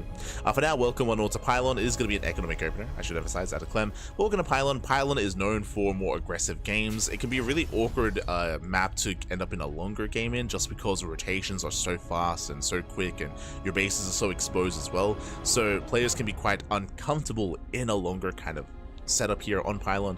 But we'll see. We'll see how our players will approach this.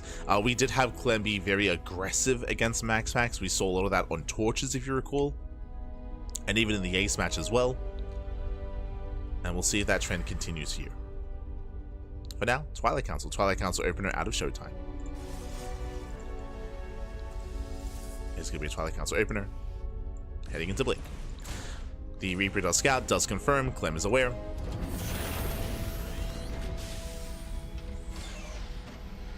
He's aware of the tech of choice. Behind this, we have our 1-1-1 setup. So standard follow-up here out of Clem. Likewise, going for a Widowmine drop first. We're not rushing into an early Tech Lab. We're not rushing into an early Cyclone. Initially, Widowmine drop, then into the add-ons. And we'll keep an eye on the add-ons. Likewise, so will Showtime. It's going to be up to Showtime to keep an eye on making sure there's no Banshee play, there's no shenanigans when it comes to the follow-up. So far, shading in. So far, not able to see too much.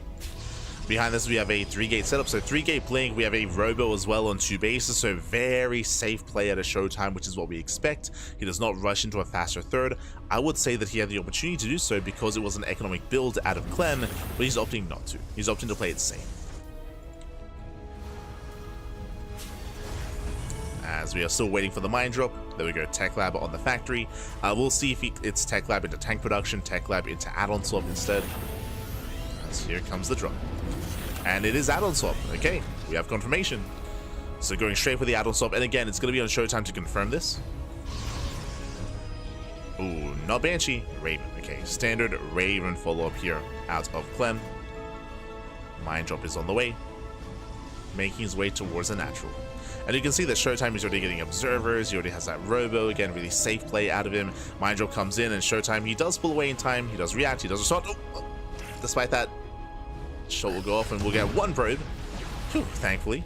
1 probe goes down, and likewise in the main base, doesn't get a shot off. Nice defense by Showtime. Very nice. Cleans up both mines. The medevac does survive for the time being, but there's no threat here.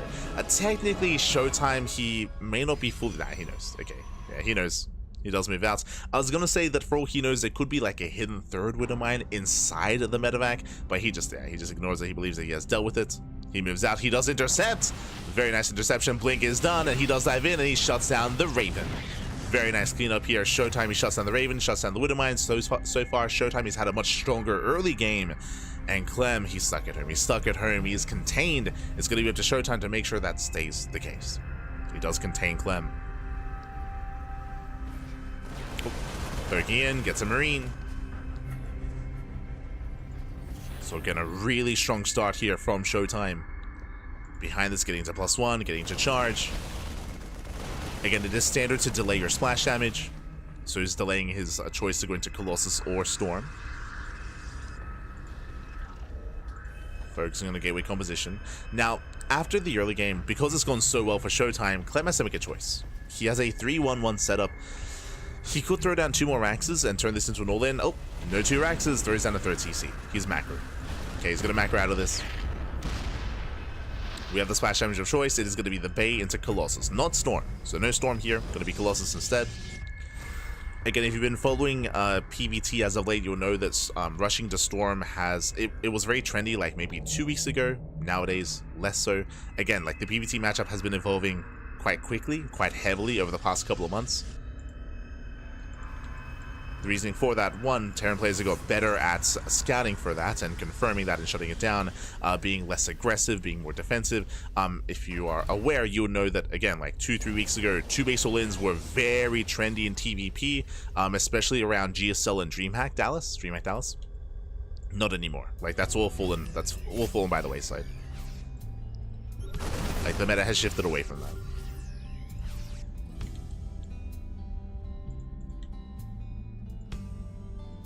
Like, I would say that TVP has changed the most in the past 7 months. like almost like on a monthly basis. Like it's been a very volatile matchup.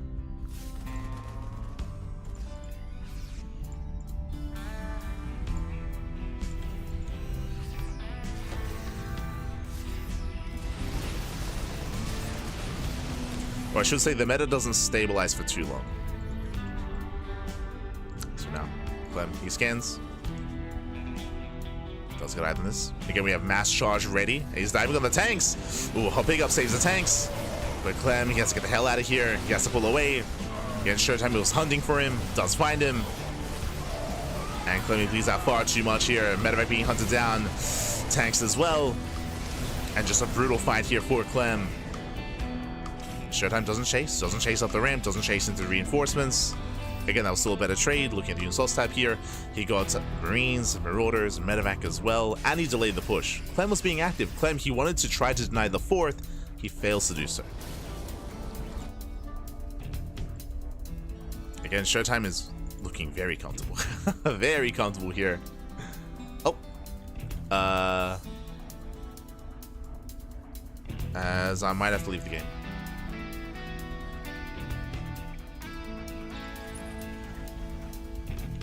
As I am spiking up here.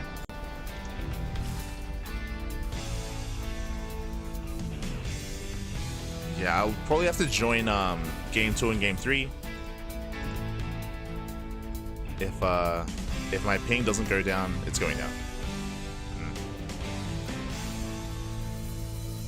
So I'm just keeping an eye on it.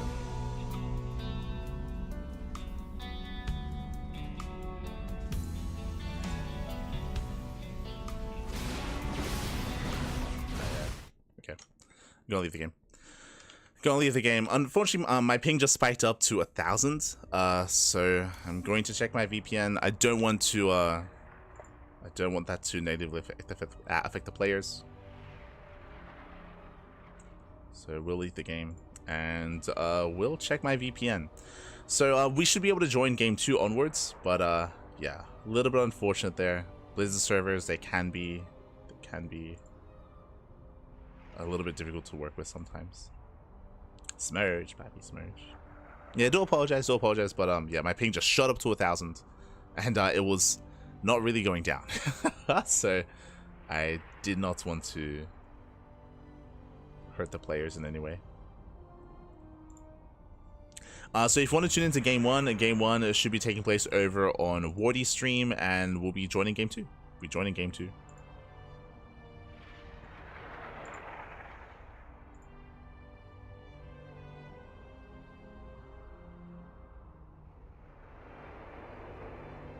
Let's have a look here. Google 3.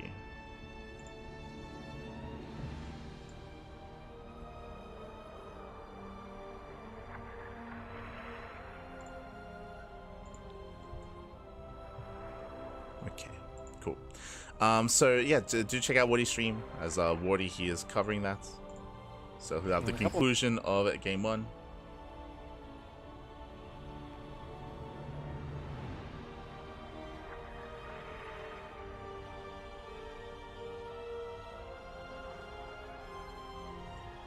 Apparently wasn't impacting the players, but yeah, okay.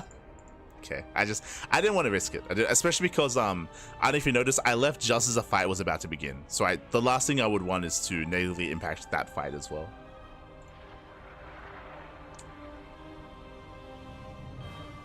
Yeah, smurge.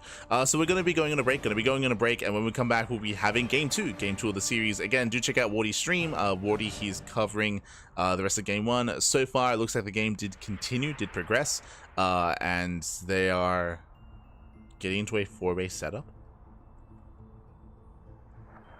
They're getting into 4 bases.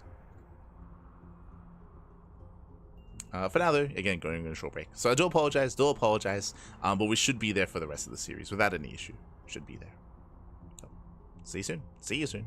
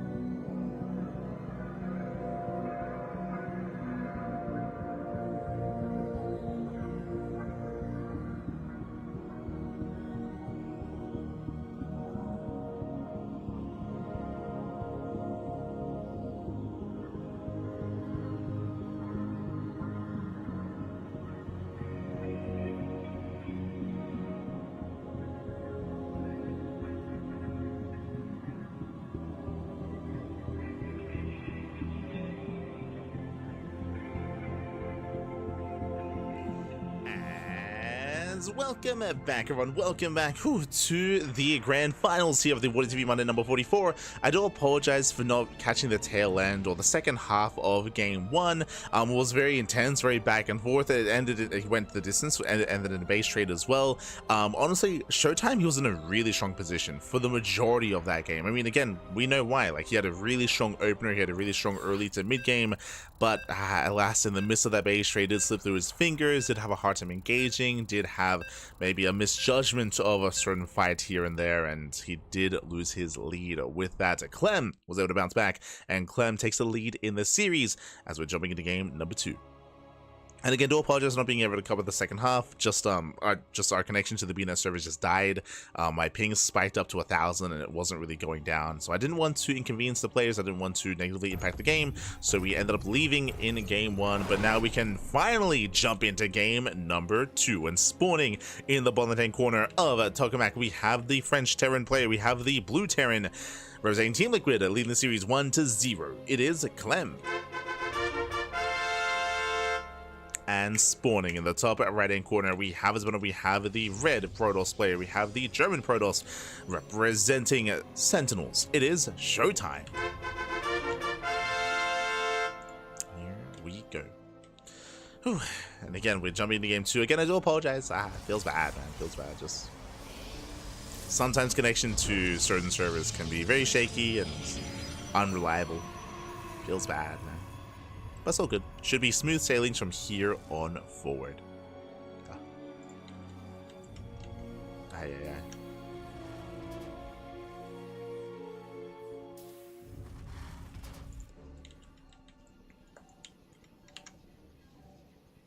here we go. Here we go. We're getting into game 2. And we'll see how our players will adjust. We'll see how we do divert. Welcome one and all to Tokamak. Tokamak is one of the larger maps of the map pool. There are plenty of bases, very defendable bases as well. And we do often see longer and later games. We just had a bit of a longer game in game number 1. We could end up there once again here in game 2.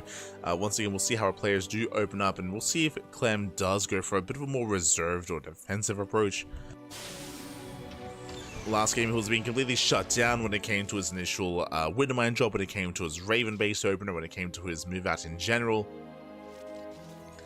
So we'll see if Clem can calm down.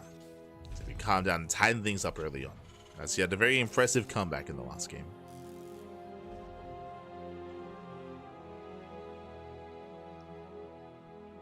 Also, I appreciate you all in the chat as well, just because I was shooting into other streams while we were waiting during that downtime while waiting for the game, and God, the amount of balance whining in Twitch chats is sad.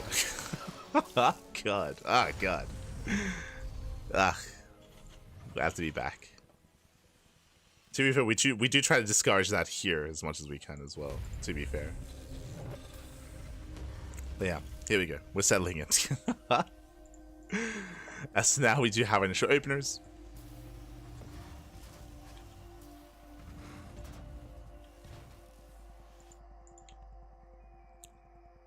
It's about yeah. I mean, it happens. It happens.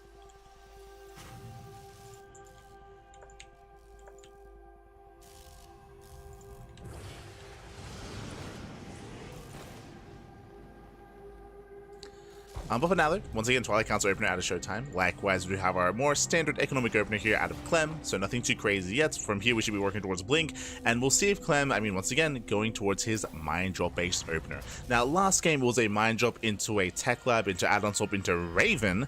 We'll see if he goes for another Raven. We'll see if he commits into Banshee play. You can see the hallucination is here camping. The production does spot the Widow Mine as it pops. So we do see that Showtime is now aware of the Mine Drop. He is aware of what's coming his way. And we'll see how hard Clem does commit as the medevac is in production. I'm back at home. 3 gates out, 3 gate blink, 3 gate blink into a third. There it is. Tech Lab is on the way. He could keep the Tech Lab at the factory and head into tank production, head into an early... he shouldn't be going Cyclone from here, but kind of head into early tanks. Could add-on swap Raven, could go Banshee. Second rack's already on the way. As he moves out, hallucination does spot the add-on swap. Showtime, he's aware. This is when we swap for a second time and go into early stim. Be crazy. But no, it's Raven. Okay, same build. Fun fact, same build. Meanwhile, this time we do see the interception. The medevac is going to be zoned away. And Clem's drop is delayed. The drop is delayed. Once again, another interception. Showtime. He's shutting this down so hard. Oh my god. Boost is on cooldown. And the medevac does fall. Massive pick of Showtime. Calm down, puppy. Just like the last game, the early game here is where Showtime has been excelling. I say just like last game. Last game, it wasn't quite like this, but he also did a great job at shutting down the early game aggression, catching out the early drop and the Raven. Here, bleeds out 2 workers to the Reaper, as Waterman does waddle in. Raven moves out.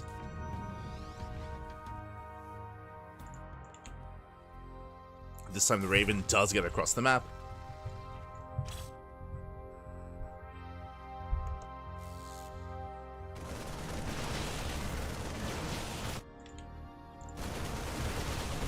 Does move out. Showtime is otherwise preoccupied. He saw the add-on swap, so Showtime should be aware that something's coming his way, but this time there's nothing quite in position, so Clem, he will get some damage as the auto charge is coming in. Auto charge does hit the mineral line. Meanwhile, at the same time, going for Stim.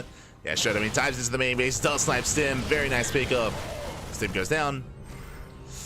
Rotates over. Boys are being pulled. More SCV's going to be falling. Nice damage here from Showtime. Sure, he lost a couple of probes here to the Raven. Blackwat's getting a lot of counter damage, but it's going to be a one-way trip, though. Yeah, the Stalkers are going to be cleaned up. This is going to be an expensive trade here for Showtime. The nice Stim gets 6, now 7 SCV kills, but he will lose 5 Stalkers. Oof, only 5. Does recall back home. Does recall in time. Losing another 2 probes.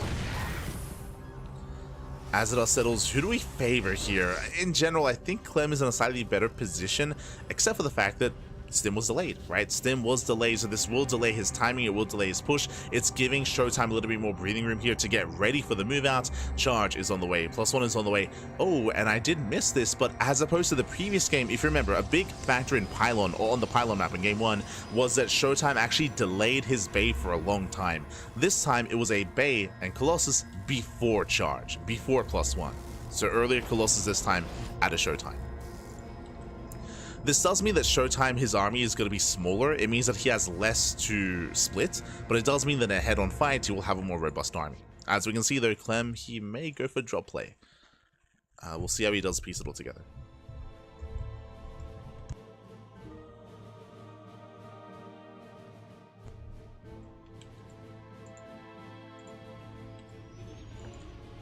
As Clem, he's moving in. Again, Showtime, he's ready for a frontal assault. If there was a drop play, I'd say otherwise. But Clem, he's backing off. He's claiming his third base. Okay, he has no intention of pushing in. He's just gaining map control to expand. So Clem, he retreats. I do like this, actually. I do prefer this. Otherwise, he would have had a hard time pushing into the Colossus. Now, second Colossus has arrived. Third Colossus, now all the upgrades are kicking in. Charge, +1. The gateway explosion as well. And just like the last game, I'm liking Showtime coming into the mid game here. But what happened last game, Clem clawed his way back in. that's the reality here. Despite the shaky start, Clem, he was able to drag himself back into that game, force mistakes out of his opponent, take some better fights, and bring it back. So by no means is Clem out of this.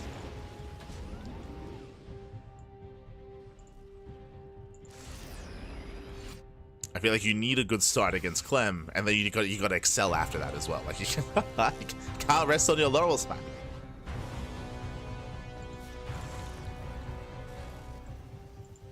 Behind this, Clem is getting his third base up and running. 4th CC is on the way. I don't really see Showtime breaking this position, but he does push forward. Vikings are amassing, shows his force fields. He pokes in. Has to be. It's a very delicate dance here. Very delicate. Catching us on the rotor. Very nice. 4 Marauders going down. A massive pickup. From here, he backs off. He does pull away. Does punish the Vikings. 1 Colossus does go down. Only 1 Colossus though, and now we have a second Colossus coming in. So some nice pickups there by Showtime. Meanwhile, Raven Hearts across the map. There is a shield battery. Showtime defends. Does defend. Likewise, took down 4 Vikings and 4 Marauders. Not a bad trade there from Showtime, but he doesn't get into the mineral line. Clem defense. And again, we spoke about this at the start of the game. Here on Tokamak, these bases are more defendable. The third base, the fourth base are a lot more defendable. It's a lot more difficult for either player to push in. Showtime is rotating. We'll see if he can delay the expansion. Oh. It's out the mine shot. Ooh, Prism exposed. Yeah, Prism exposed. Denies the warp in. Yeah, massive pickup. And Showtime, he gets caught out, losing the Prism and losing one of the Colossus as well. Ay, ay, ay. Yeah, we spoke about Clem forcing mistakes, and again, Showtime, he just sieged up a little bit too close. And that changed everything. If the Prism hadn't gone down, he can juggle his units, he can preserve the Colossus. Different engagement, different story. So a nice win there for Clem. Clem, he does expand, it claims his 4th. Again, if it wasn't for that moment, if it wasn't for that snipe, it's possible that Clem's 4th would have been denied. Or at least delayed here, and Showtime, he could have actually fought in this location. But alas, everything goes south. And Clem gains his 4th. And now as we head in towards the late game, Clem, now he has the greater economy. He's on 4 bases against the 4 base setup of Showtime, so Clem, he has the better economy overall. He's taking up into Ghost. You could argue that this Ghost Cabinet is a little bit late. True, it's a little bit late, but he's working towards it regardless, right? Towards Ghosts, more Vikings, more ByuN. Clem's the first to max out. Clem, he's in this. Say Clem, he has momentum. It's going to be on Showtime. He has to buy some time to refine his army. He's working towards his he's double expanding. True, he needs to. Like, he needs to double expand at this point. His 5th base is late. He's missing gases. So right now there's no gases at the 3rd or 4th base. This means he cannot afford I was about to say he can't afford a double road production. He is getting into it. 2 disruptors at a time. But he has to be so careful here with his engagements, as he's still on that low gas count. So he's heavily reliant on Zealot reinforcements, not on Robo reinforcements. So we go. Dark Shrine is on the way.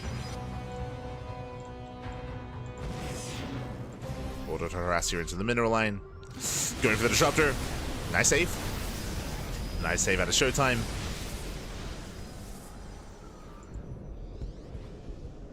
Saves the disruptor. Taking a moment here. We're taking a breath. Bases are getting up and running. They're finishing up. Both players are posturing. We have the Temple Archives on the way. Again, just getting into all 3 forms of splash damage, Colossus, Disruptors, and Storm.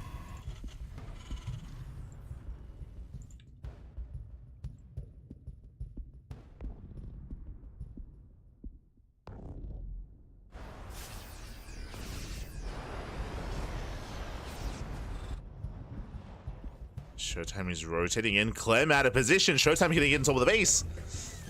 He's taking it slow. He's taking it slow. He's giving Clem time to respond. Clem does race over, and Clem, he'll get here in time. Nice EMP. Nice EMP. Does connect. Nervous. The crazy army disruptors are exposed, and he will lose 1, 2 disruptors. Yeah, the Prism goes down to the Vikings. That was 3? Yeah, that was 3 disruptors falling, and the Prism as well. Brutal losses for Showtime.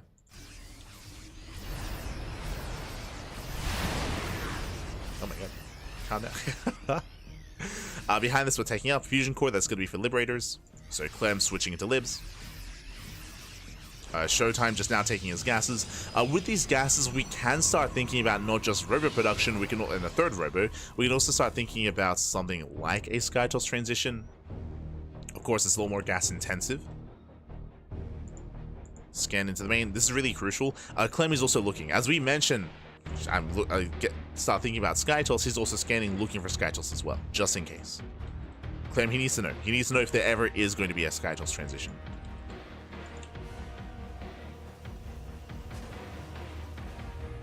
If that's the case, then he needs more starports, and he'd need to commit harder here into Vikings. But for now, he knows. For now, he is aware. At least relatively. And scanning once again. Does see research here on the Temple Archives. Now he knows the Storm is coming.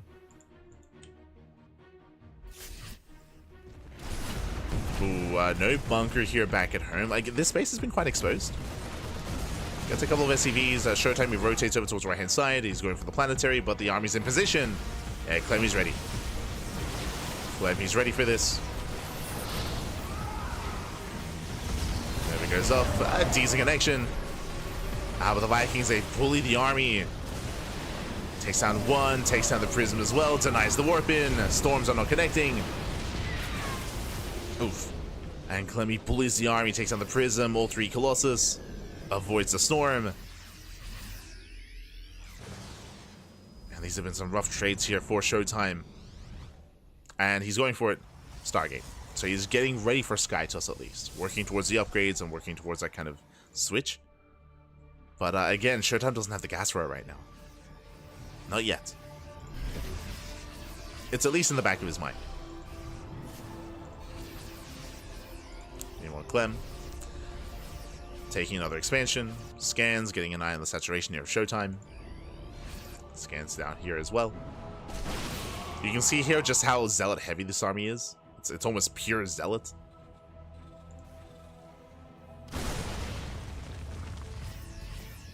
It's a very cheap army. And much more mobile, but alas, he rotates Clem, he keeps up with the rotations. Takes down the High Templar. Oof. The Templar goes down, never goes up. Hey, gets a ghost. Gets one. Takes down a ghost. EMPs are connecting. There's a Elise zone away, but Showtime doesn't find any damage here. And again, the army is leaving much to be desired. As he sims in, tanks the storms.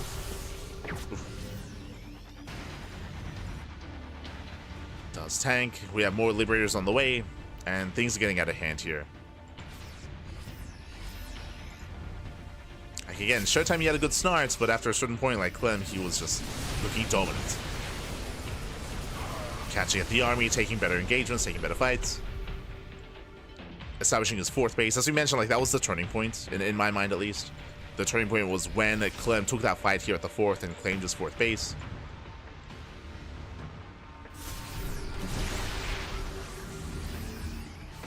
And as we mentioned earlier, like it's hard to push into these bases. Like we've seen Showtime rotate. He's been rotating non-stop, like between the northern base, the southern base as well. He's been trying to find a way in.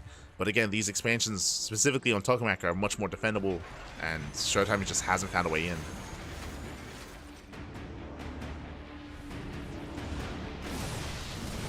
GT's getting caught out.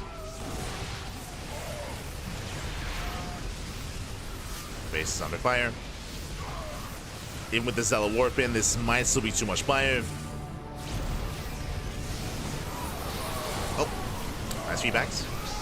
Force fields that look down some key units. That was what, 2?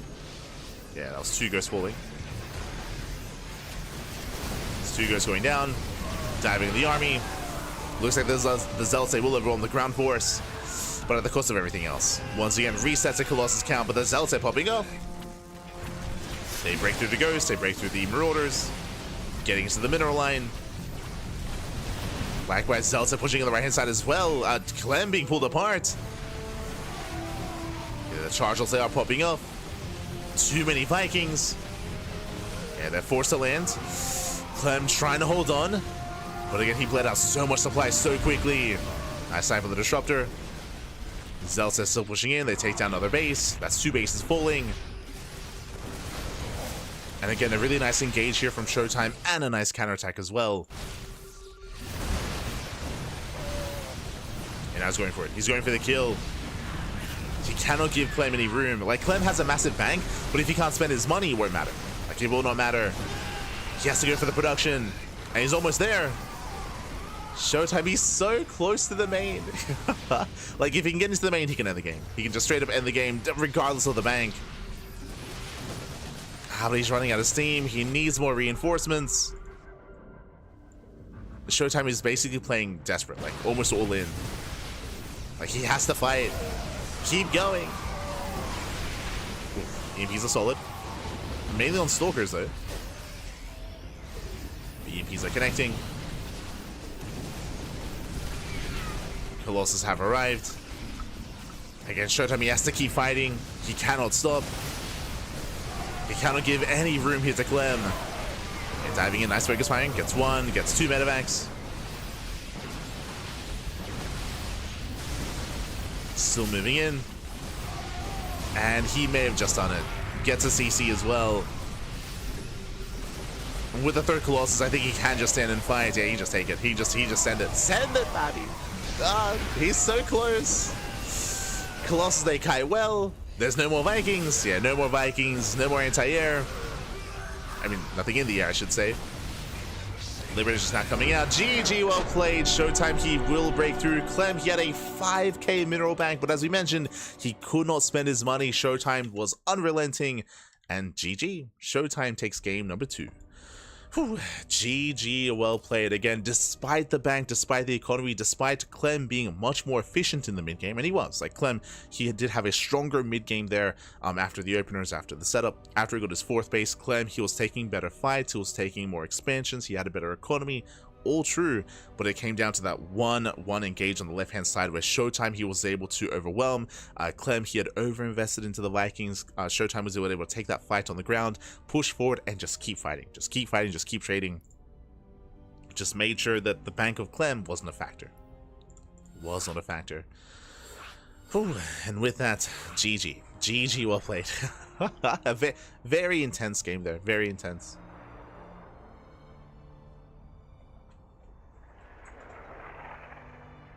And with that, Showtime ties things up. Ties things up 1-1. Ooh. GG, well played. So else, yes. As we mentioned, like, he overwhelmed the ground army with mass charge lots. He was losing all of his high-tech units, but as we mentioned, like, again, just too much of a commitment here into Vikings, into Liberators as well. Just overran the ground army, and just kept going, kept trading, kept fighting. Went for the kill move. Clem's in Korea? Yes. Clem is in Korea. Clem, Reynor, and Trigger. They're all in Korea.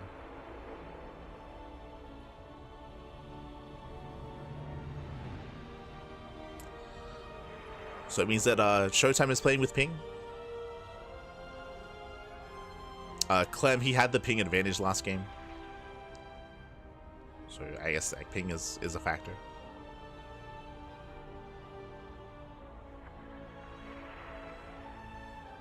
But of course we do alternate. Just to keep it as fair as possible. Getting ready for our next game. Whew.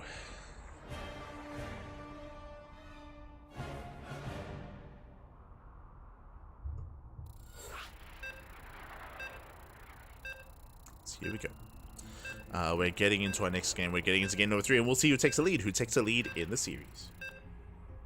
Are they switching between West and Central? Always. That's always the case. So always make that assumption when it comes to online tournaments.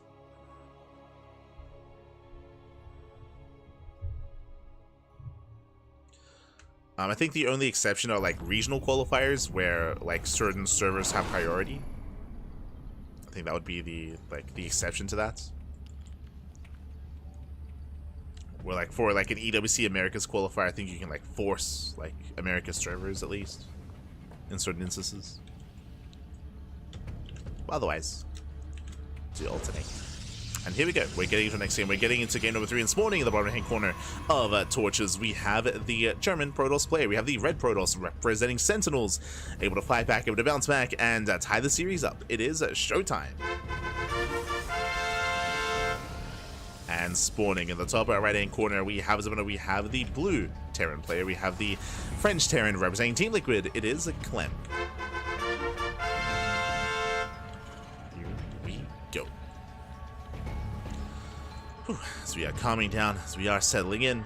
And again, welcome one all to Torches. Once again, we're seeing this, which is a little bit more commonplace in a best of 5 to see Torches. But Torches is a much more aggressive map in the map pool, much more aggressive. And you can go for some more shenanigans. You can, of course, go for more dedicated drop play. The rush distance by air is quite short. Rush distance by ground, depending on where you expand, can also be quite short as well. You can mine through the mineral patches. There are the gold bases. There are healing pads. So often players do avoid this map, but hey, we're able to experience it a little bit more here tonight. as this is our third time in today's broadcast. Let's go. Let us go. Last time we were here, we had Shin rushing into the gold, if you recall. He rushed into the gold base. And used it to get into just a boosted economy into a standard game, which was crazy. Crazy. For now, double gas. Ooh, for the first time this series, double gas opener out of Clem, going for a faster factory. Quickly discussing this matchup in TVP, which also goes in line with this double gas opener. Because of the short rush distance by air, we have seen a lot of players open up Banshee to go Rax into factory, into CC, Tech Lab into Banshee play to harass across the map. Because of the rise in popularity of Banshee play, then we saw the rise in popularity of Stargate openers to hard counter the Banshees, like Oracle into Phoenix.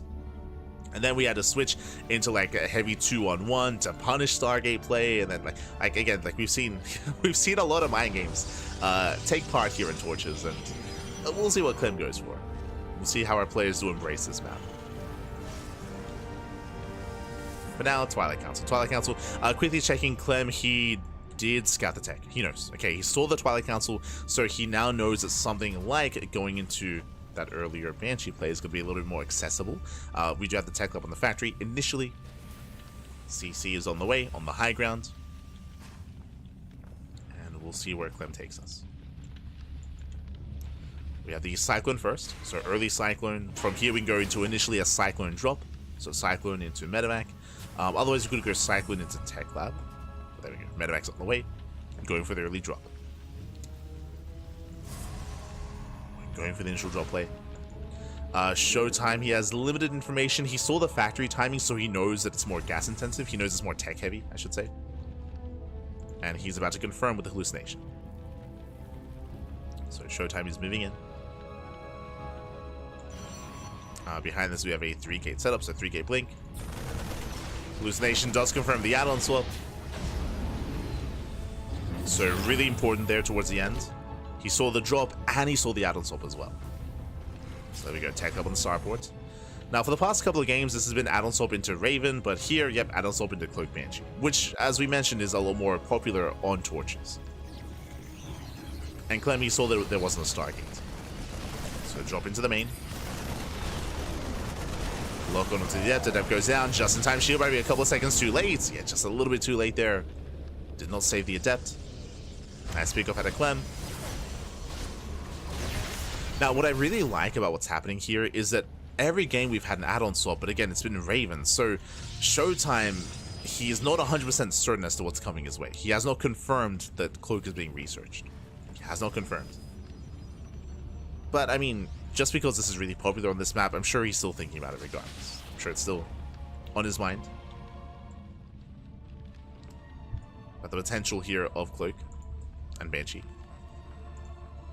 And thankfully he did go Robo before expanding. So again, just really safe play out of Showtime. Thanks to the earlier Robo, Observer is on the way, Hallucination moves out, and the Hallucination may spot the Banshee. The Banshee is here on the right hand side, it's hidden.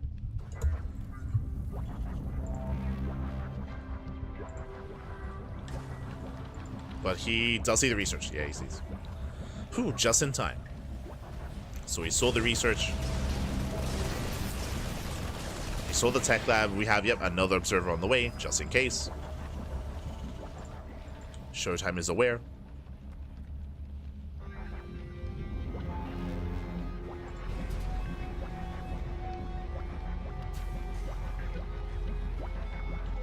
So that moves out.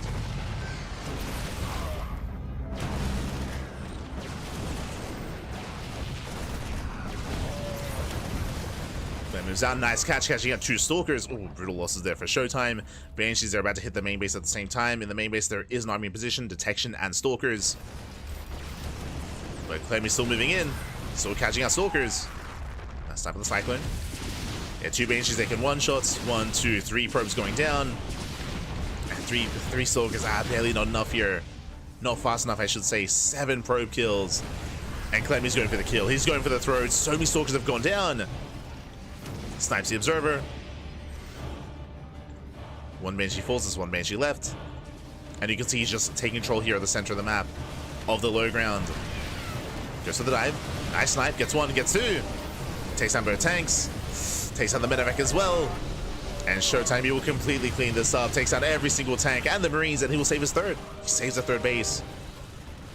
The Banshee's still being annoying, but a solid defense. Could have been worse, could be dead. Right, he could just be dead here and now. So he shuts down the push across the map, and no bunkers, no tanks, no nothing to defend. Again, that's how committed Clem was. He was so committed to that move out.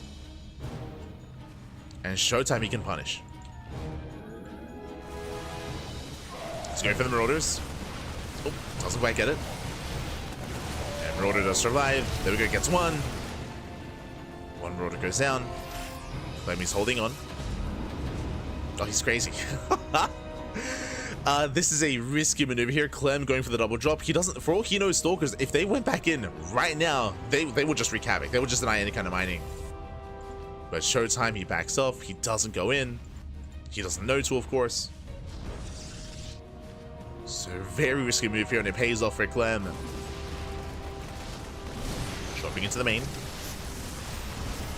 Going for the Forge. Forge gets picked off. Nice +1. Nice pick up. Clem, he pulls away. He pulls out. Whew, okay. Okay, we can calm down. As Clem, he does reinforce. He's going for another drop. Now behind this Clem, he is... Ooh, 2 base all in. Behind this, 5 Raxes. He's on 5 Raxes, no third CC. He's going to throw it down now, it looks like, with this SCV, but a very late third base, very committed on 2 bases here at a Clem.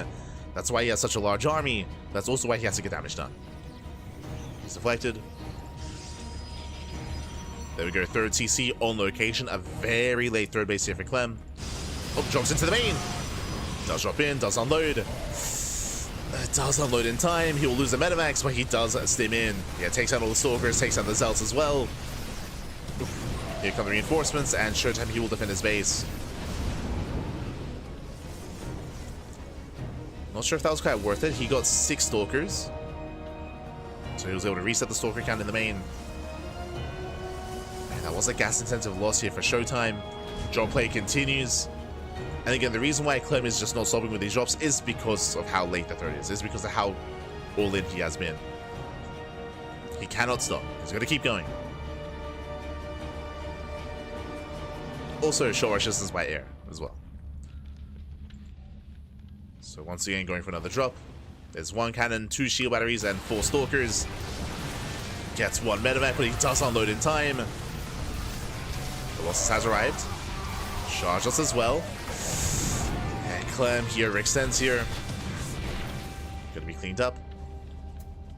Showtime, he holds. Showtime, he does hold on. 4th base is on the way. Banshee finally goes down. Banshee goes down, Showtime holds. Clem, he's still rallying across. Still pushing. And Showtime has very limited scouting information. He has very limited vision on the map. He hasn't seen the army yet. Now he does.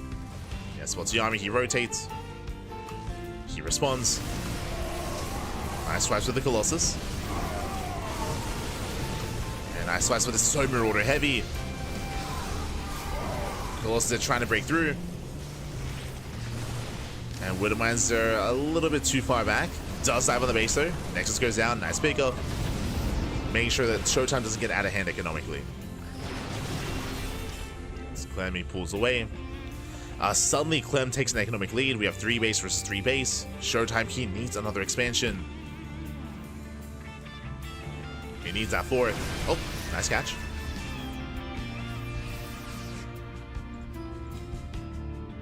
Nice catch on the medevac. Showtime pulls away.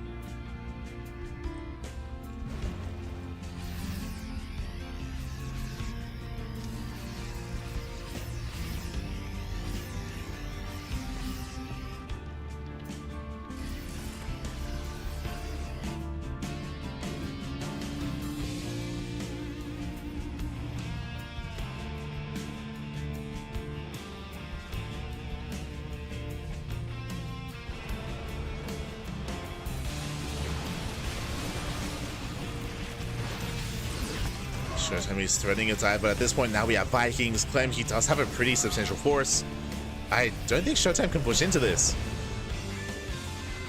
Yeah, there's 6, soon to be 8 Vikings. Yeah, Shadow backs off. He backs off. He cannot break the 3rd.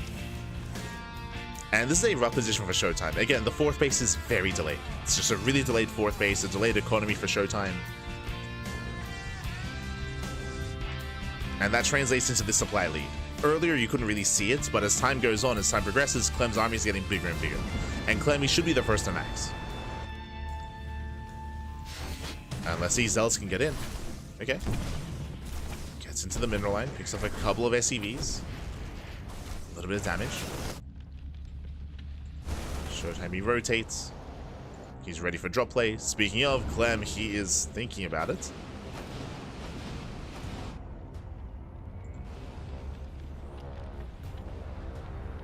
He's tempted. Tempted to drop.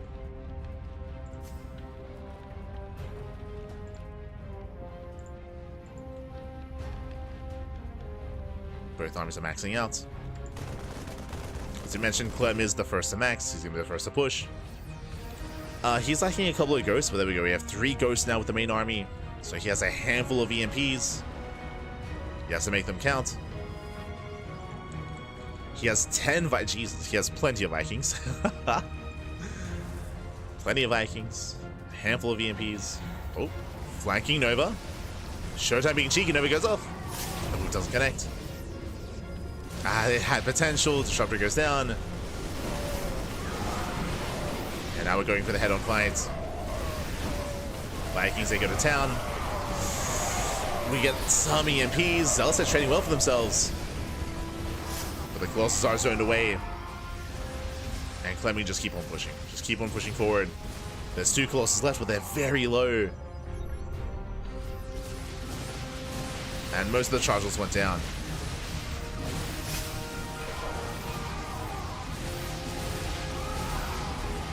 Clem stepping forward.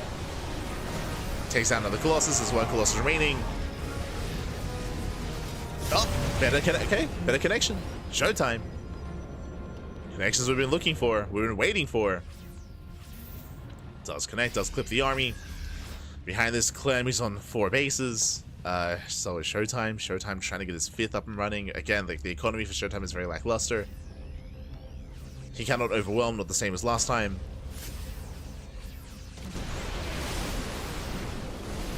Let's see if he does connect, takes out the final Colossus. Colossus goes down. We're holding on to 2 disruptors. The base is going to fall. Oh. We're coming in for the surround. Vikings force to land. Yeah, Vikings, they land behind the army. There's still 1 EMP left.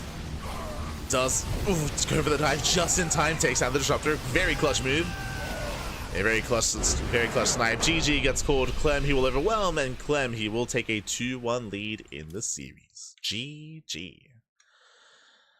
Whew. GG, well played. Clem does take a lead. Again, we had a very intense back and forth here. Initially, Clem, he was hyper committed on 2 bases, but he found the damage he was looking for. He found the damage. He was able to just go for non-stop drop play into the bases, able to deny upgrades, able to shut down the forge, of course, able to break the 4th base as well. And Clem took a lead. As soon as the 4th base went down, like, he was able to take a lead. He was able to get ahead economically, larger army, stronger force. GG. GG, well played. And with that, we're now getting into Maganatha. Clem is 1 game away from claiming the series. Showtime has to fight back here and now to force the ace match. Oh boy. We'll see if he can. We'll see if he can. Again, it's been a very intense series so far. And despite the scoreline here, like, Showtime has had some really strong moments as well, especially in regards to the early game. In regards to the early game, the early to mid game. But we'll see if Showtime can tighten up getting into a longer game. See if we can get there. Here we go.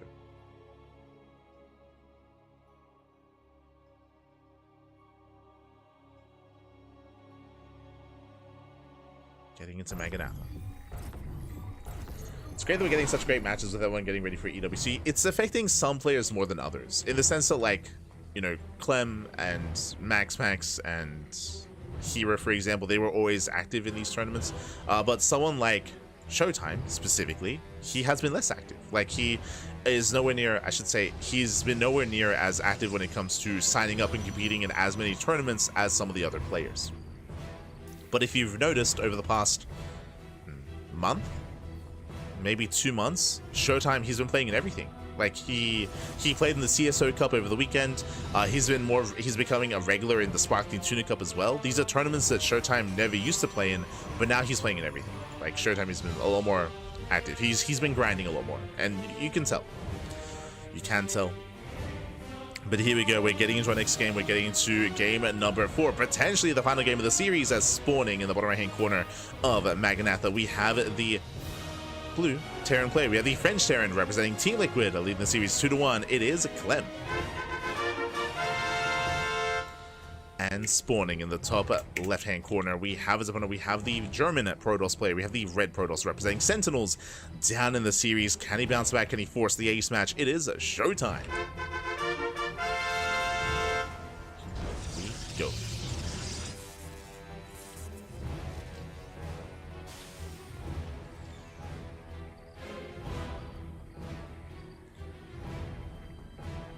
Here we go. So we are settling in and calming things down. Ooh, okay. From here, we're settling into Magnatha. We have an economic opener. True. We have a Rax expand out of Clem. Going for something more economic. Going Marine first as well. Showtime, being as annoying as possible, does not get the SCV, but he will force out more workers. We'll force some inefficiencies here out of Clem. So a cheeky start there by Showtime. And of course, welcome one all to Magnatha. Magnatha is the largest map of the map pool. Very large map, long rush distance by ground. Despite that, it's not the most defensive map. It's not as defensive as Tokamak, for example. Here, the bases are more spread out. The bases are more spread out, and they're a lot more open as well. So I would say it's more difficult to defend your 4, 5, and 6 base setup on Magnatha, especially your 6th base. Like it's yeah, a lot more difficult.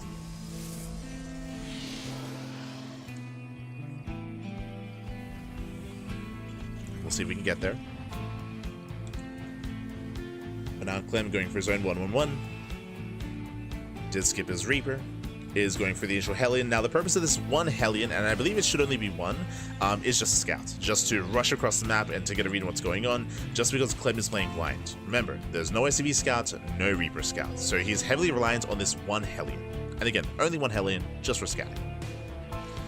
So the Hellion's being active. Behind this, going for a Widowmine drop. Meanwhile, Showtime once again just opening up Blink. So 3-gate Blink into a Robo. Showtime is going for the same opener every game in this series. I mean, it's very safe, it's very standard. Like 3-gate Blink into a Robo before expanding. We could see Showtime cut some corners. I wouldn't be opposed to him taking a faster third this game, but Showtime, he'd rather be safe than be greedy. Even though I think he could get away with it here. Blue Station Scout confirms the 1-1-1. Tech Lab is on the way. And it's going to be on Showtime to confirm when the add-on swap happens, or even if there is an add-on swap, there we go, whether or not Cloak is being researched. He has to determine whether it's going to be Banshee or Raven. As last game we did see Banshees, this game it's going to be Raven. Ravens are on the way, drop moves out. Let's head towards the main. Showtime getting in position, he knows that the drop is coming. 6 Marines and a Widowmine. Does head into the main base.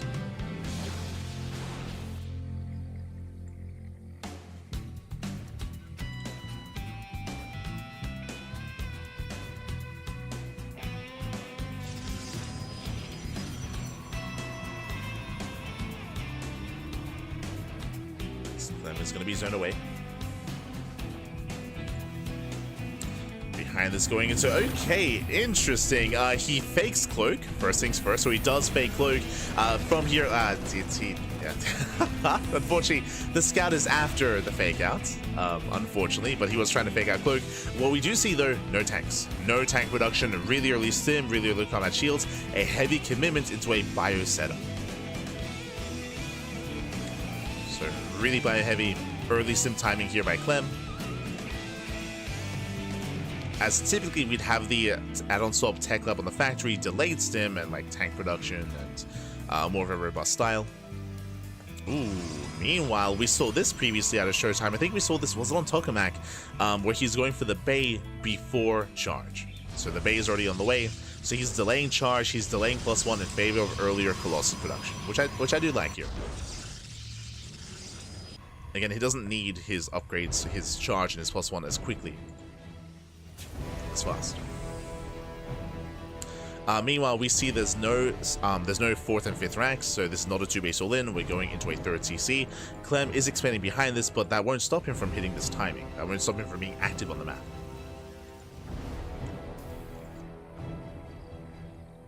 We have a drop on the right. It is spotted by the observer. Showtime is aware.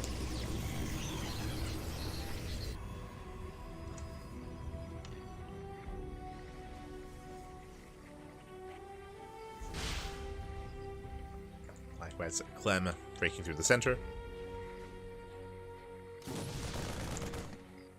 Doesn't quite catch the Stalker.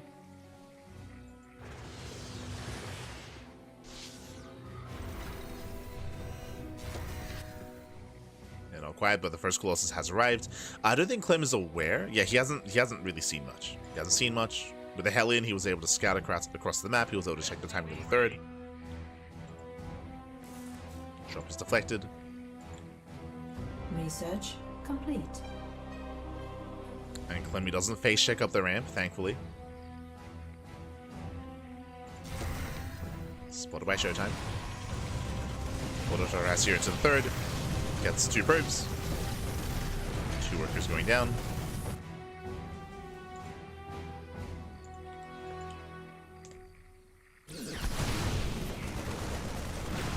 Oh. Nice catch. Showtime does catch the drop. Meanwhile, 3rd base getting up and running. Clem is still being active. Not really committing across the map in 20 bases, but still just fighting for map control. Takes over the Zelnaga. Does get spotted. Ooh, and Clem has to be careful here. Has to be so careful with his engage. Mine shot does connect.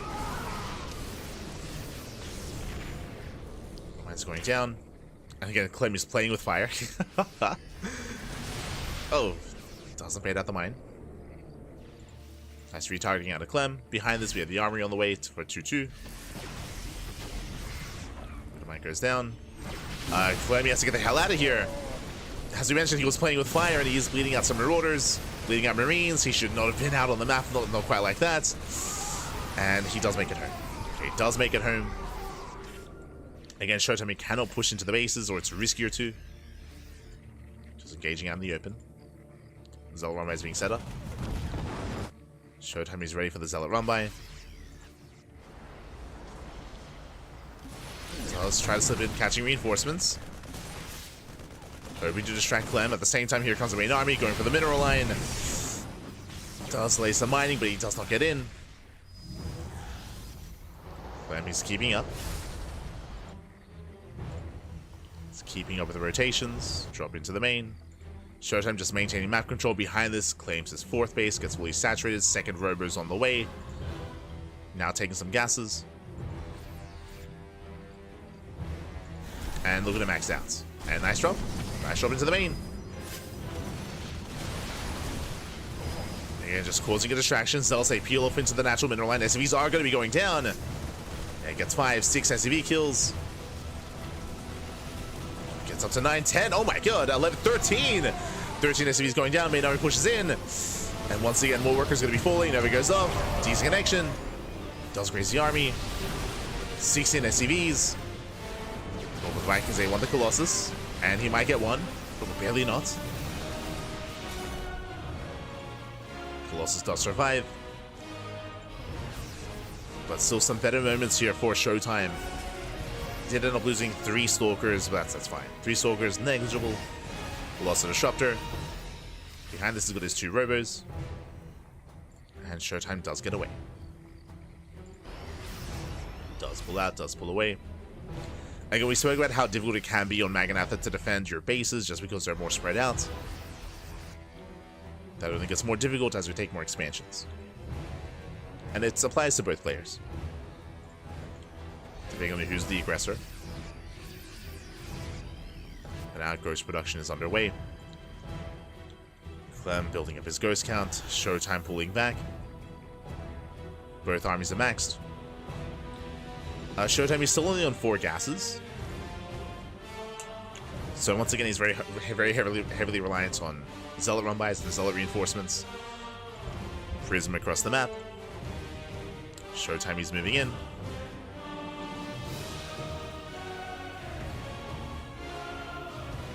Clemmy spots the army. Oh, they're retargeting. Up. As he distracts, Prism gets into the main. More SCVs going to be going down. A nice Zealot run by, nice Zealot drop. Yeah, 5 more SCVs. Clem forced to respond. Does race back home. Showtime, he rotates over. Rotates towards the 3rd. Clem is in between the 3rd and the 4th. Waiting to respond. Mineral field depleted. As Clem moves out, Showtime moves in. Yeah, the base is exposed. Mineral line's gonna go down. The CC as well. Yeah, CC's getting very low. Nice force fields. The army comes in. Ooh, force fields in the wrong location. Yeah, some brutal force fields there. The army sims in. Takes out the Colossus, and Clem, he will clean up. He will clean up the army, the Stalkers, the Colossus, the everything. Oh, the Zealots, though! The Zealot reinforcements, GG gets called. Yeah, Zealots are coming from behind, and that was 20 SCVs going down as Showtime ties up the series. We are going to the ace match. Whew, GG. GG, well played. Clem had a really hard time keeping up with the Prism harass, with the Zealot roundbys, with the rotations as well. Again, that's kind of like the one big challenge of Maganatha is rotating between the bases, keeping an eye on your army, on your opponent's army movement, and of course keeping an eye on any harassment as well. That is the biggest challenge of Maganatha, and with that, Clem does struggle. With that, Showtime, he was able to gain map control, pop off. GG. GG, well played. With that, we're going to the ace match. Whew, let's go. We are going to the ace match here. And we'll see how the story ends. So there we go. Just the wrong score outside of game. But we're going to game 5, and game 5 is going to be on ley lines.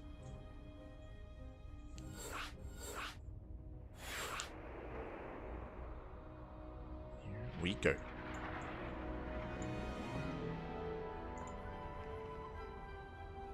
My condolences for your connection. Ah, that's okay. It's okay. Thank you. Do appreciate it. It's all good. As we made it all the way to the ace match.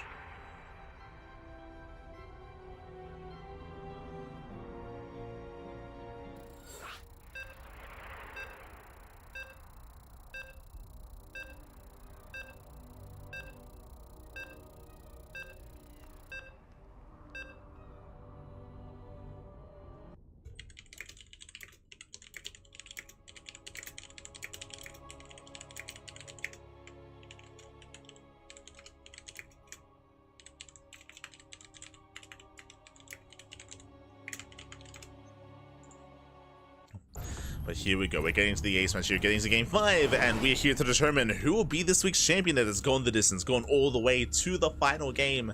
Let's go. We're here for it. We are ready for it. As spawning in the top right-hand corner of ley lines, we have our French Terran player. We have the blue Terran representing Team Liquid. It is Clem. And spawning in the bottom left-hand corner, we have his opponents. We have the German Protoss player. We have the red Protoss representing Sentinels. It is Showtime. And a big shout out to GUNster. Gangster GUNster. Thank you so much. Thank you so much for subscribing. Twitch Prime for three months. Thank you so much, Pappy. Do appreciate the support. As always, hope you enjoy the content, hope you enjoy the casting, hope you enjoy the StarCraft. As we have found ourselves in the final game of the series. Again, it's been very intense, very back and forth, very impressive play here by Showtime, especially when it comes to the early game, to the early to mid game. But now we're loading into ley lines. So we're loading into a much more standard map here. Speaking of, Clem opening up double gas for the second time this series. Remember, the last time you went double gas was on torches. Now we're seeing it here on ley lines. Now on Torches, this led into a faster Tech Lab into Banshee play, led into Cloak Banshee. So Cloak Banshee is going to be on the table here for Clem. Otherwise, he could go for an earlier Cyclone drop, he can go for an earlier tank drop. He has options. He does have options.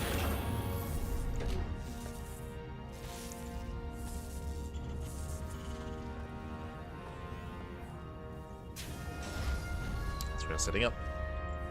Who does Leylines favor? Leylines is an interesting map. I would say, on the one hand, it's a little bit more standard. On the other hand, there are certain features that do favor, I would say, Showtime in a longer game.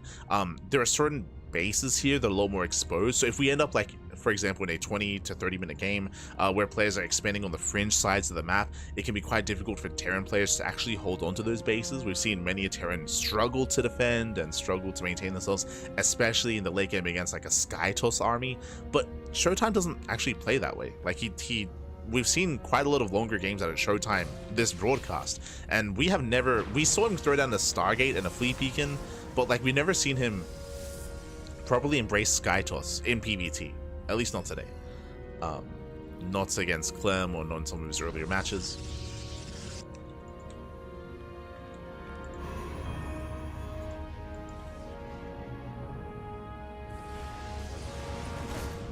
We saw it against Shin, true, but that was PvZ.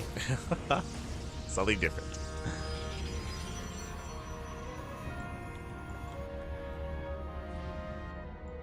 Otherwise, we have our Twilight Council opener, Twilight Council here at a Showtime. Twilight Council into, I would imagine, 3K Blink. But again, Leylines is not as extreme as Magnatha or Torches or Lost Fantasy or Pylon. Or Ultra Love. There's a lot of extreme maps in the map. Oh my god! Meanwhile, I assumed it was going to be Blink. My apologies. He's going for early charge. Okay, and this is going to work out quite well. Okay, so a couple of things here. One, we were curious about the build of choice. Remember, double gas into an early Cyclone drop, no add-on swap, early tank production. Really early tank production here to Clem. This looks like an early push. This looks like a very committed build here for an early tank push out of our Terran player. Blue Station Scout is denied. And now, Showtime doesn't know. He doesn't know what's going on. For all he knows, it could be a Raven follow-up, there could be a Banshee follow-up, or there could be tanks as we're seeing here. And yet Clem is going to be rallying everything he can across the map. He's sending it. Hyper aggression. And I will say that a charge opener like this is ideal against an early tank push. If we can warp in there. We need those warp-ins, we need those zealots, we need that charge. It's going to be close. As Clem does race across the map, he has his first tank. The zealots are warping in. He's getting in position. Showtime getting ready for this round. Yeah, does catch some reinforcements. Cybercore's under fire. Charge is ready. He's going for the tank. Yeah, he's going for the tank. The tank will go down. Again, that's the power of charge. Takes down the tank, takes down the Marines, and Showtime he defends. Ooh, nice control though. Blinks or does drop off the ramp. Does pick up. Trying to get the most out of this army. Gets one Stalker. And just a Stalker for now. Gets one probe. Gets one probe, gets one extra Stalker, and is going for another. Oh, doesn't quite get it. And Showtime holds. And again, going for a charge in such a way, really good read here out of Showtime. I mean, he saw the earlier gas setup. If Clem had gone into Banshee instead, this would not have been anywhere near as effective. Like, imagine defending against Cloak Banshee with Zealots instead of Blink Stalkers. And remember, like, Showtime, his rescout was denied. He didn't even know what was happening. He didn't know if there was where the add-on was, where the tech lab was. So really good read here by Showtime. And with that, we're calming down. We're settling in. I will say that Showtime, he has a stronger start, and now he's working towards Blink. Now we're getting into a Templar Archives. We're going to be opening up Storm for the first time. We've seen very often so far in this series Colossus base play, and Colossus follow-ups. For the first time, we're rushing into Storm. But this does complement Zealots a lot more, at least early on.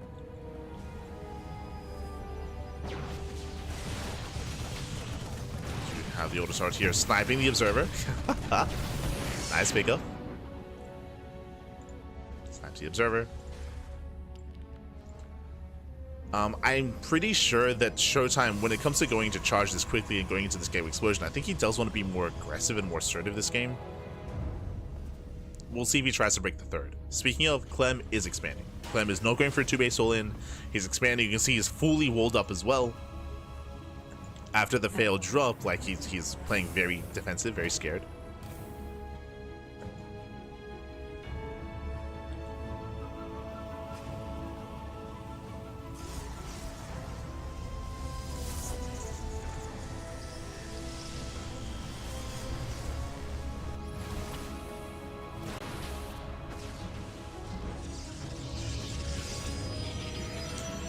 Data on Wikipedia is just based on tournament maps, and tournament can be weird. Yeah, it's same with Illegalac. Like, I don't...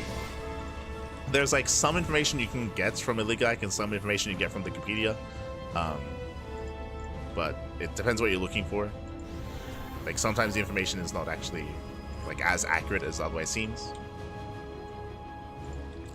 Depends what you're looking for. Meanwhile, yo, big shout out to Let Me Play With Your Kitties in the chat. Gah, baby, gah. Thank you so much. Ooh, as Clem is pushing. High tempo storms where they will connect. He does take the storms to the face, and oh my god, most of the army does crumble. Ay, ay, ay. Yeah, the storms are brutal. Showtime, he does move out. And Showtime, now's the time. Now's the time to push. Like, he just annihilated the main army. Now is the time. Send it. He's still got 2 more High Templar full of energy. But thank you so much. Thank you so much, Living Kitties. Thank you. Do appreciate it. Illegalac doesn't collect any data about maps. My comment was about Illegalac's head-to-head rankings and ratings. Like, again, they have their own kind of weighting, and again, you can get certain information out of Illegalac, but I wouldn't ought to rely on it, depending on what you're looking for.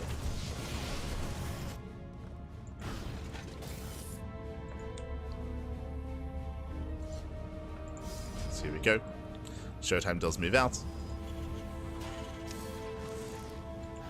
I should say, I would not rely on solely Illegalac, as watching the games themselves can give you so much more. Speaking of charge, he does dive in, going for the kill. We do have a nice spread here from Clem, and Showtime, he's breaking through the right-hand side. The tank is getting a lot of shots off on the left. Yeah, Zealous, they did overextend on the right-hand side. Tank does go down, boys are being pulled. And with those storms, with the warp in as well, it looks like the warp in will finish in Showtime. He's done it. He's done it. He has broken Clem here and now. Yeah, it does break through. 19 SCV kills. Oof. And again, Clem, he was just brutalized earlier, taking all the storms to the face. Catching out 21 SCVs. And there's nothing left. Yeah, there's just nothing here for Clem. Again, it was just a really rough start. GG, well played, and Showtime, he will take the series 3-2, becoming this week's WardiTV Monday champion. GG. GG, well played. Congratulations here to Showtime, as he will claim the series. A very intense back and forth, went all the way to the ace match here between Showtime and Clem, and a really explosive final game as well, winding it back. Just a really good read out of Showtime. This is where mind games, or I should maybe even say game sense, comes into play. Winding it back, what was the opener? If you remember, double gas opener out of Clem, which Showtime did confirm. It was a double gas opener into his own 1-1-1, and we were expecting to see a tech lab into add-on swap into Banshee or into Raven, which is what we've seen in the past. Here he kept the tech lab on the factory and went into tank production, which was not actually confirmed by Showtime. He did not confirm this. Meanwhile, Showtime opened up charge, which specifically is ideal and designed to shut down early tank pushes and early tank play. Like that is what that is designed for, I should say, or what that's best at, instead of like a standard blink based opener. So really good read there by Showtime. Did open up charge. With that, completely shut down the opener of Clem. The tank push, the tank drop, what did he get done? He killed like a couple of stalkers, like 1 or 2 stalkers. He was able to get 1 probe. He didn't really get much damage at all. From that moment, Clem was behind. That's why Clem, he was walled up back at home. He was concerned about a counterattack. And the game could have continued on from there. It wasn't like it was over then and there, but brutal storms. He was able to catch out the army and snowball out of control. GG, well played. A really solid performance there by Showtime. It shuts Clem down. Throughout the course of the series, I will say that Showtime, he most impressed me in the early game, which is not something that I expected to say, but it was the early game and early to mid game where Showtime was excelling in almost every game. Actually, in almost every game, Showtime had a stronger start, but there were instances where he would lose that lead, where Clem was able to claw his way back into it when it came to drop play, when it came to counterattacks, when it came to his own aggression as well. I say at some points because I feel like Maganatha is a good example of like almost a perfect game at a Showtime, where he was able to just maintain or have a strong early game, maintain map control, bully back Clem. Like Showtime was looking very in control on Maganatha, for example. But GG, well played. Really impressive play there by Showtime. And shout out to Clem, because again, Clem, he's a worthy opponent. I mean, he's a typical champion of these online weeklies of WardiTV Mondays. If it's not Clem, it's either Hero or sometimes MaxPax as well. But this week, Showtime. Showtime does pop off. GG, well played. Again, Showtime, he won Sparkling Tuna Cup last week, so obviously he's gonna win everything. I mentioned this before, but just to reiterate, Showtime in general this year, he has been less active in online tournaments. He's not like Hero, he's not like Clem, he's not like Dark was. He's not the kind of player that grinds and is actively playing in every single weekly tournament, but that has changed over the past month. Over the past month, Showtime has been more active. It's been more active.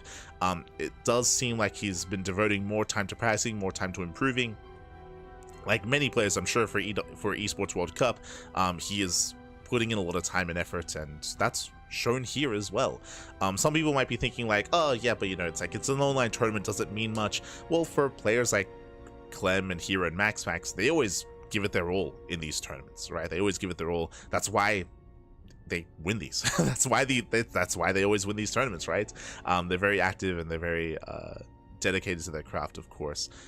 Especially MaxPax, for example, because he doesn't play in offline tournaments. So like the idea of like of holding something back for an offline event and not showing everything for online tournaments means even less to someone like MaxPax, who like always gives it his all, because that's what he plays for. He plays for online tournaments.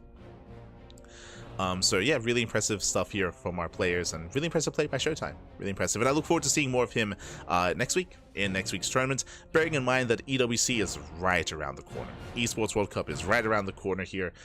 Quickly double checking the calendar, we do see that it is in a week, in less than a week. Jesus. In less than a week, we have the Esports World Cup. Of course, we're going to be casting it here on the channel. We do have permission to co-stream, so we're going to be all over EWC. Most likely, when I say co-stream, it's going to be like a viewer party kind of setup, a viewer party kind of scenario. Depends, they might give us a clean feed and we might just cast, might just straight up cast it instead. But regardless, EWC, it is going to be starting next week, and it is going to be a full week event. It's going to be 4 days. I say full week. 4 days of StarCraft. It's going to be intense. It's going to be intense, and I'll do my best to get ready for it. There are a couple of matches that I need to watch myself that I haven't yet. I need to watch RSL. I need to watch some of the RSL playoff matches, and I need to watch Stars. I've been putting off Stars Agora. I need to watch Stars Agora as well. I do really want to see certain matchups and certain games to just have a better idea, have a better understanding coming into EWC, like the form of the players, the playstyle of the players, what they're getting into, and how they're looking. Otherwise, GG. Otherwise, GG, well played. GG, well played. Always happy to see Demao perform well. He's such a great player. Yeah, for sure, for sure. Looking good. It's looking good. But with that, thanks for watching. Thanks for support. We do appreciate it, and we'll see you guys next time. We'll see you guys next time here for the WardiTV Monday. That's going to be next week. When it comes to our schedule, as always, we cast StarCraft every single day. Yeah, every single day. We have plenty of StarCraft. We just wrapped up with the Monday evening cast of WardiTV Monday, and tomorrow, I say tomorrow at 9 AM KST, that's going to be 10 AM 10 AM AEST. That's going to be in 7.5 hours. Oh boy, 7.5 hours. We're going to be live here with the StarCraft Evolution League SEL 4 Masters playoffs. We're going to be live with the playoffs there of the PTR tournament. Basically, it was a PTR show match or PTR invitational for the StarCraft Evolution mod, and we're going to be covering those matches again in 7.5 hours time. Meanwhile, in less than 24 hours, we're going to be live with the Galaxy Cup. Shout out to Galaxy. Galaxy is a Korean player. It did host a tournament like 2 weeks ago. It's been a little bit. It's been like 2 weeks, maybe 3 weeks. But we were given the replays, and that is going to be a replay cast of that tournament. So we're going to be all over that as well. Meanwhile, we have the Pikasaur Cup on Wednesday. We have more StarCraft Evolution on Thursday and Friday. I believe those are the last chance qualifiers for the main event. We have the Podcast. That is our weekly talk show where we talk all things StarCraft. That's going to be on Thursday. And we have a SDO and STC over the weekend. So plenty of content, plenty of StarCraft. As you can see, we're slowing things down a little bit. It's like usually we're live twice a day every day, except for like Wednesday evening and Friday evening. But we do want to slow things down, get some rest. As I mentioned, I need to try to find some time to watch some other tournaments so I can catch up on some games from Star Zagora and RSL. That's going to be what I'm going to be up to Saturday and Sunday. So I'm just going to be catching up on some of those VODs and catching up on some of those games, getting ready for EWC. Oh boy. We're getting ready, man. Getting ready. Otherwise, thanks for watching. Thanks for the support. And we'll see you guys tomorrow or the day after or next time. We'll see you guys next time. See you guys next time. Again, we're live all the time. If you see something that you like here, and if you cannot watch live, then do check out the VODs over on YouTube. Exclamation mark YouTube, also exclamation mark socials in the chats. You can get a link to our YouTube, Twitter, Facebook, Instagram, Mastodon, Blue Sky, Discord, all things CranKy Ducklings. We're all over the place. And again, we do upload on YouTube on a daily basis. So if you see something that you want to watch, but if you can't watch it live, check out the VODs on YouTube. Check them out. They're all there. Otherwise, thanks for watching, and we'll see you guys next time. Ciao, papi, ciao. See you next time. Hasta luego.